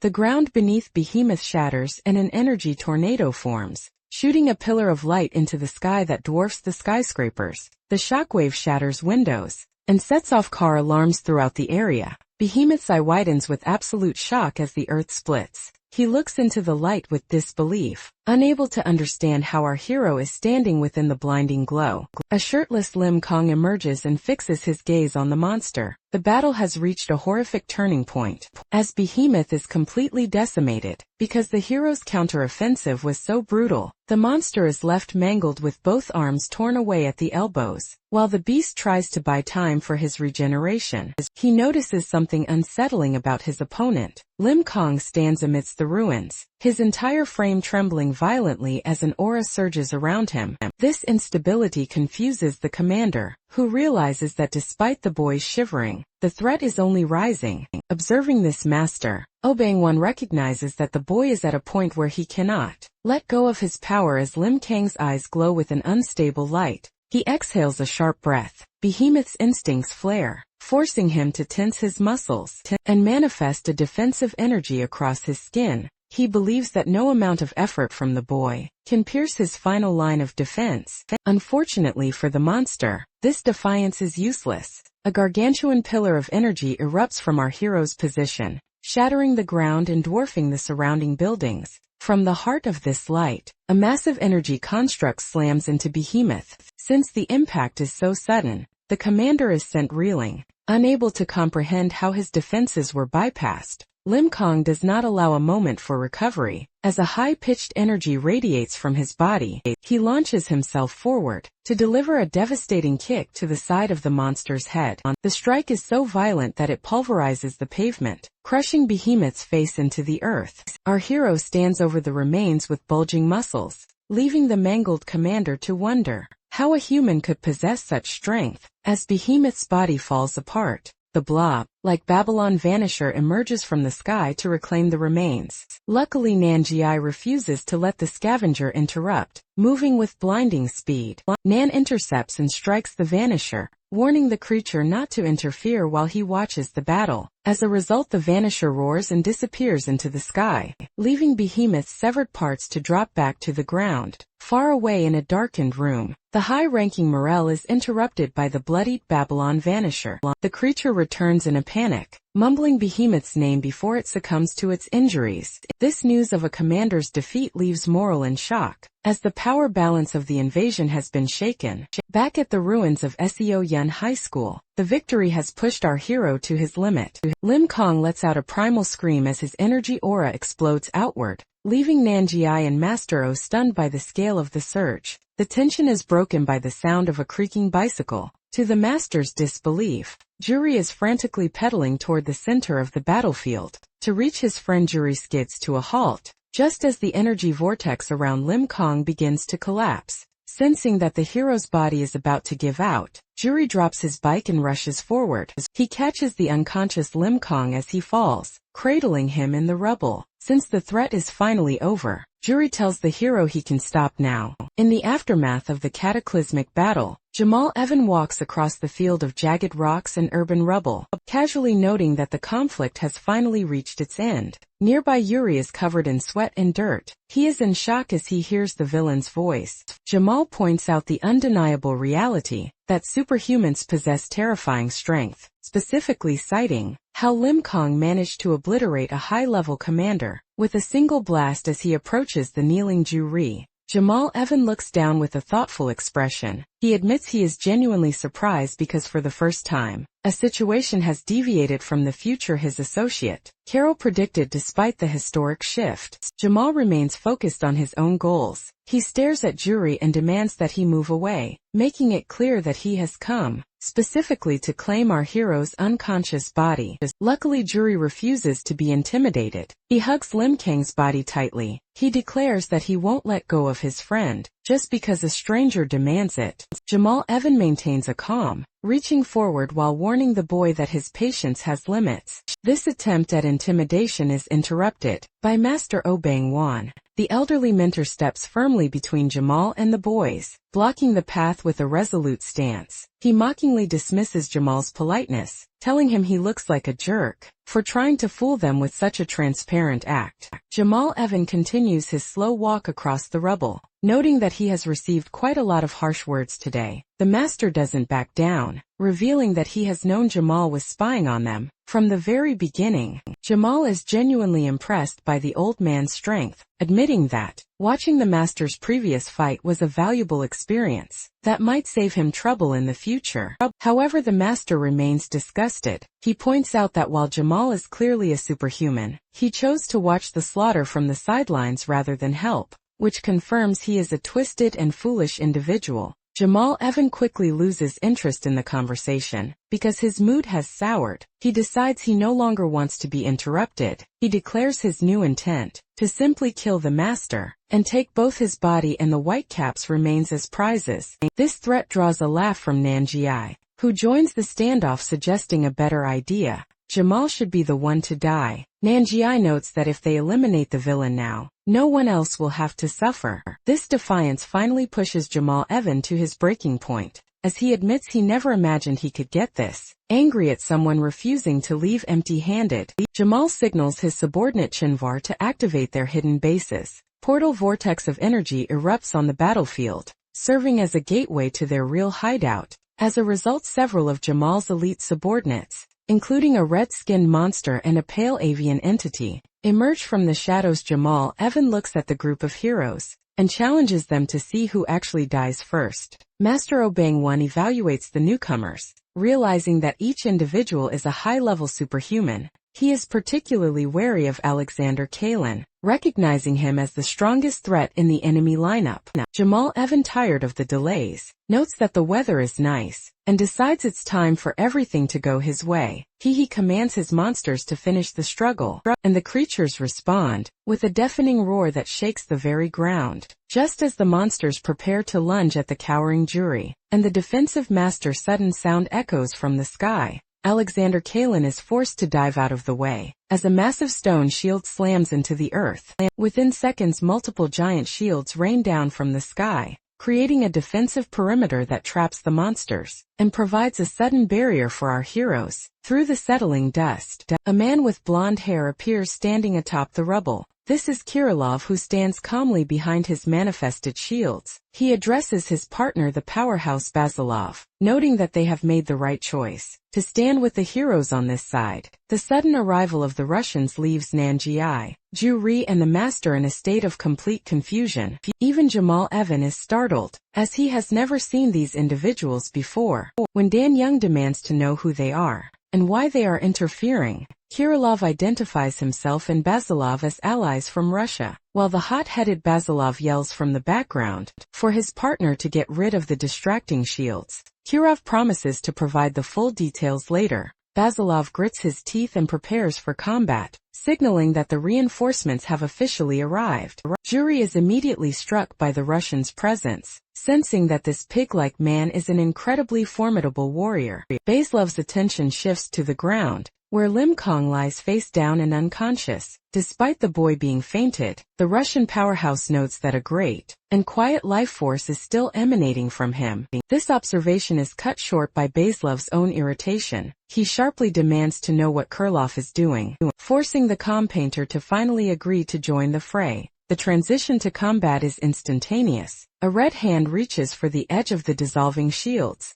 leading to a violent clash between Basilov and the giant limb that shatters the surrounding earth. As the shockwave clears, the red-skinned subordinate of Jamal Evan lunges forward. This monster intends to clean up the battlefield, swinging a gargantuan arm toward the heroes. Although dwarfed by the inhuman size, Basilov remains steadfast and refuses to take a defensive stance. This forced the red inhuman to deliver a full power punch directly to the Russian's body. The resulting explosion of force is so intense that it stuns. Nangi and Danyang marvel at the monster's incredible power. However, Basilov's foot remains firmly planted in the cracked pavement. To the monster's confusion, the man in the yellow shirt stands tall with his hands in his pockets, blood splattered but completely safe. The assault continues, as a blue shark-like inhuman lunges with its maw wide open, striking Basilov's face midair. This blow knocks the hero away, forcing him into a crouched position, as the ground shatters beneath him. Seeing this, both Kirilov and Master Obangwan panic, fearing the Russian is taking too much damage. Luckily, Basilov stands back up, his muscles bulging with high physical density. He dismisses the fuss, his expression turning fierce. As he walks through the ruins toward a familiar face, Basilov comes face to face with the scarred, red-eyed Alexander Kalin, deeply shaken. He asks how Kalin ended up in such a state. This triggers a memory of a younger heroic Kalin, who once offered a friendly handshake and a smile, insisting that it didn't matter who caught a monster. Back in the present, Basilov's sorrow turns to anger. He demands to know if this hollow shell is still the man he once knew. But Kalin responds with a robotic tone, claiming he has no reason to answer. A stranger watching from the sidelines, Jamal Evan is perplexed by Basilov's behavior. He realizes the Russian is an incredible superhuman, who is taking valid hits without any benefit or defense, because the translucent shields dissolved into light when removed. Jamal concludes they were mental embodiments rather than real objects. This lack of understanding regarding the Russians' abilities leaves the villain with a feeling that it is impossible to compete at their level. The standoff ends when Alexander Kalin raises his hand. Swirling with electrical energy, a gargantuan pillar of light erupts from his position, shooting into the sky and towering over the city's skyscrapers. Since the explosion is so violent, the force blows Danyang back and washes over the entire urban area. As the light fades, Basilov stands in the center of a deep crater. Although his suit is tattered and his body is steaming, Russian stays focused on his former friend. With a resolute eye, Jamal Evan's subordinates stare in total shock. As the battlefield shifts, in the center of the ruins, Alexander Kalin remains silent, his face heavily bruised and bloodied. A strange sound escapes him before Maxim Basilov slams his foot into the asphalt. With earth-shattering force, Basilov towers over the trembling Kalin, his expression a mix of fury and recognition. He vows to beat the memory back into his former friend, calling him an idiot for forgetting their bond. As Basilov's body begins to radiate a steaming aura, his physical form undergoes a massive transformation. Kalin lunges forward, but the Russian hero delivers a punch so powerful, it sends the warrior smashing into a building. In an explosion of blood and rubble, watching from the settling dust, Jamal Evans is stunned. He notes that Basilov's energy is now flawless and extreme, transforming him into a completely different fighter than before. Chaos spreads as Jamal's red-skinned subordinate tries to ambush Basilov, but Nanji intercepts the monster with a punch. Nanji mockingly claims he'll get jealous if everyone else gets to fight, only to be targeted by a blue-skinned creature from behind. Luckily, Master Obangwan intervenes, delivering a strike so violent, it tears a hole through the monster's chest. Amidst the rising smoke and urban ruin, Master Obangwan stands with a somber expression. Although he believes the younger heroes could solve the crisis themselves, he resolves to join the fray without getting in their way. Nanji laughs at the old man's humility, noting that despite his humble words, the master is a legend to stand side by side. Dwarfed by the destruction, as they coordinate their next move, Nanji chooses to take on the powerful Red Inhuman, thanking the master for his consideration. Before both warriors launch themselves into the air, creating a shockwave nearby. In a quiet alleyway, Danyang guides Juri and the unconscious Lim Kong to safety. Juri is suspicious of the woman in the pink cloak, questioning why a superhuman isn't on the front lines. Danyang hesitates, revealing a sorrowful gaze. She admits her abilities are too dangerous to use right now. While she can move through time and space, her essential power is something even she hasn't fully identified. She warns Yuri that if she revealed the true nature of her gift, you would likely hate her. The ground begins to rumble as bolts of blue lightning strike the city's skyscrapers, obliterating everything they touch. In the heart of the storm, Basilov and Kalen clash in midair, a violent collision of energy. Basilov lands a clean strike on Kalen's head, sending him hurtling through stone walls and into a deep crater. As Basilov towers over his broken friend, he is pulled back into a memory of a snowy wasteland. He remembers Kalen bickering about arm wrestling, and joking that Basilov needed to lose weight. The flashback turns bitter, as the memory shows Basilov pinning Kalen to the ground, desperately, trying to convince him that the monsters they were hunting weren't human anymore. He had screamed that the creatures were already dead, while Kalen could only look on with hollow sorrow. Back in the present, Alexander Kalen crouches, blood dripping from his chin. Maxim Basilov looks down at him with a pained, desperate expression. He pleads for his friend to say just one thing, to say that he remembers him, but Kalen remains hauntingly silent. Basilov once told Kirillov that before they met, he only knew one other superhuman, a man named Alexander Kalen, and while Kirillov was simply curious about Basilov's past, the conversation revealed just how dangerous Kalen truly was.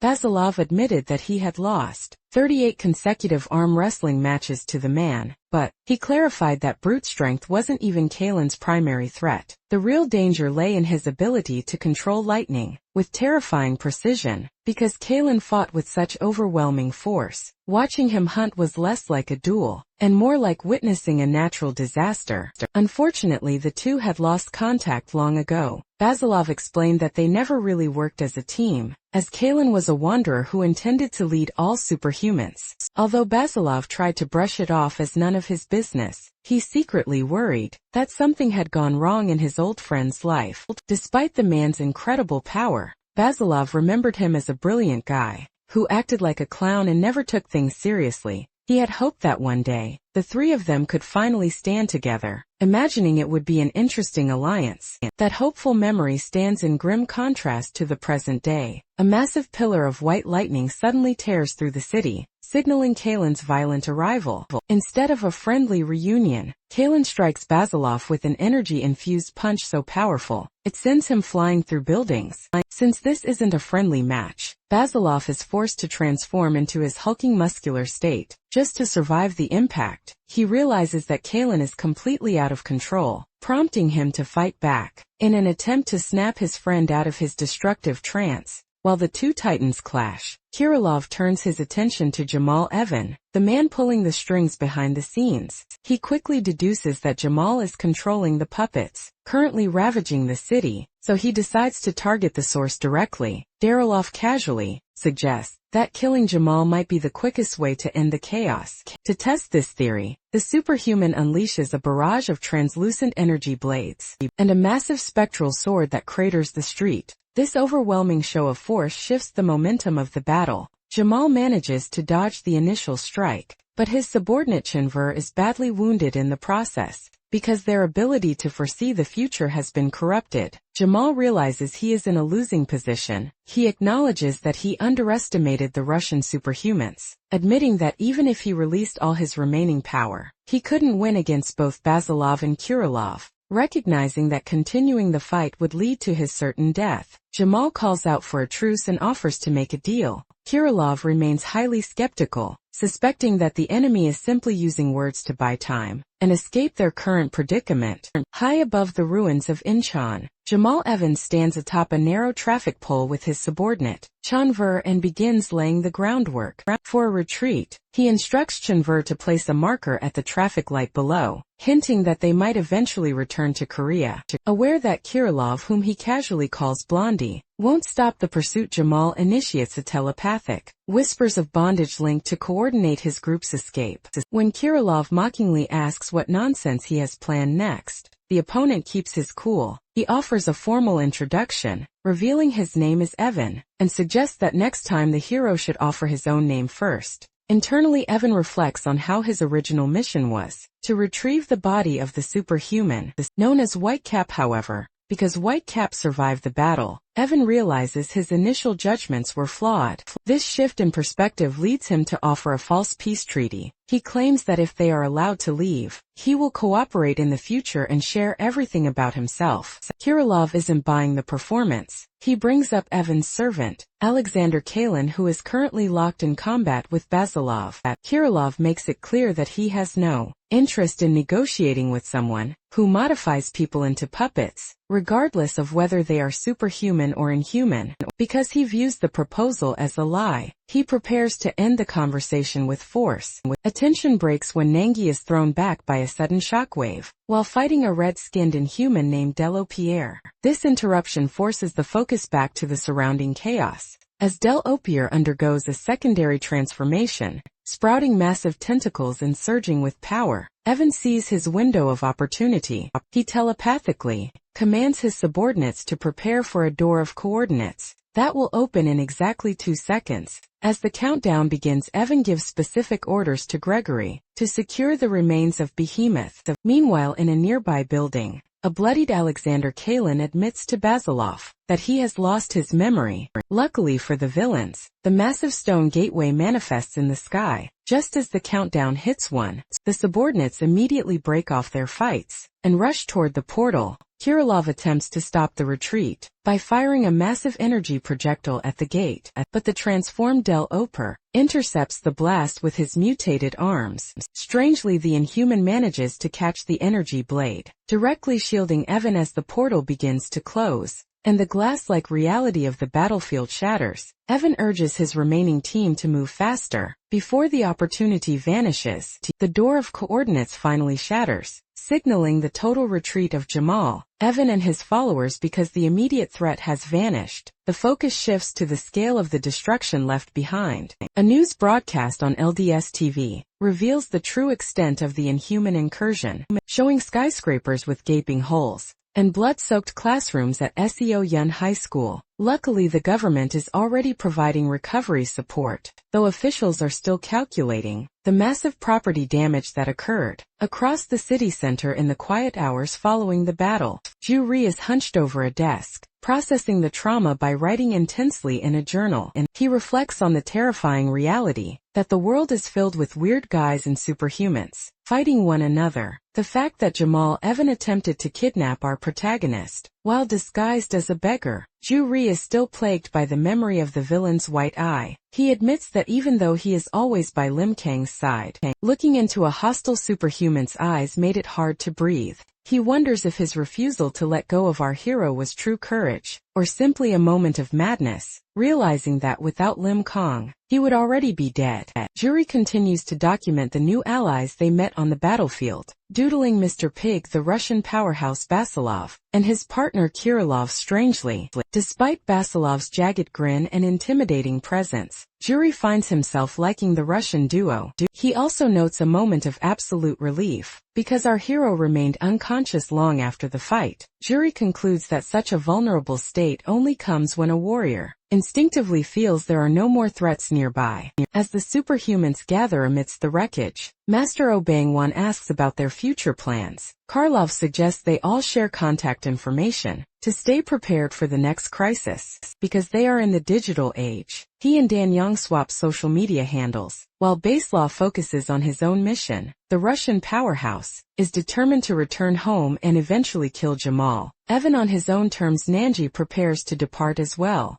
He warns the group that this defeat will only make the Inhumans move more carefully and decisively in the future. Once Danyang vanishes into a swirl of energy to follow him, Arilov offers a final insight to the Master. He believes that protecting the Whitecap is the primary key to annihilating the Inhuman race, as the monster seems specifically targeted on our boy. After a brief argument about whether to eat or buy new clothes first, the Russian pair finally heads out. While the city attempts to return to normal, the public perception of the Whitecap begins to shift. News anchors report that, while many are concerned about Lim Kang's disappearance, some analysts are calling for him to be charged with the crime, due to the destruction caused during his fight. Since his identity is now public knowledge, his quiet life has been completely upended. Julie eventually returns to their shared apartment, only to find the sewing machine still and the bed empty. Our hero is gone, leaving his friend to wonder where he could have possibly vanished to.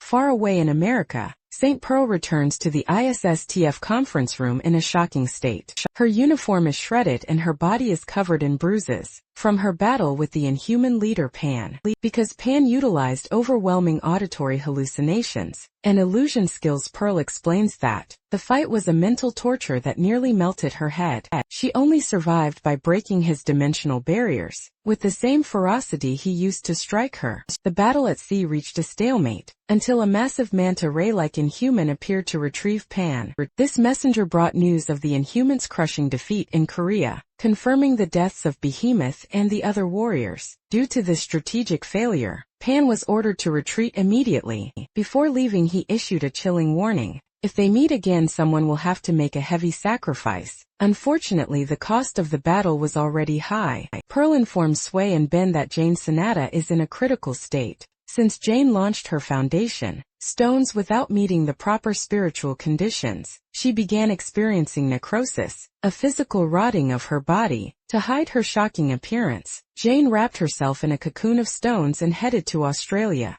She believes only a superhuman named Daphne Bayleaf can cure the spiritual penalty she incurred to save Pearl. Luckily, there is a glimmer of hope. Then reveals that the hero Withrow has finally regained his memory. This breakthrough was made possible by the tireless work of the researcher. Juhee and James' narrative returns to Korea, where a signpost points the way toward Mount Yangpa. Lim Kang, dressed in a red hoodie, walks through the forest. He spots a flute mushroom, a legendary item his academy friends once told him would bring good luck because the mushroom is rare and excellent for stew. He picks it up, recalling the cheers of his family at the academy. Back at the Submu Academy, Yuri is struggling with the physical labor of carrying stones and logs. Although he complains about the workload, the other members continue to tease him, telling him to change his slippers before he gets hurt. The bickering stops the moment our boy walks into the courtyard. The academy members wave excitedly, welcoming their strongest team member back home. Master Obangwan, looking muscular and fit, greets our protagonist with a smile and a jab about his ridiculous face. He wastes no time putting the hero back to work, pointing toward the forest and telling him to go dig up a tree. Because Lim Kang is the strongest, he is expected to contribute the most to the rebuilding effort. The master looks at him with deep affection, noting that family means always feeling empty without one another. He is simply glad that our boy has finally come back safely to the place where he belongs. Drewy shouts from the sidelines, thrilled to have his best friend back. He jokes about their similar eating habits, and watches in awe as Kang effortlessly pulls up an entire tree and breaks stones in half. Despite the global chaos and the threat still looming, the group finds a moment of peace in their shared labor. 10 days have passed since the massive invasion, and the city of Incheon remains a landscape of scaffolding and heavy machinery. The fact that the battle at Seoyun High School served as the epicenter of the crisis. The surrounding recovery efforts are staggering. Over 300 local stores remain shuttered, and 5 nearby schools have been forced to close their doors indefinitely to manage the chaos. The military and the specialized ISTF units have maintained a constant presence, providing essential public support as the region struggles to regain its footing. Nearby at a local playground, the social hierarchy of the students has been replaced by a somber reality. Choi Tae-hyuk sits alone, his eyes fixed on a news broadcast, until he is interrupted by his fellow gang members, including the mint-haired Nam Gang-moo. Although the group tries to maintain their usual bravado, the atmosphere is heavy. This forced a grim update from a gang member with orange hair, who reveals a conversation he overheard between teacher Park and a soldier. He delivers the crushing news that their leader, Park Gundo, is currently on the verge of death. The scene shifts to a dark alleyway, where teacher Park confronts an ISSTF official known as B. Because the hospital's conventional methods have reached their limit, the official reveals top-secret information regarding the Meyer Medical Research Department. He explains that Gundu has been moved to this high-tech facility to undergo a radical modification process involving special DNA treatment and military-grade surgery.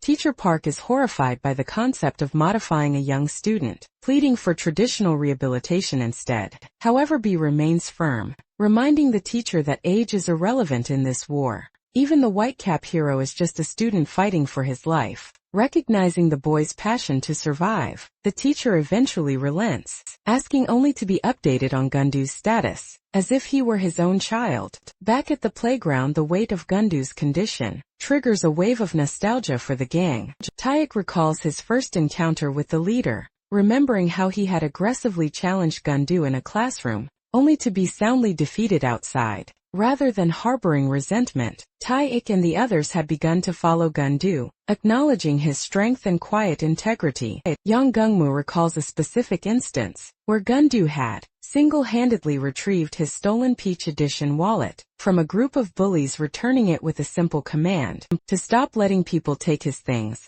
This history of protection makes Gundu's current state even more painful for the group to accept, while the students mourn the global narrative is being shaped. In a news studio, the director general and news analyst review footage of the recent battle, officially labeling the combatants as new superhumans. Because their identities and nationalities remain a mystery, the public is left with rumors and theories. The analysts highlight the white-cap hero as a godlike figure, but they also draw attention to a hostile entity, wearing a beggar's hat, identified as the villain. Jamal Evan. The government concludes that, while some superhumans fight for humanity, others like the Black Hat or Evan likely harbor hostile plans for the future. Amidst these global tensions, the focus returns to the quiet of the Submu Academy. At night, the students gather around a campfire, sharing exaggerated warrior tales. To lighten the mood, Lim Kong finds himself laughing at his friend's ridiculous story about Choke holding a shark, momentarily enjoying the normality of the group.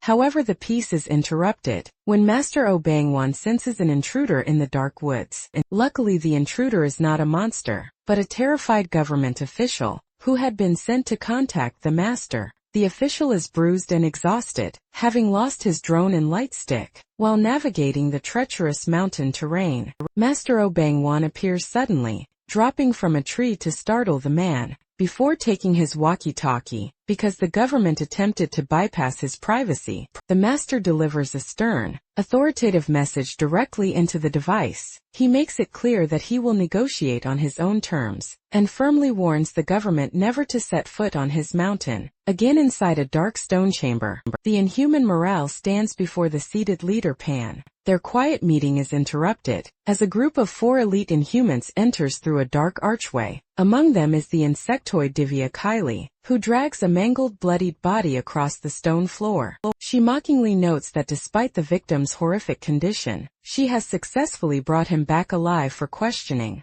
The new arrivals, the egg-shaped Apollo Akabanga, the winged Morseman, the horned beast, Babirusa and Kylie form a grim line before their leaders. Kylie drops the broken body, which can only gasp and twitch in a pool of blood, to force the victim to speak. Kylie violently stomps on the remains, applying crushing pressure while demanding answers. The victim, a warrior named Megpon, begins to wheeze out a cryptic prophecy. He speaks of a dark future covered in pitch black, and a mysterious figure named Jackie-Yak. Megpon claims that only those welcomed by the blue moonlight will remain, and identifies himself as a warrior who received mercy from this. Jackie-Yak Pan, finding the victims rambling nonsensical and irritating, stands up and grabs Megpon by the head, because he is unimpressed by the cryptic warnings. Pan lifts the mangled body aloft, and crushes the warrior's skull with his bare hands, killing him instantly. This execution sparks a brief argument. Kylie is frustrated that Pan killed the prisoner she worked to capture,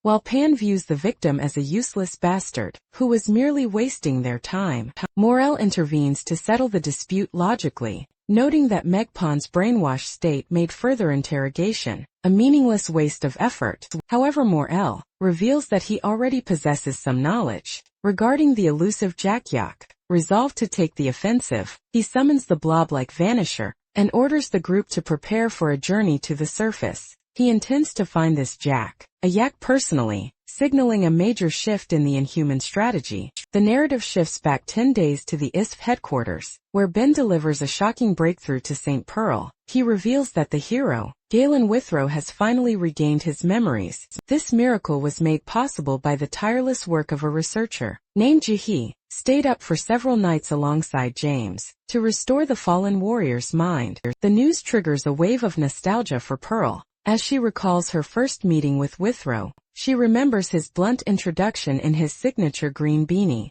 and the bond they formed while training in the city and relaxing on the beach. Those peaceful moments stand in stark contrast to the tragedy of his death, a memory that still haunts her. Back in the present, Pearl is so overwhelmed by these reflections that she accidentally smashes her head into the roof of a Mercedes while waking from a nap, damaging the car. Ben, who is driving, jokingly tells her not to worry, since the vehicle actually belongs to James. As the group arrives at the lab, Pearl experiences a complex mix of emotions. While she is saddened that Withrow's resurrection was a forced rebirth, tied to the villain Jamal Evan, she cannot hide her pure joy at having her partner back. As James and the others shout in excitement to welcome her, Pearl realizes the human heart is often cunning and weak, but the relief of Withrow's return is a reality she is finally ready to embrace. A sharp close-up of Galen Withrow's face reveals his distinctive neck scar as he sits up on a table. After a brief flashback of a snowy walk with St. Pearl, he stands fully extending a hand in greeting. He calmly acknowledges her presence, noting that it has been a long time.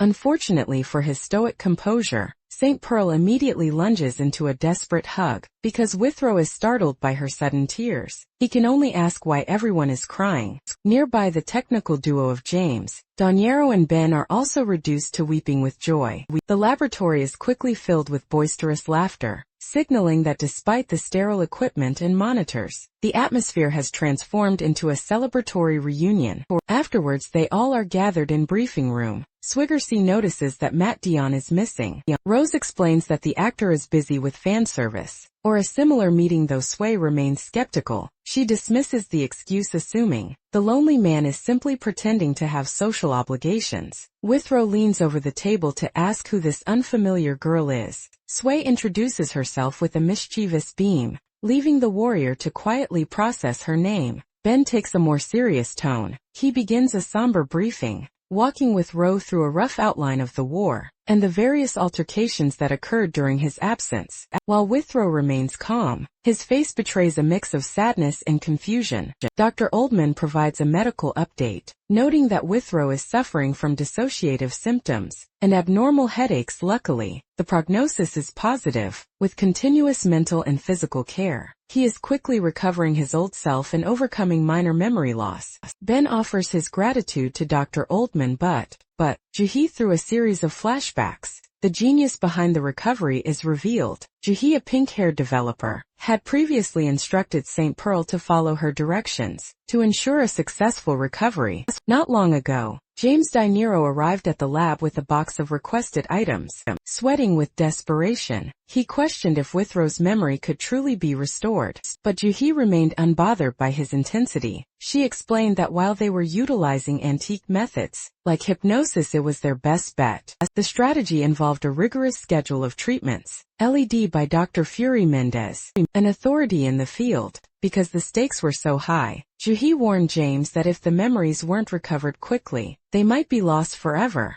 That is why they planned a high-impact intervention for the 11th hypnosis treatment, at 9 p.m. During that session, Withrow lay peaceful with his eyes closed, describing a hazy memory of Harlem. He recalled being surrounded by laughing children in a messy but cozy place. Following Dr. Mendez's signal, James began to cry out for his friend. This voice triggered a reaction in Withrow, who visualized an unlucky guy with glasses, who was always bothering him. Although Withrow initially felt like his head would split open from the pressure, the hypnosis session ended, with Withrow waking up to see James's tear-streaked face. Unfortunately, Withrow initially claimed he didn't remember anything. James, refusing to give up, pulled a blue spandex suit with a yellow L symbol from his box. He explained that this was the suit the hero always wore to protect the Earth, begging him to take it. This physical trigger caused a violent memory flash. Withrow recalled shouting that he would never wear such a suit.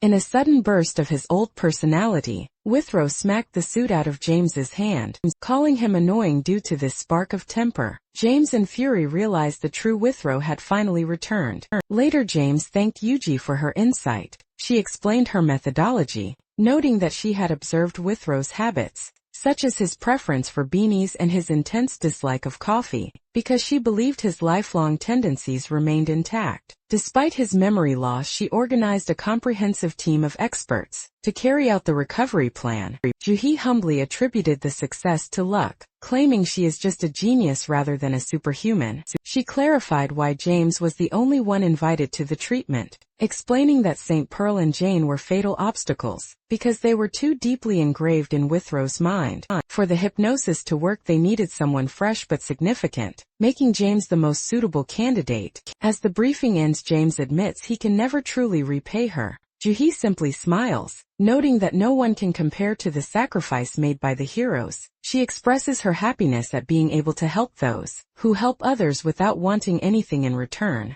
Back and present inside the meeting room, James Dino finishes recounting the miraculous story of Galen Withrow's memory recovery. With this heavy weight of the ordeal, a heavy silence falls over the group, while the young Sway thinks about the researcher Juhi. With quiet admiration, Ben acknowledges the immense strain James has endured throughout this process, but St. Pearl's focus shifts to the woman responsible for their success. She asks where the researcher is now, prompting Dr. Oldman to explain that Juhi has already begun her journey back to Korea. Dr. Oldman recalls seeing his former apprentice off at the elevators. Since they owe her so much for Withrow's recovery, he tried to offer his sincere thanks, but Juhi playfully dismissed the praise. She admitted that, while she is technically the team leader at the U.S. headquarters, she finds the environment there rotten. That's why she requested a semi-permanent dispatch back to her home country. Although she claims she simply wanted to return home, Dr. Oldman remains skeptical. He knows her well enough to suspect she has hidden reasons that she isn't sharing.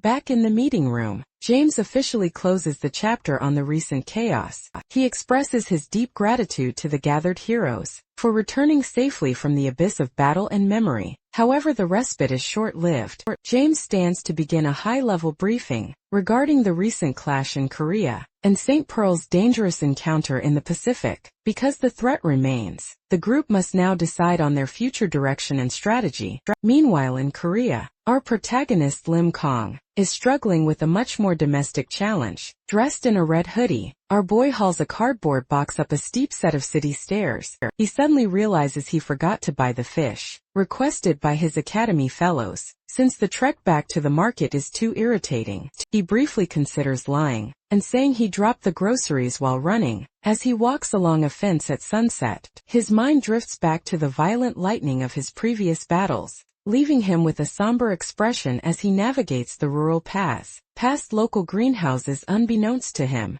his classmates have been trailing him. Because Chong Riel loses sight of him for a moment, the group begins to bicker in the middle of the road. Their argument is cut short when they look up to find our hero sitting casually on the roof of a bus stop. Our protagonist jumps down to face them, curious as to how they found his mountain hideout. Dae-bang guiltily confesses that he broke his promise of secrecy, because the others wouldn't stop pestering him. The atmosphere becomes awkward and tense, Moo-hee looking at our hero with watery eyes, asks why he hasn't returned to school in the 4 days since it reopened. She tells him that it feels like he has disappeared forever, and pleads for him to come back, insisting that the students want to keep seeing him. When our guy remains silent and attempts to walk away, Moo-hee becomes emotional. She shouts after him, questioning if he is running away because of the Inhumans, and declaring that the students are willing to fight alongside him as fellow humans. Luckily, our hero stops to offer a final practical warning. He explains that the mountain is dangerous, filled with wild animals and confusing trails, and asks them not to follow him any further. As he disappears into the twilight, the classmates are left dejected. Chung-ryul realizes that our boy is likely the most upset of them all. He hopes that their effort to reach out was enough to relieve his mind. Later that night, Master Oh Bang-won finds our protagonist sitting by a moonlit river. The master notes that the boy's friends are good people for following him so far, and he asks directly if Lim Kong wants to go back to school. Sensing the hero's conflict, the master delivers a grave lecture. He explains that unless the Inhumans are completely destroyed, no place on Earth is truly safe. That's why the master argues that hiding is wrong. Even if our hero thinks he brings danger, the people he cares about are already surrounded by it. He urges our boy to show up proudly and take responsibility for the hope and trust others place in him, reminding him that he has the right to live freely.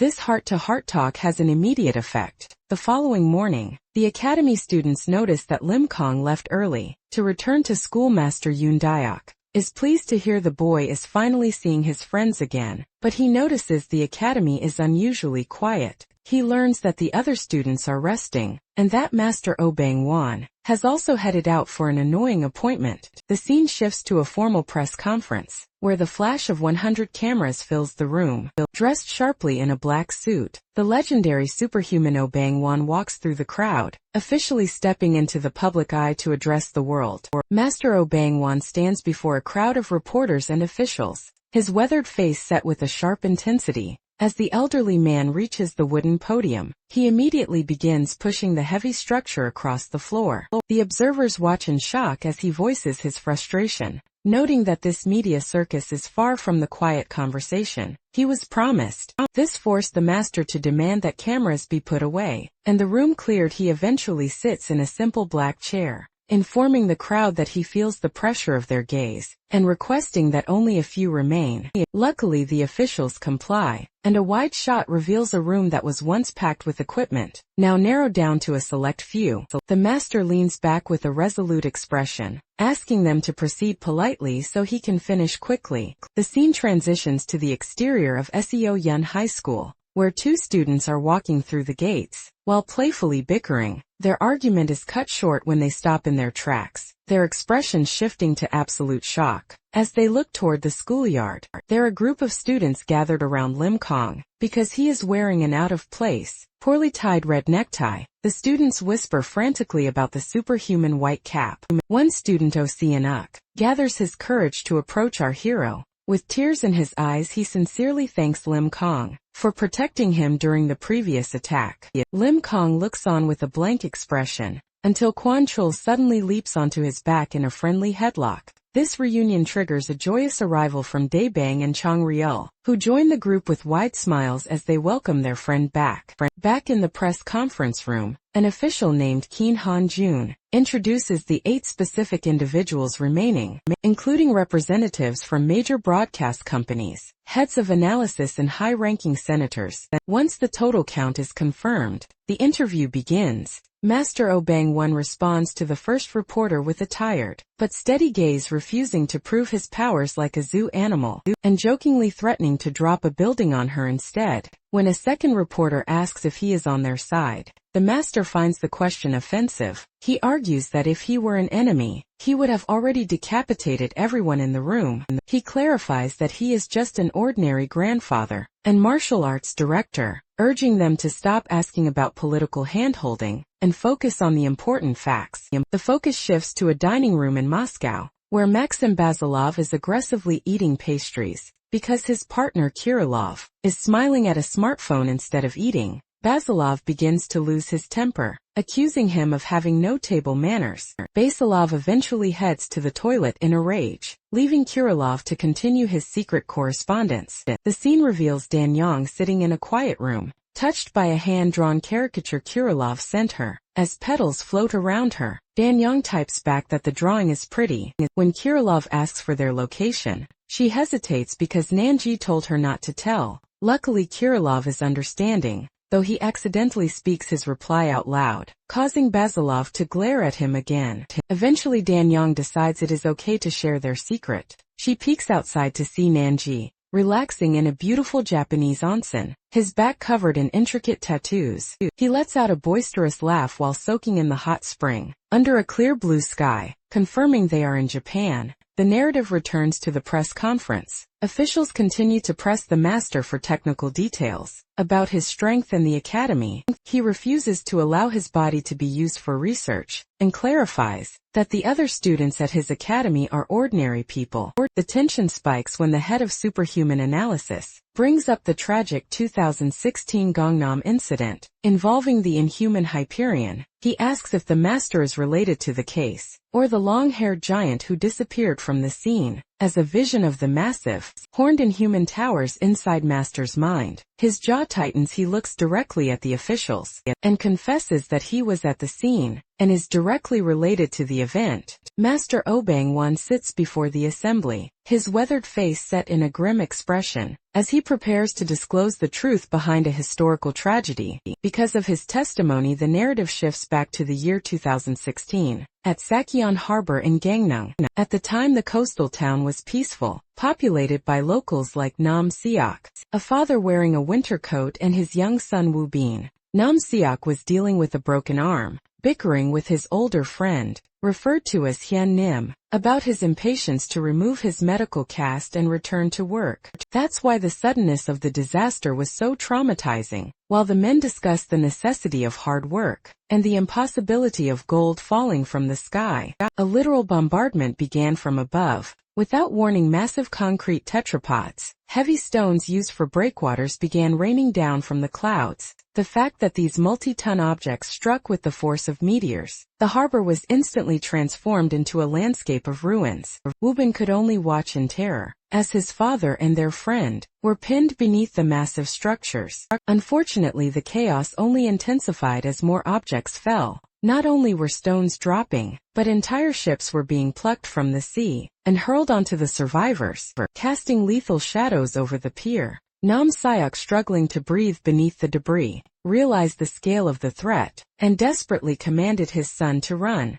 In the ensuing carnage, umbrellas, chairs and ships were obliterated, and the Hyun Nim sacrificed his own safety to push Woo Bin away from the impact zones. Back in the present, the head of Superhuman Analysis confirms these established facts. He explains that the surprise bombing was a total disaster that started at the pier and claimed countless lives in an instant. Since the falling objects created a thick, suffocating layer of dust, the victims were left blinded and unable to identify their attacker. This forced them into a state of pure panic, as massive beams of light and ear-piercing shrieks further decimated the harbor. The analyst questions if Master O. Bangwon was truly there, prompting the old hero to recall his own intervention. During the flashback, a younger O Bangwon heard the news while at his dojo, and rushed straight into the heart of the crisis. Meanwhile, young Woo Bin was wandering alone through the blinding dust, cradling the bloodied head of his uncle. Following the dying man's final instructions to keep running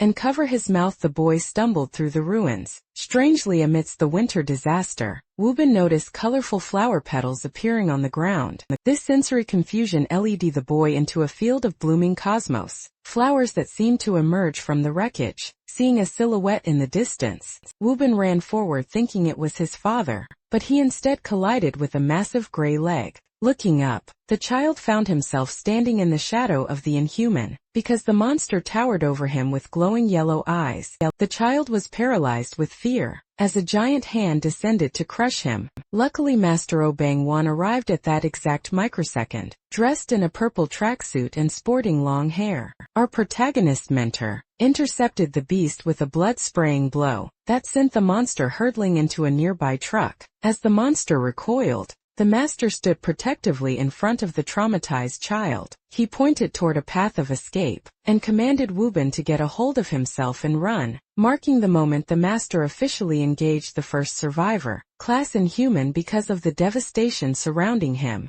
The master is immediately on edge, his black combat boot planting firmly into the shattered pavement. He finds himself face to face with the Inhuman named Iscarion, a creature with cold yellow eyes and sharp horns. Recognizing the beast as the source of the chaos, the bloodied master growls a confrontation, demanding to know if this is the one who made such a mess. Back in the present-day press conference, the officials and reporters are frozen in a montage of pure shock. That's why the head of Superhuman Analysis begins to tremble. He realizes that the elderly man sitting before them is the legendary, long-haired giant who fought during the Hyperion crisis.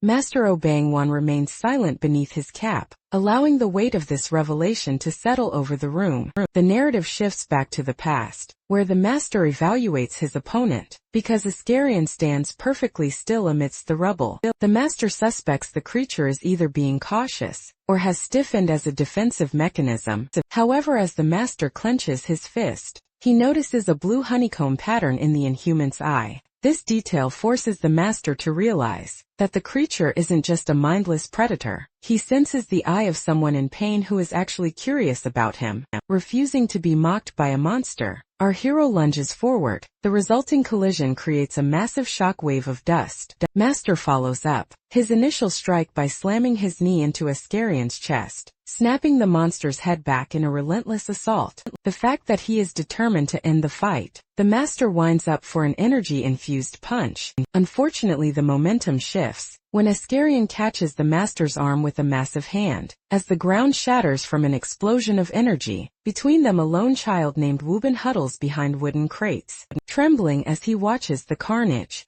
Iscarion pins the master down, attempting to crush his head against the ground, while coldly telling the hero to give up. This insult triggers a final surge of defiance. The master kicks the Inhuman's jaw to release himself, and prepares for a final cataclysmic strike. Back in the present, the master removes his white cap to reveal his long flowing white hair. Officially confirming his identity, he sets his red-framed glasses aside, and clarifies a point of confusion. While his hair is long, he is not a giant master. Obang-wan begins to narrate the distorted truth of the Gangyang massacre. He explains that while he did have a bloody battle with the monster, the accumulated injuries between them were vastly different, because there was an overwhelming power gap he couldn't bridge. The master was at a crossroads where death seemed inevitable. He decided to pour all his power into one compressed shot. As a last resort, however, he warns the officials that the information reported about the incident was incorrect from the very beginning. The master reveals a startling observation from that day.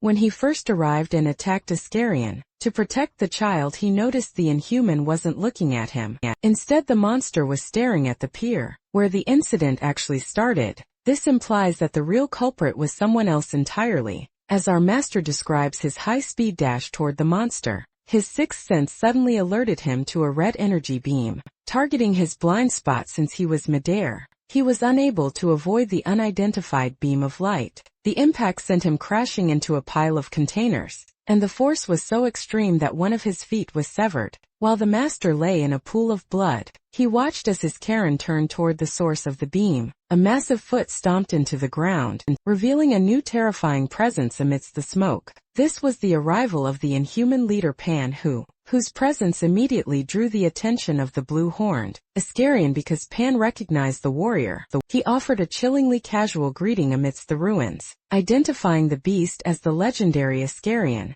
Luckily for our protagonist mentor, Iscarion's intentions were far more complex than simple predation. As the blue-skinned monster stood over the bloodied master, He didn't deliver a killing blow. Instead, Iskarion lunged forward to grip the back of the master's head, forcing the elderly man to look him directly in the eye. In a shocking display of communication, the Inhuman issued a stern warning, commanding the master to stay away and focus on planning for the future. That's why the warrior suddenly hurled the master away, like a projectile, by launching him high into the city skyline. Toward the safety of the mountains, Iskarion effectively saved a human life. Back in the present-day conference, the master sits in his chair, visibly distressed by the weight of this memory. He admits that he lost consciousness the moment he looked into those eyes, but his story leaves the officials in a state of pure horror. Since the academic definition of an inhuman is a natural disaster, the idea of one saving a human feels like a logic-defying mystery. The master concludes that, while Iskarion showed hesitation and curiosity, rather than hostility, the creature was likely confused by his own nature.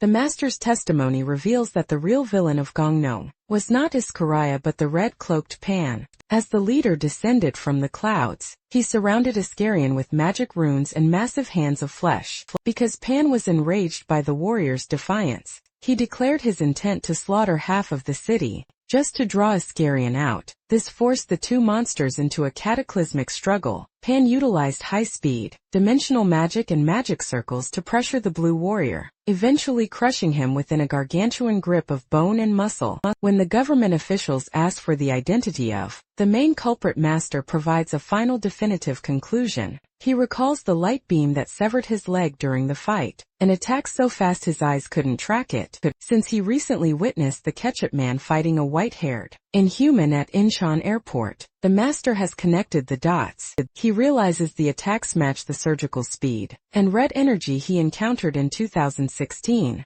As a result, he officially identifies Pan as the primary butcher of the Gangneung massacre, and reveals that Iskarion was actually the one who attempted to stop the slaughter. The flashback of the Gangneung massacre continues, as the two muscular giants, Pan and Iskarion, clash with immense force. The fact that their power is so extreme, a massive explosion craters the ground, sending concrete shards and rings of white energy into the sky. Pan, with his white hair flowing and tattered red cloak, is sent skidding across the wreckage. He is visibly bloodied and panting, forced to acknowledge that his opponent is operating on an entirely different level. As he watches a severed blue limb of Iskarion lie on the pavement, Pan is struck by a sense of unease, leading him to recall a specific warning from the Morel. In this memory, Morel lectures Pan in a dark red-lit hall. Because the timing of their invasion is so delicate, Morel warns Pan that he must avoid any contact with Iskarion. The leader explains that Iskarion represents a flame that never goes out, an embodiment of everlasting strength that negates the usual limits of power gaps. Morel uses the logic of the natural world to explain this, comparing the difference in strength to that between an elephant and an ant. He notes that while most beings have a limit, Iskarion will burn endlessly unless his very existence is erased. This forced Morel to label Pan as the only subordinate, difficult to handle because of his impulsiveness. Back in the reality of the 2016 massacre,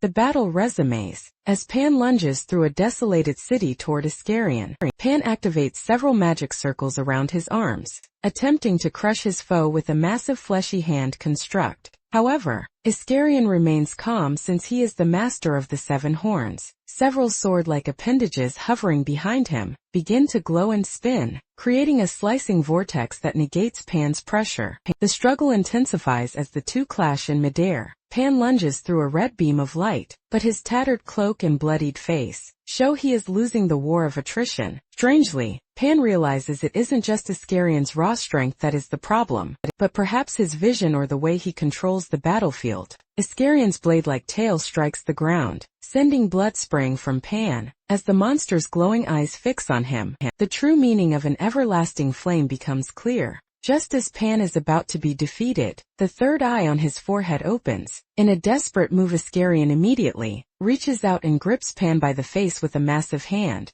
promising to rip his body apart for his arrogance. Luckily for Pan, the blob-like vanisher screams from the sky, arriving just in time for a rescue. A second red-headed Inhuman streaks down at the speed of light, snatching Pan from Iskarion's grip. Although Iskarion manages to grab and sever part of the rescuer's leg, the group successfully retreats into the Vanisher's mouth. Inside the creature, Moral's eyes are visible, as he commands his subordinates not to look into Iskarion's eyes. Before they disappear, Morel offers a chilling farewell to the Blue Warrior, acknowledging that it has been a while. He warns Iskarion that because they have reached this stage, there will soon be no more options left for him. Back in the present-day press conference, Master Obangwan sits with his hands folded, officially concluding his account of the Gongnong incident. He clarifies that he has no idea where the Inhuman, known as Hyperion, is, and requests that the officials stop viewing him as a rival, or a source of infinite information, because he has said everything he knows. The Master prepares to leave, though he offers to stay for another 30 minutes, if there are any final questions. The atmosphere in the room remains heavy with the weight of the past. The head of Superhuman Analysis, however, is not quite finished. He presents a document to the Master, asking if he recognizes a specific individual mentioned in the files. In the dense urban sprawl of Hong Kong, the rogue superhuman Jamal Evan attempts to catch a brief nap. Unfortunately, his rest is short-lived, because he overstayed his promised 30-minute break. His young companion Carol begins pestering him and shouting insults. This forced the irritated Evan to hide under his white bucket hat, but Carol refuses to stop until he finally wakes up. That's why Evan eventually gives up on his nap. He attempts to distract Carol by suggesting she go talk to their associate Tina, but the girl continues her verbal assault. This forced the pair to head out into the city, walking through a quiet alleyway of shuttered storefronts. Evan notes how empty the neighborhood feels, while Carol continues to grumble about a promised ice cream that Evan claims he cannot afford because he has no money. Evan eventually leads Carol to a room where Tina, a blonde woman, is relaxing. Since he has a heavy workload, he asks Tina to play with the girl to keep her occupied. Carol is far from happy, insulting both Tina and Evan, but she eventually settles into a game, while Evan retreats to a kitchen table to focus on his laptop. While Carol and Tina bicker in the background, Evan uses his unique chain ability to establish a mental connection with his subordinates, Kaylin and Chunver. He asks if they sense anything suspicious in the city, but both report that there are no traces of energy or unusual movements. Because of this, Evan instructs them to remain in their positions, though he remains uneasy. Strangely, the business deal Evan traveled to Hong Kong for is already facing complications, since the buyers are 2 hours late. Evan begins digging through a secure dark web portal under the username Teufel. He is in Hong Kong for the last trade, a deal involving a substance called golden water.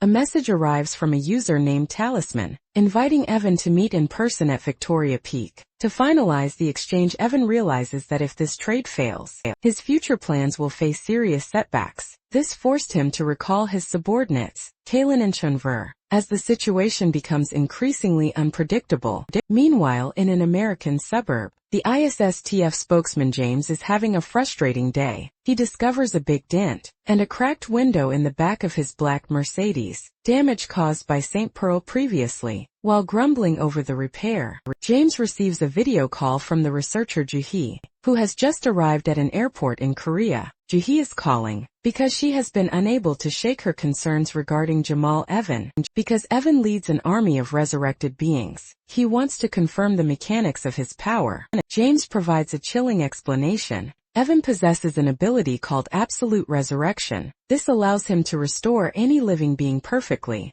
But there is a catch. Juhee theorizes that Evan's process involves two distinct steps. The first is the actual resurrection, followed by a second step called total memory blackout, which turns the victim into a shackle or a mindless pawn. That's why the case of Galen Withrow is so significant. Juhee suggests that an accident, or third-party interference, must have occurred after the first step, preventing Evan from wiping Withrow's memories. This error allowed Withrow to escape before he could be fully enslaved. She also warns James that Evan's confidence stems from Carol, the child who can see and manipulate the future. However, because Evan recently admitted he didn't know how Withrow escaped, Juhee concludes that this error has deeply bothered the villain, as it falls outside his normal domain of total control. Back in Hong Kong, Evan receives a disturbing photo on his laptop from the mysterious Talisman. The image shows Evan and Carol, walking through the city from an overhead perspective, proving they are being watched. This bothers Evan deeply, prompting him to call a blue-haired informant named Punta for more data on the talisman ID. Luckily, Punta has found a lead. He explains that the ID is a shell. He discovered a physical clue. He recalls a piece of paper, a talisman that Evan found at their previous 3 transactions. Punta searched the web and found an identical talisman symbol on a woman's social media post. Because the photo was a selfie taken at a club called Rev, Punta was able to track the location. The symbol matches a poster board in the background of a photo taken in France. Evan realizes that this talisman is not just a business partner, but someone making him walk in vain. He orders Chunver to record the coordinates and prepares to leave. Donning his white bucket hat, Evan declares that he will soon find this mysterious traitor in France. The press conference continues with Master O. Bangwan providing critical intel on the emergence of organized, superhuman threats. He confirms that the rogue superhuman, known as Jamal Evan, is not a lone wolf, but a leader who commands a dedicated unit. Because Evan utilizes a unique, spiritual method to resurrect and reinforce his military personnel, he is able to recruit both superhumans and inhumans into his ranks, without distinction. This forced the Master to officially label Evan a maniac, and a severe threat to mankind, especially since the villain successfully stole the remains of the massive, blue monster from the ancient incident, to bolster his forces. Because of this revelation, the head of Superhuman Analysis expresses a growing concern for global surveillance. He acknowledges that they are in unfortunate times, where even superhumans must be monitored as closely as the monsters they fight. That's why the official is so focused on identifying Evan's origins. Luckily, Master O provides a glimmer of hope by mentioning the Russian powerhouses Maxim, Basilov and Kirillov. He notes that because they are exceptionally strong, they serve as a natural deterrent against Evan's movements. Strangely, the Master immediately tries to retract this statement as a lie, leaving the audience confused by his sudden attempt to keep the Russians a secret. The tone of the conference shifts as the Master reflects on the personal cost of the recent war. Since he lost several of his sons from the academy, including Sukyal Kwansik and Myunggu, he declines further long-form questioning. He shares a somber reflection on his own life, noting that while he found late-stage happiness in his academy family, tragedy struck like lightning. Despite his grief, the Master delivers an impassioned promise to the gathered officials. Because he believes people will always continue to overcome, he vows to do his best to protect humanity, urging the government not to count the superhumans out. This promise leads to a strategic proposal from a high-ranking general. The official suggests that a superhuman military partnership is the ideal path forward, citing rumors of a similar cooperation at the European headquarters. Master O remains skeptical, refusing to commit to the military until the transparency of the European situation is verified. He points out that the nature of inhuman invasions has changed, because the attacks are becoming more frequent, massive and systematic. They are clearly no longer random events. Drawing from the logic of To Catch a Tiger, the Master argues that humanity can no longer simply hit back at endless surprises. That's why he insists they must locate the inhuman space and cut them off at the roots. However, because no single superhuman can eradicate the entire race alone, the Master formally proposes the creation of a superhumans union. He believes that, while it will take time to embrace different personalities and strengthen solidarity, working as a group is the only way to minimize damage to the Earth. He reassures the worried officials by reminding them that they still have their greatest asset, the superhuman white-cap Lim Kong. While the Master speaks of global unity, the narrative shifts to a Japanese bathhouse, where Nanji is enjoying a moment of domestic comedy. Because he is lazy, he has forced his companion, Danyang, to tie his long hair into pigtails. The piece is suddenly interrupted when a wooden suitcase on the floor begins to rattle and shake violently. This forced Nanji to acknowledge that his guest has finally woken up. Danyang is disgusted when Nanji opens the box to reveal a small slug, like inhuman, bound tightly in a transparent container. This creature is Pyongoid, a survivor from the school invasion. Since Nanji wants information rather than a quick kill, he commands his shadow, Black Mirror, to release only the creature's mouth. the master of shadows, then uses a mix of humor and lethal intimidation. To initiate an interrogation, he mockingly calls the Pyongoid cute, while looming over him with a dark, suffocating aura. Nangi issues a final terrifying ultimatum. The Inhuman must answer questions about his race truthfully, or he will be split in half on the spot. Nangi leans in with a malicious grin, noting that the Pyongoid looks like nothing more than a lowly pawn. Since he wants to identify the hierarchy of the enemy, Nan demands to know the name of the biggest boss. The Inhumans follow. The prisoner continues to tremble, paralyzed by the overwhelming mental pressure radiating from Nangi. The Black Hat provides a ruthless 3-second countdown, manifesting a black energy weapon to prove he isn't joking. This forced the terrified slug to scream out the name Behemoth. Just as the blade is about to strike, Danyang reacts with shock to the name, while Pyongoid frantically explains that Behemoth is his master, and the object of his loyalty. Nangi recalls the hulking, multi-eyed commander from the schoolyard battle, but he quickly delivers a cold reality check. Behemoth is already dead. Pyongoid is left, utterly devastated by the news of his master's demise. Nangi explains that the entire invasion force in Korea was wiped out, leaving Pyongoid as the sole survivor. This leads to a second interrogation, regarding the creature's strange hiding spot, the fact that Nangi's eyes can see through any deception. He recalls finding the monster buried like a mushroom in a flower bed behind the school. Young Goid admits he had lost most of his energy and needed a damp, covered place to recover, but his primary motivation for hiding was far more desperate. He reveals that he was terrified of being caught by an elite warrior named Galtarin. Luckily for the prisoner, his cowardice served as a survival strategy. He explains that Galtarin is a dreadful scavenger who eats fallen Inhumans to gain strength, because the elites consider a weakened soldier to be useless. Pyongoid feared he would be eaten by his own kind. Danyang notes that Galtarin was also killed by the White Cap, providing the prisoner with a mix of relief and shock, seeing that the creature is now willing to talk. Nangi relaxes his posture and sits on the floor, urging Pyongoid to share everything he knows about the remaining leaders. Meanwhile, the scene shifts to a quiet moment of reflection. For the head of Superhuman Analysis, he sits alone on some concrete stairs, sighing with exhaustion as he finishes a soda. With the press conference over, and the Inhumans appearing openly on Earth, he realizes that the years spent chasing secret identities have become insignificant, and this forced him to recall the 2016 Gangnam Harbor incident, where he had interviewed a young survivor named Woo Bin. At the time, the boy had insisted that a blue-horned monster was not a bad guy,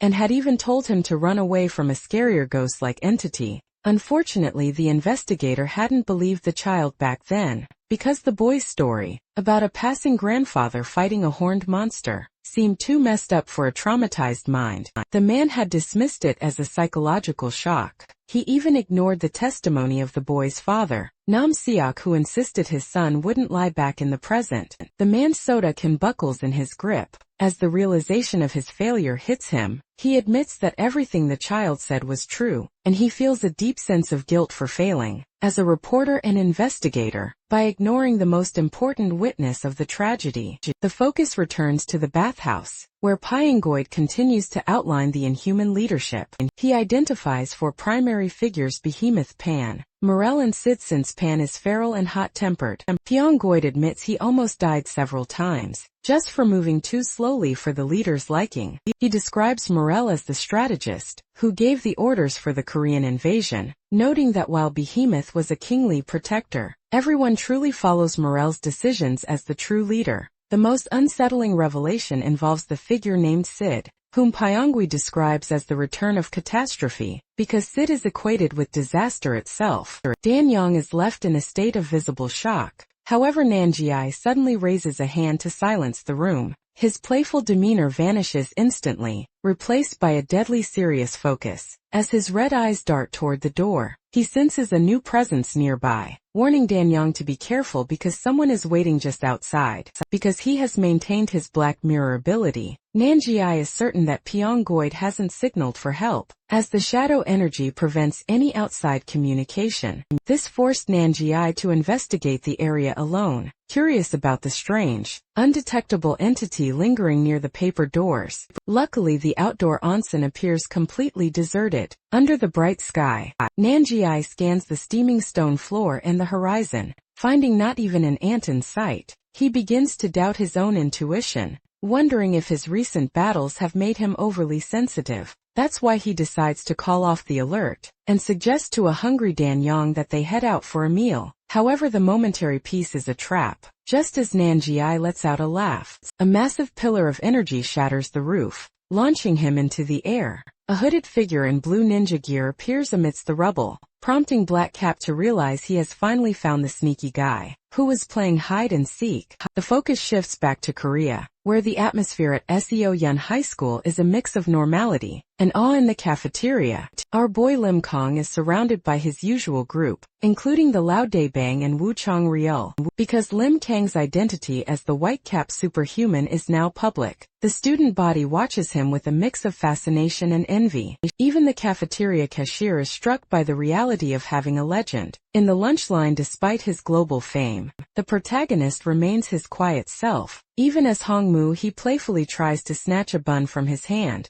The domestic scene is interrupted by the arrival of two familiar faces, the pink-haired Juri and his sister Juhee. Lim Kong is shocked to see Juhee, the genius researcher who helped save Withrow, standing in his school cafeteria. She pulls our hero into a tight maternal hug, acknowledging the immense physical and mental strain he has endured during the recent war. This display of affection leaves Muhee fuming with jealousy, until Juhee clarifies that she is effectively Lim Kang's older sister. However, the reunion is cut short when the class president arrives with an urgent message. The faculty office has called for our guy immediately. Inside the office, the teacher settles Lim Kong into a chair for a difficult conversation. The teacher expresses his genuine affection for the boy, noting that despite his superhuman status, he was always just a nice, quiet sleepyhead in his eyes. Unfortunately, the academic reality has changed. The teacher takes a deep breath and delivers a heartbreaking conclusion. Because of the unique circumstances surrounding his identity and the dangers involved, Lim Kong is no longer allowed to attend school. This news leaves Yuri and Juhee in a state of stunned silence, as our hero's attempt at a normal life is officially severed. Back in Japan, the battle at the onsen erupts in earnest. Nanji stands atop a pillar, looking down at the masked intruder with a malicious grin. He notes with amusement that the stranger is utilizing Gwanbeep, a traditional Korean unarmed martial art. Rather than being intimidated, Nan finds the choice of style funny, and promises to destroy the ugly mask hiding the intruder's face. The masked intruder lunges forward with explosive speed, cracking the pavement as he dashes toward the pillar. This sudden rush catches Nangi by surprise, forcing him to twist his body midair to narrowly avoid a high-speed strike. As Nangi lands, he is immediately forced to catch a punch with his bare hand. He realizes that this opponent is remarkably aggressive, utilizing a series of rapid-fire strikes that create blurs. And after images, Nanjiai recognizes the style as Chongquan, or long fist, and continues to laugh as he dodges a flurry of kicks. Unfortunately, the intruder's persistence pays off when he lands a solid blow that sends the superhuman skidding across the floor. Nanji is impressed by the move, but he quickly retakes control of the fight. He delivers a powerful counter-punch to the intruder's stomach, drawing blood and leaving the masked man gasping in pain. As the intruder glares through his mask, he recognizes Nanjiai's technique as Southern martial arts, realizing he is facing a master of the craft. Luckily for the intruder, Nanjiai stops to praise his dedication to martial arts. He admits he enjoys seeing honest techniques, but his tone quickly turns mocking. Nanjiai finds it ridiculous that the stranger is using stolen techniques, decides to increase the intensity, because he is still suffering from the after effects of his battle with the inhuman behemoth. Nangi has missed the sensation of infinite tension. His eyes glow with the lethal red light, and he vanishes in a blur of speed to resume what he calls playtime. The scene shifts from the violent collision in Japan back to the somber faculty office at Seoyun High School. The teacher looks at Lim Kong with a heavy heart, admitting that it is deeply ironic to worry about the hero, getting hurt while he was busy saving the world. Because the battle at the school triggered widespread panic and government interest, rumors regarding the Whitecap have spiraled out of control. That's why a campus-wide vote was held in Lim Kang's absence. Unfortunately, the majority of the community voted against him. This forced the school's hand, leading to the heartbreaking announcement that our protagonist is officially expelled. The teacher clenches his jaw in shame, calling the situation disgraceful and bullshit. Given the boy's sacrifice, Lim Kang listens in stoic silence, his mind drifting through memories of his time as a normal student, eating lunch and bickering with his friends. He recalls the words of Master Oh Bang Wan, who once taught him that while separation is unavoidable, the memories are what keep people connected. The teacher grips our hero's hands, offering a final promise that if Lim Kang ever needs a place to go or a friend to talk to, the school doors will always be open. Moved by this sincerity, the protagonist asks the teacher to raise his head. In a rare show of emotion, Lim Kang expresses his deep gratitude, thanking the man for teaching him, scolding him and making him feel truly alive every day. Recalling the warmth of a hug he recently received from Juhee, our hero suddenly stands up and pulls the teacher into a firm, sincere embrace, leaving Yuri to watch in silent awe from the doorway. Back in Japan, the climax of the duel arrives, as Nanjiai delivers a crushing punch that shatters the intruder's mask. As the stranger collapses, Danyang watches with a look of realization, noting that the man's movements look hauntingly familiar. Nanjiai stands over his defeated opponent, mockingly asking why he abandoned his senses. He thought this was just a game. He judges that the martial artist is finished, but he is stunned when the bloodied man wheezes out a specific name, Black Hat Sunbai. As the mask shatters and the duel ends, Danyang stands frozen in shock. Seeing the man's face, she immediately recognizes him, which prompts a curious Nanjiai to ask if they share a past. Danyang clarifies that while they aren't friends, she once encountered this man during a solo investigation. To explain the connection, she recalls a trip to Mount Hunshur in Harbin, China. Because the mountain is notorious for its treacherous roads and unpredictable climate, very few people ever venture there. However, a series of strange reports regarding a legendary Yeti had recently drawn public interest. At the same time, a local gang known as the Black Snow had been terrorizing nearby villages and stealing money. The fact that the gang was so loud and disruptive, the so-called Yeti eventually emerged from the forest and brutally dismantled the entire criminal organization. When other gangs attempted to seek revenge, they were met with the same fate. This created a rumor that anyone looking for a fight on Mount Hunshi was doomed to die. Hearing this, Nanjiai lets out a boisterous laugh, finding it hilarious that the bloodied martial artist on the floor is the Yeti. From the legends, Danyang continues her story, explaining that she traveled to China, specifically to investigate the wild man sightings. While hiding in the snowy woods, she discovered Horan dressed in animal furs, singing and dancing to himself about being a monster in a dark era. Unfortunately, Horan sensed her presence and investigated the tree where she was hiding. This forced a worried Danyang to reveal herself, just as Horan's foot stomped into the snow beside her, creating a violent burst of powder. Terrified, Danyang attempted to flee, but Horan took a martial arts stance and demanded to know who she was. Because he could sense she wasn't an ordinary child, he immediately challenged her to a fight. Luckily, Danyang managed to de-escalate the situation by introducing herself, noting even then that he possessed the physique of a superhuman. Back in the present, Nanjiai is delighted to meet another fellow warrior. However, he is still confused as to why this massive man is calling him Sunbae, a term of high respect, while Danyang jokes that perhaps Huran was hit in the head too many times during their duel. The focus shifts briefly back to Korea. At Seo Yun High School, the typical routine is interrupted by a startling realization. Lim Kang's desk is empty and his bag is nowhere to be found. A classmate informs the stunned room that our hero has officially decided to quit school. Our protagonist left a final message, thanking his friends and wishing them luck, but he specifically requested that no one try to visit him. Instead, he promised to be the one to visit them from time to time. As his classmates process the news in total shock, Lim Kong is shown walking away through a quiet residential alley, his life as a normal student officially over. Back in Japan, the martial artist, Horan, sits on the floor and formally introduces himself as Horan the Dwarf. Despite his large size, he describes himself with great intensity, as a fighter who can shake forests and split the earth.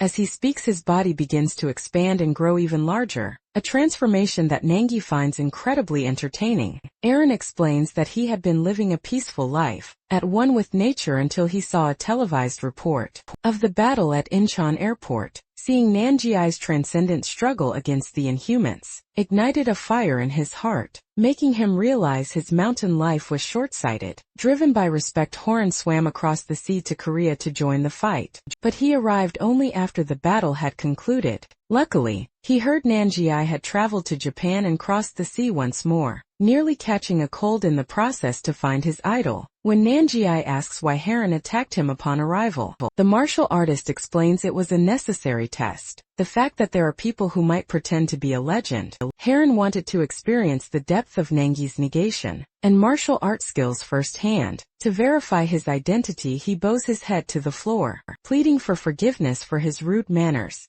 Nanji offers a terrifying glare, mockingly criticizing Heron for holding back during their duel. When Heron asks what his punishment should be, Nanji simply tells him to become his right-hand man. This punishment causes the trapped, inhuman Pyongoid to nervously ask about his own fate. Nanji's tone turns cold, as he reminds the slug that he has killed too many people to go free. While Nanji intends to judge him later, he demands the creature's help. In the meantime, when the prisoner begins to whine, Horan aggressively silences him, threatening to squish the snail for disrespecting his son. Nanji laughs at the display of loyalty pleas to have a reliable right-hand man. With their new alliance formed, the group prepares to depart the bathhouse. Their next mission is clear. They are heading out to find an individual named Shigehira. A white van cuts through the busy city streets of South Korea, carrying the pink-haired researcher Joo-hee and her younger brother. Yuri is visibly unsettled, as he voices his concerns regarding Lim Kang's safety,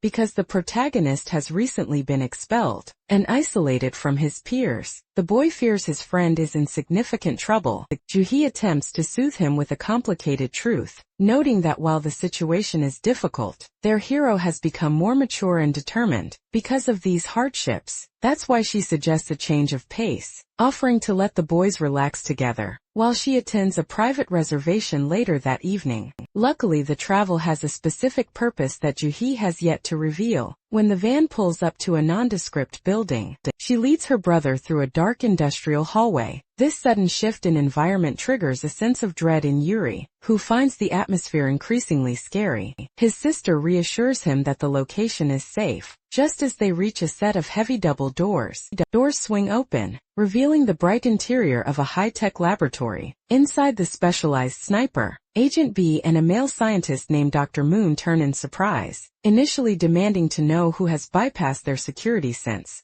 The facility is strictly off-limits. Attention is high, until Joo-hee calmly introduces herself as a representative of the ISS, TF, recognizing her as a legendary researcher from a top U.S. institute. Dr. Moon's hostility vanishes instantly, and he urgently welcomes the leader inside. The group moves deeper into the facility, which Yuri identifies as the Mirai Medical Research Department, because he expected a secret lab to be floating in the sky, rather than hidden in the Chungcheongbuk region. He is left in awe of the vast facility. Joo-hee greets Dr. Moon like an old friend, noting that their long history of internet collaboration has finally led to this in-person meeting. She then turns her attention to Agent B, who recognizes her immediately. Dr. Moon is curious as to why such a talented researcher would leave the United States, prompting Joo-hee to reveal that she has officially transferred to Korea permanently. When the doctor questions the presence of an outsider like Joo-ri,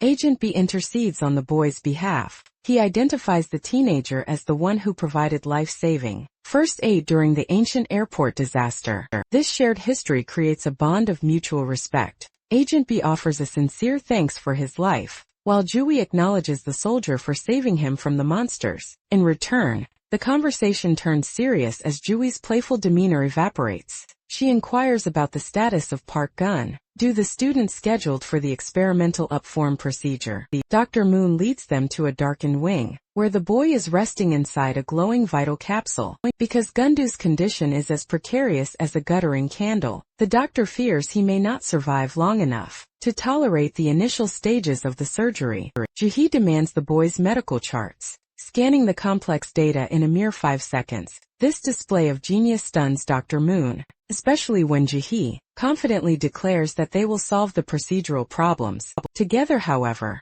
before the work begins, the researcher makes a shocking personal request. She announces her intention to resign from the ISSTF and asks Dr. Moon and Agent B to follow her. Since this is a high-risk proposal that involves abandoning their official status, the group is left frozen in total shock as she prepares to explain her true motives. Meanwhile, a shift occurs within the Inhuman hierarchy. Deep in a dark chamber, a fish-like Inhuman named Tobian arrives to meet the strategist, Morel, and the other elites. Morel declares that the time for observation is over. He intends to lead a direct strike involving the elite warriors, Akabanga and Babarusa. He commands Tobian to open his massive maw, allowing the leadership, including the white-haired Pan, to board him. As he breaches the ocean surface, under the night sky, the Inhumans stand on the creature's back, preparing to find a mysterious target known as Jakyok. Morel delivers a stern warning to Tobian regarding their destination, Amiens Island, with the target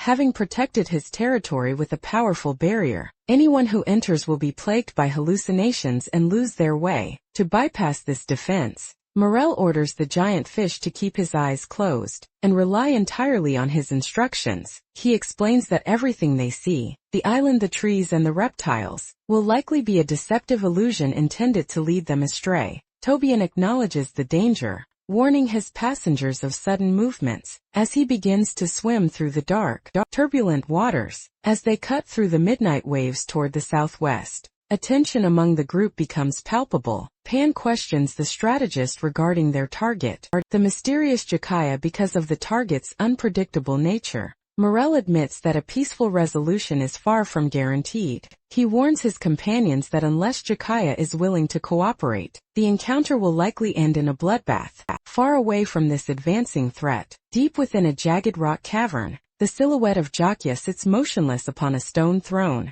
unaware that the Inhuman elite are closing in on Amiens Island. Meanwhile, the scene shifts to the bright sun-drenched streets of Kyoto. Japan. Nanjiai is walking boldly through the city with the muscular Horan and the pink-cloaked Dan Yang. Since Horan is desperate to prove his loyalty as a right-hand man, he comically scuffles with Dan Yang over a food skewer, insisting she should have offered the first bite to her senior. Nanji eventually intervenes to stop the bickering, reminding them that they've already paid enough in damages for the spa they recently destroyed. As they move through the district, their presence triggers a wave of whispers among the civilians. Because Nanjiai's face was broadcast globally during the Korean War, the bystanders immediately recognize him as the Black Hat Superhuman, though they are baffled by the caveman Horan walking beside him. Dan Yang grows nervous about the public attention, but Nangi remains unbothered. He explains that there is no longer a reason for them to hide their existence. He believes that how the world perceives them is irrelevant compared to the path they have chosen to walk. The group continues toward the suburbs, heading for a shadowed bamboo forest, where Nanjiai first met a warrior named Shigahara. Luckily, Nanjiai's senses are as sharp as ever. He calmly informs his companions that they are being followed. While Dan Yang is shocked that she missed the presence, Nanjiai finds the situation amusing, comparing the stalker to a fly drawn to a popular figure. Although Heron is eager to jump into a fight, despite his previous injuries, Nanji instructs them to ignore the tail for now. The fact that the tracker's movements are amateurish, Nanjiai is certain he can easily catch the individual. Once they reach the seclusion of the bamboo, far across the ocean, the peace of the night is shattered for St. Pearl. She bolts upright in bed, waking from a vivid nightmare of the brutal struggle against Pan and the sacrificial defiance of her partner, Jane Sanada. The trauma of the memory is interrupted by her vibrating phone, revealing an urgent call from her technical liaison, James Doniero. Sensing the panic in his voice, Pearl becomes fully alert. James is sweating and frantic,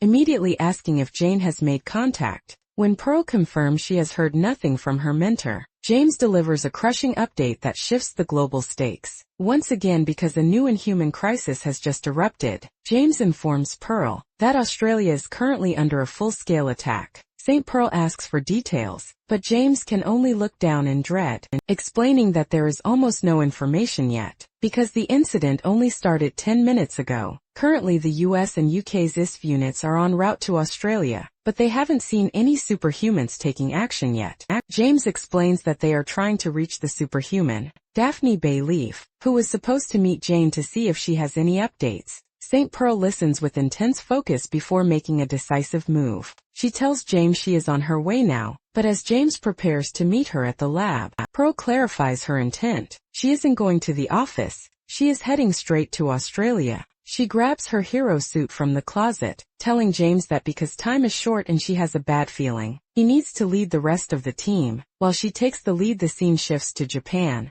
where the muscular Howran is straining, as he drags a heavy suitcase containing the inhuman Pyongoid. Because they know they are being followed, Howran wants to protect Nanjiai, but Danyang tells him to be quiet so the stalker doesn't hear them. As they walk down a traditional Japanese street, the local citizens are already in a state of alarm over a newsflash about Inhuman. I recognize Nanjiai as the Black Hat hero, but their focus is on the smartphones showing the chaos in Australia. And Danyang checks the updates, noting that the situation is so chaotic that live broadcasts are impossible, and the Australian government is struggling to evacuate citizens because the central inhuman threat remains unidentified. Nanji continues walking toward a bamboo forest, admitting that he feels nothing this time, perhaps because he knows nothing about Australia. He laughs it off, deciding they should focus on entering the forest to find where Shijihara lives. Meanwhile, back in the American conference room, a desperate Sway Garcia begs James to send her to the front lines.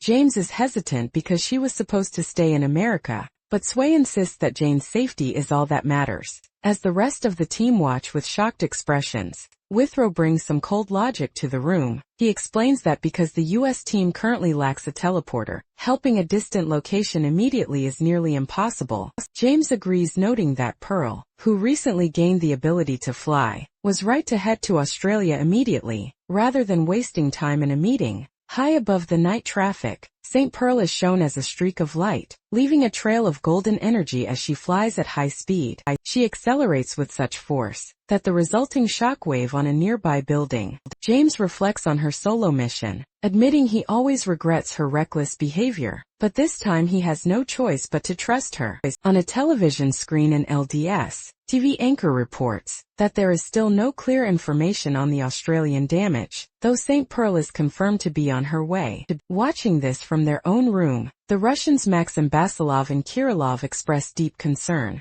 Kirillov finds the incident weird, noting that Australia has nothing to do with the Whitecap hero, because the news alerts are constant. Kirillov realizes this isn't a small incident, prompting Basilov to command him to get ready to leave. Back in Japan, Nanjiai steps into a lush green bamboo forest, laughing as he navigates the familiar path. He leads Howran and Danyang to a small, wooden cabin nestled among the tall trees, which is identified as Shigehira's place. Nanji stares at the cabin with a suspicious grin, noting that the silence is weird, because no one has been there for a long time. To secure the area, he orders Horan to handle traffic control. For the entities flying above, Horan, who flies faster than a bird, leaps into the sky to catch a large eagle with his bare hands. Luckily for the bird, the hunt is interrupted. Before Heron can catch the eagle, he is struck by a powerful kick from a young man with short hair, and a dark jacket. Heron falls through the bamboo trees, calling out to Nanji as he crashes down.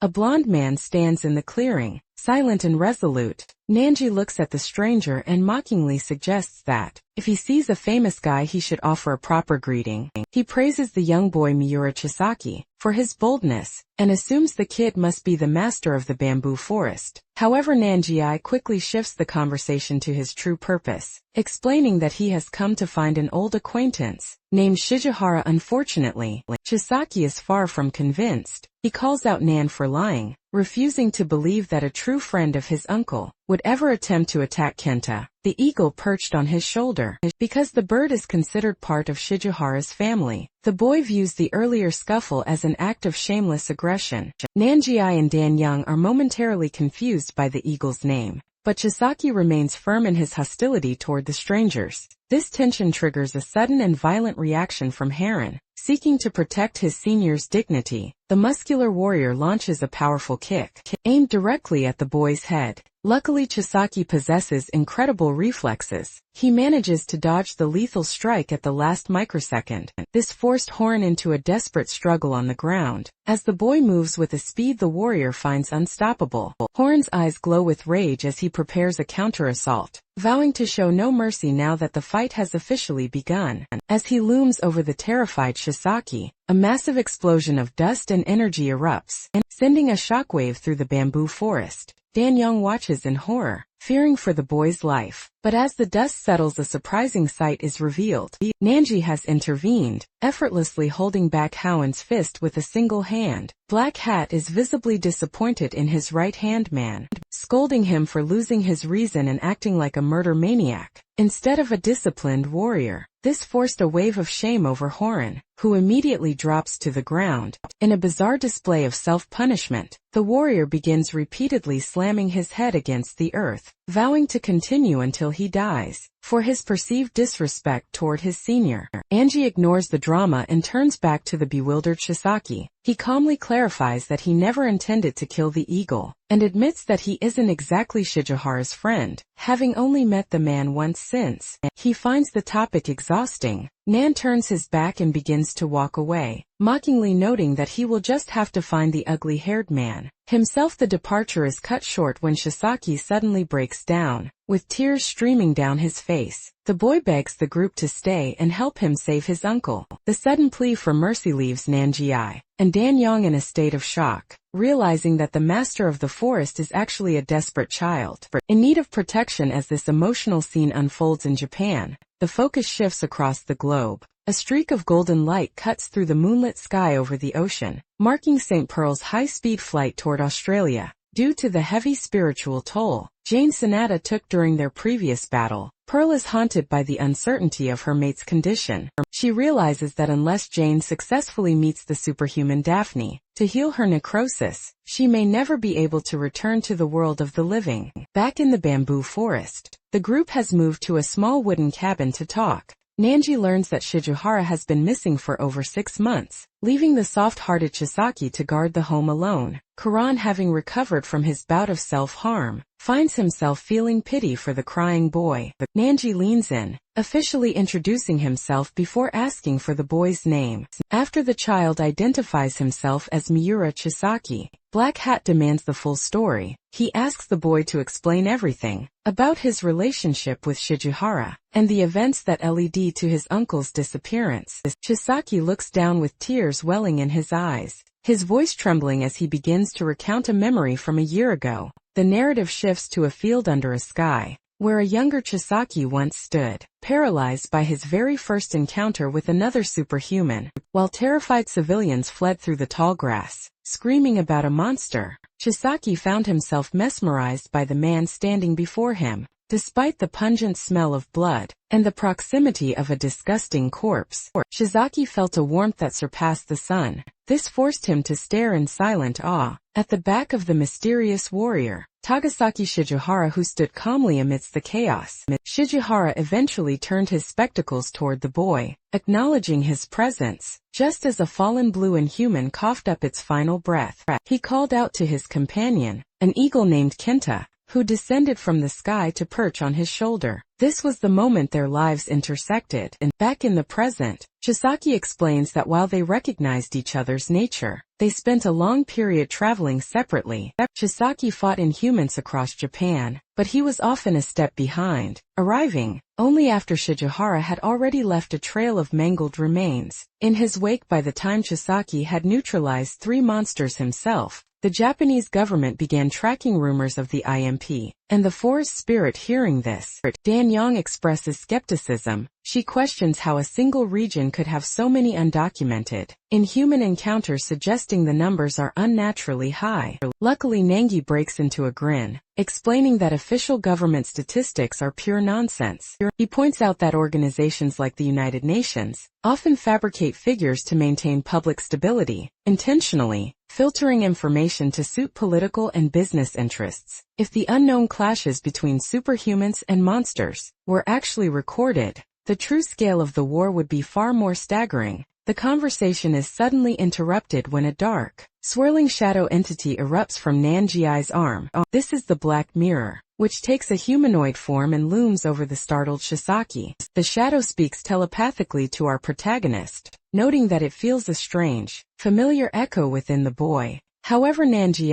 has no interest in the shadow's observations. He suppresses the entity with a surge of energy, commanding it back into confinement for interrupting the adults. Sasaki continues his story, recalling the day he finally tracked Shijihara to his bamboo cabin. Although the boy's attempt at tailing him was clumsy, Shijihara acknowledged him without even turning around. Young Chisaki nervously introduced himself as a fellow superhuman, calling the man grandpa out of respect. Shijihara was quick to correct him, jokingly apologizing for his ash-gray hair dye, and insisting he wasn't that old yet. That's why the two quickly became close friends. Over the following months, they spent their time sparring by waterfalls and sharing stories by the fire. Sasaki found that despite Shigehara's cold exterior, he was a deeply kind and warm person. The warrior even explained the significance of the red markings on Kenta's head, calling the eagle his true family. During a quiet night on a pavilion,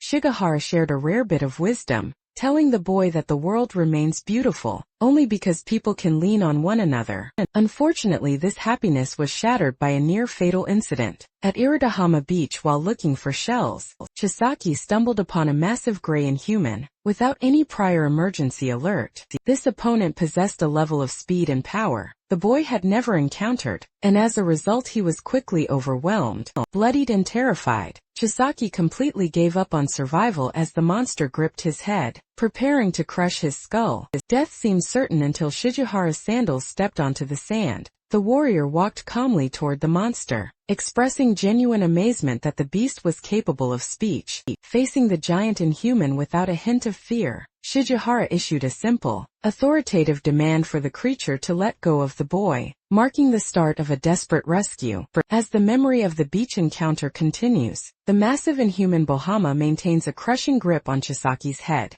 The monster mockingly questions if the boy is merely a subordinate, but Shijihara remains stoic. While he admits he is surprised by how well the beast can speak, he issues a simple authoritative demand to let the boy go. Bahama responds with a distorted laugh, finding Shigehara's concern for his junior to be a weakness. However, the monster is suddenly distracted as the eagle Kenta soars toward the sun. This moment of confusion is exactly what Shigehara needs. In a blinding circular arc of energy, he draws his blade and strikes with such precision that he severs the giant's arm instantly. Because of this decisive move, Shijihara is able to snatch the battered Chisaki and skid to safety, while blood gushes from the creature's body. While he observes the fallen threat, Shijihara realizes the fight isn't over. Intended to finish the beast in one stroke, but the monster's reflexes were fast enough to prevent an immediate kill. That's why Shijihara chooses to pause and comfort the terrified boy. He gently places his straw hat over the young boy's head, explaining that while life is filled with loneliness and fear, they have each other in this moment. He encourages the kid to lean on him, providing the emotional strength the boy needs to survive the trauma. Luckily, Shijihara's resolve is matched by his skill. As the true battle begins, sand and dust explode from the force of their collision. Back in the present day, Chisaki explains to Nanji and Danyang that while the old man fought brilliantly, the situation grew even more dangerous when a second talking inhuman, named Meryl, arrived. This newcomer immediately coordinated with Bahama, diving underground to launch surprise attacks from below. This forced Shijihara to maintain absolute focus. He found it strange that two intelligent, speaking inhumanes would appear at once, noting that they were unlike any monsters he had ever encountered. The fact that Chisaki was so badly broken and injured, he could only watch from the ground, feeling helpless as the two monsters ignored him entirely, to focus their relentless assault on Shijihara. Upon hearing this, Danyang is struck by the similarity to other high-level battles,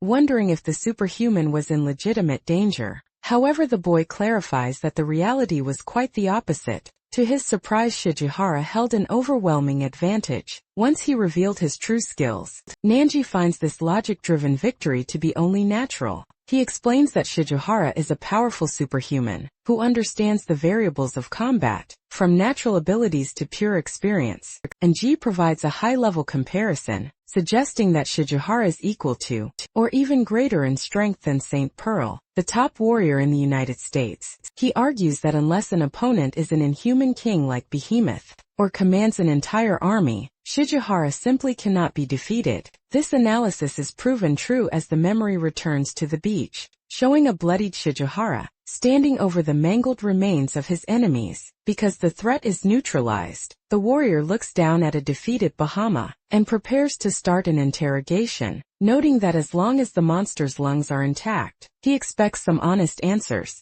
The flashback of Mira Chisaki's history continues, as the violent dust of the beach battle begins to settle. Luckily, the eagle Kenta survives the encounter, and the young boy cradles the bird's head, while Shijihara stands victoriously over the mangled remains of the inhuman Bahama. Hisaki observes the warrior with a mix of curiosity and dread, noting that even after the struggle, the man remains focused entirely on the fallen beast. This forced a grim interrogation. Shijihara looms over Bahama, promising to memorize his name before demanding to know his origins. Since the monster initially attempts to feign ignorance, Shijihara swings his blade with terrifying force, severing another of the creature's limbs. This sudden brutality leaves Chisaki and Kenta in shock, but the warrior remains analytical. He explains that since inhumans possess regenerative abilities, he intends to keep Bahama alive. However, he warns that until the monster provides the correct answers, his pain will be repeated indefinitely.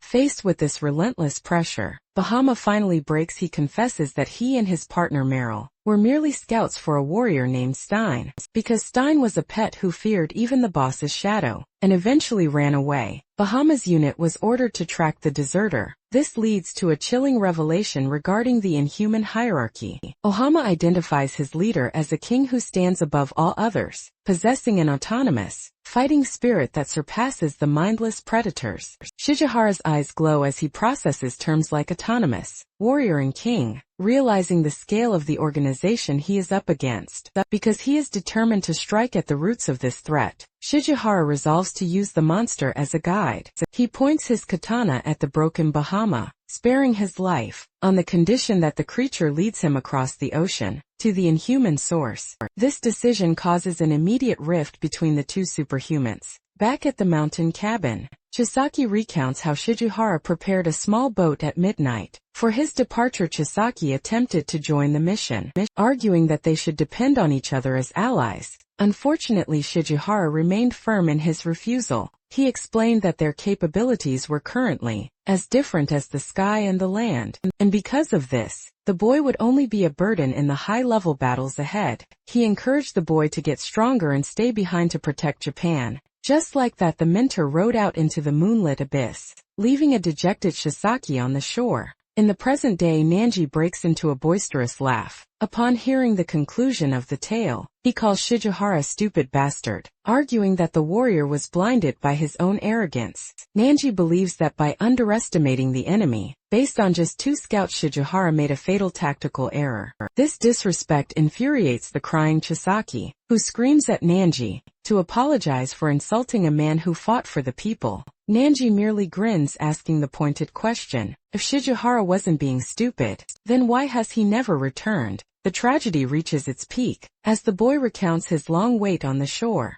One day the silence was shattered, when a bloodied and battered Kenta crashed onto the sand. Chisaki ran to the injured eagle, only to find a blood-stained piece of paper tied to the bird's ankle. Because of the weight of the message, he hesitated to open it, eventually revealing 2 chilling words written in his mentor's hand. Be careful. After hearing the conclusion of Shigehara's disappearance, Nanjiai is consumed by sharp anger. He lunges forward and grabs the young Chisaki by his collar, lifting him slightly off the ground. Amidst the bamboo trees, the Black Hat is disgusted by the logic of the situation, mockingly pointing out that the result of Shigehara's stupid decision to act alone was nothing more than a blood-stained, pathetic piece of paper. He berates the boy for shamelessly begging for help, while still being caught up in his own weak emotions, looming over the child with a lethal intensity in his red eyes. Luckily, the violence is brief. Nanjiai suddenly releases his grip, letting the trembling Chisaki slump back onto the ground, turning away with a look of pure disdain. He tells the group he can no longer endure the breast milk smell of the boy's immaturity. However, because he is a man of action, he demands to know if there is any actual information or clues left to share. Chisaki, exhausted and glassy-eyed, provides a specific lead. He describes a dark, rocky island located southeast of Japan that is perpetually surrounded by crows. According to his information, that is where the inhuman they call the king is hidden. This leads back to a memory of a dark beach at night, where the captured inhuman, Bahama, sat bound in a wooden boat. Strangely, the monster made a final request of Shigehara before they departed. He begged to be killed before they reached the island, since he failed his mission and was leading a superhuman to their base. Bahama was terrified of the consequences, fearing he wouldn't be allowed to die in peace if he arrived alive. Shigehara, however, remained unmoved by the monster's plea. He looked down at the terrified creature with clinical indifference, commanding the beast to shut its mouth and lead the way, as he would be the one to decide the monster's fate.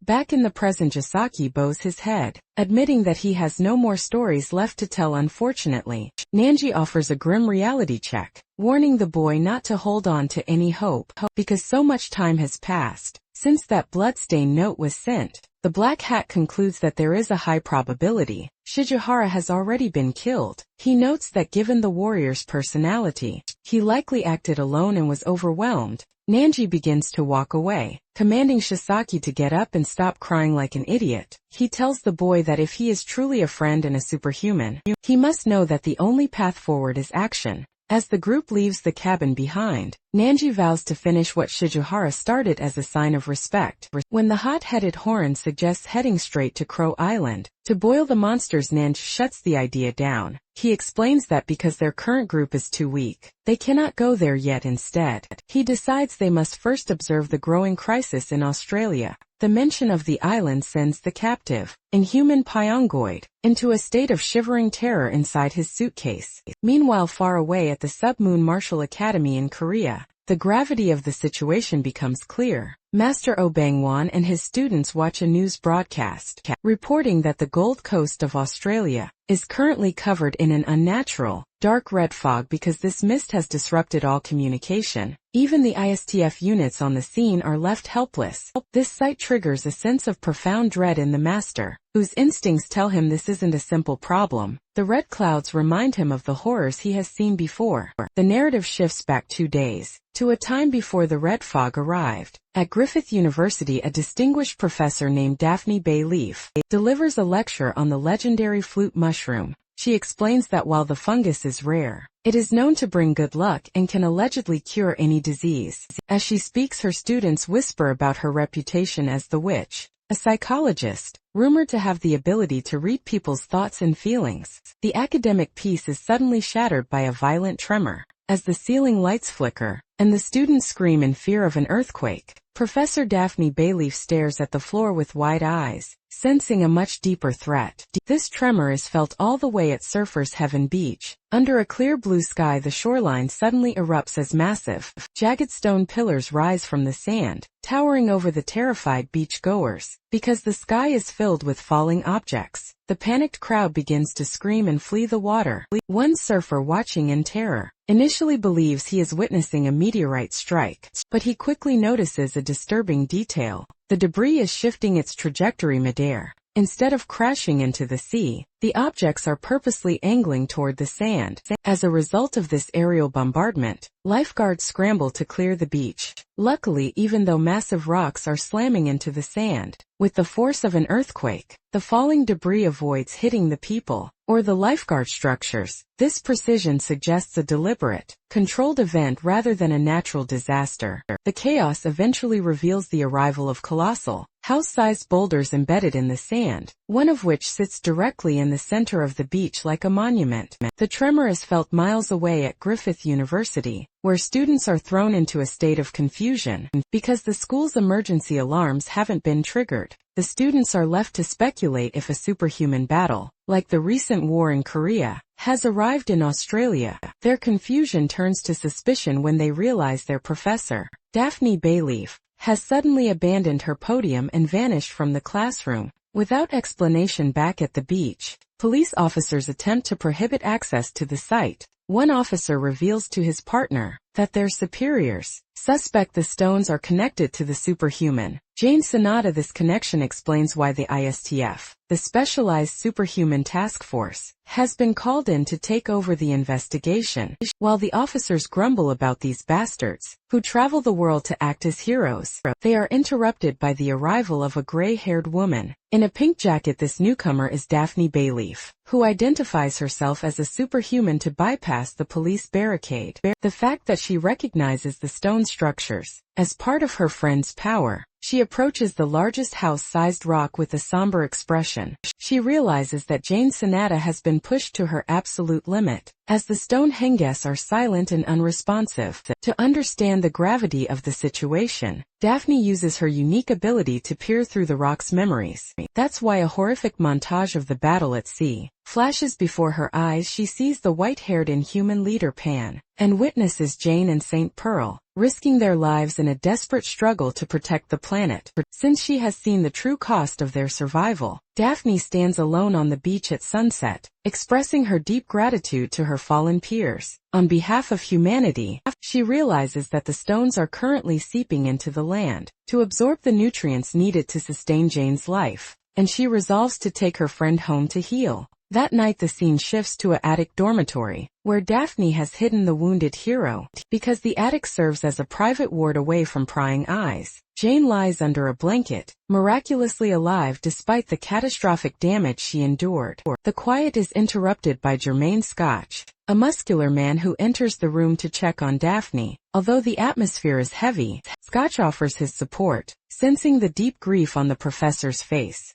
Unfortunately, the medical reality is grim. Daphne looks down at her unconscious friend and reveals that Jane is officially dying. The fact that she is the only one with the power to save her, Daphne pleads for Scotch's help to perform a miracle. At the Surfers' Heaven beach, quiet night is shattered by a subtle but deadly intrusion, because a blue-skinned inhuman has crawled out of the surf and past the no-entry signs. The safety of the local shore has been compromised. High up in a nearby lifeguard tower, a guard named Max is distracted by a phone call with a friend. They discuss the upcoming U.S. presidential election, specifically focusing on the candidate, Marcus Gerald. Max is hopeful that Gerald, the chairman of JM Beyond Bio, will win because a spike in company stocks would finally allow him to quit his grueling night shifts. Unfortunately, this financial daydreaming prevents him from noticing the creature. Scaling his tower, Max eventually hears a strange sound from the deck and investigates with his flashlight,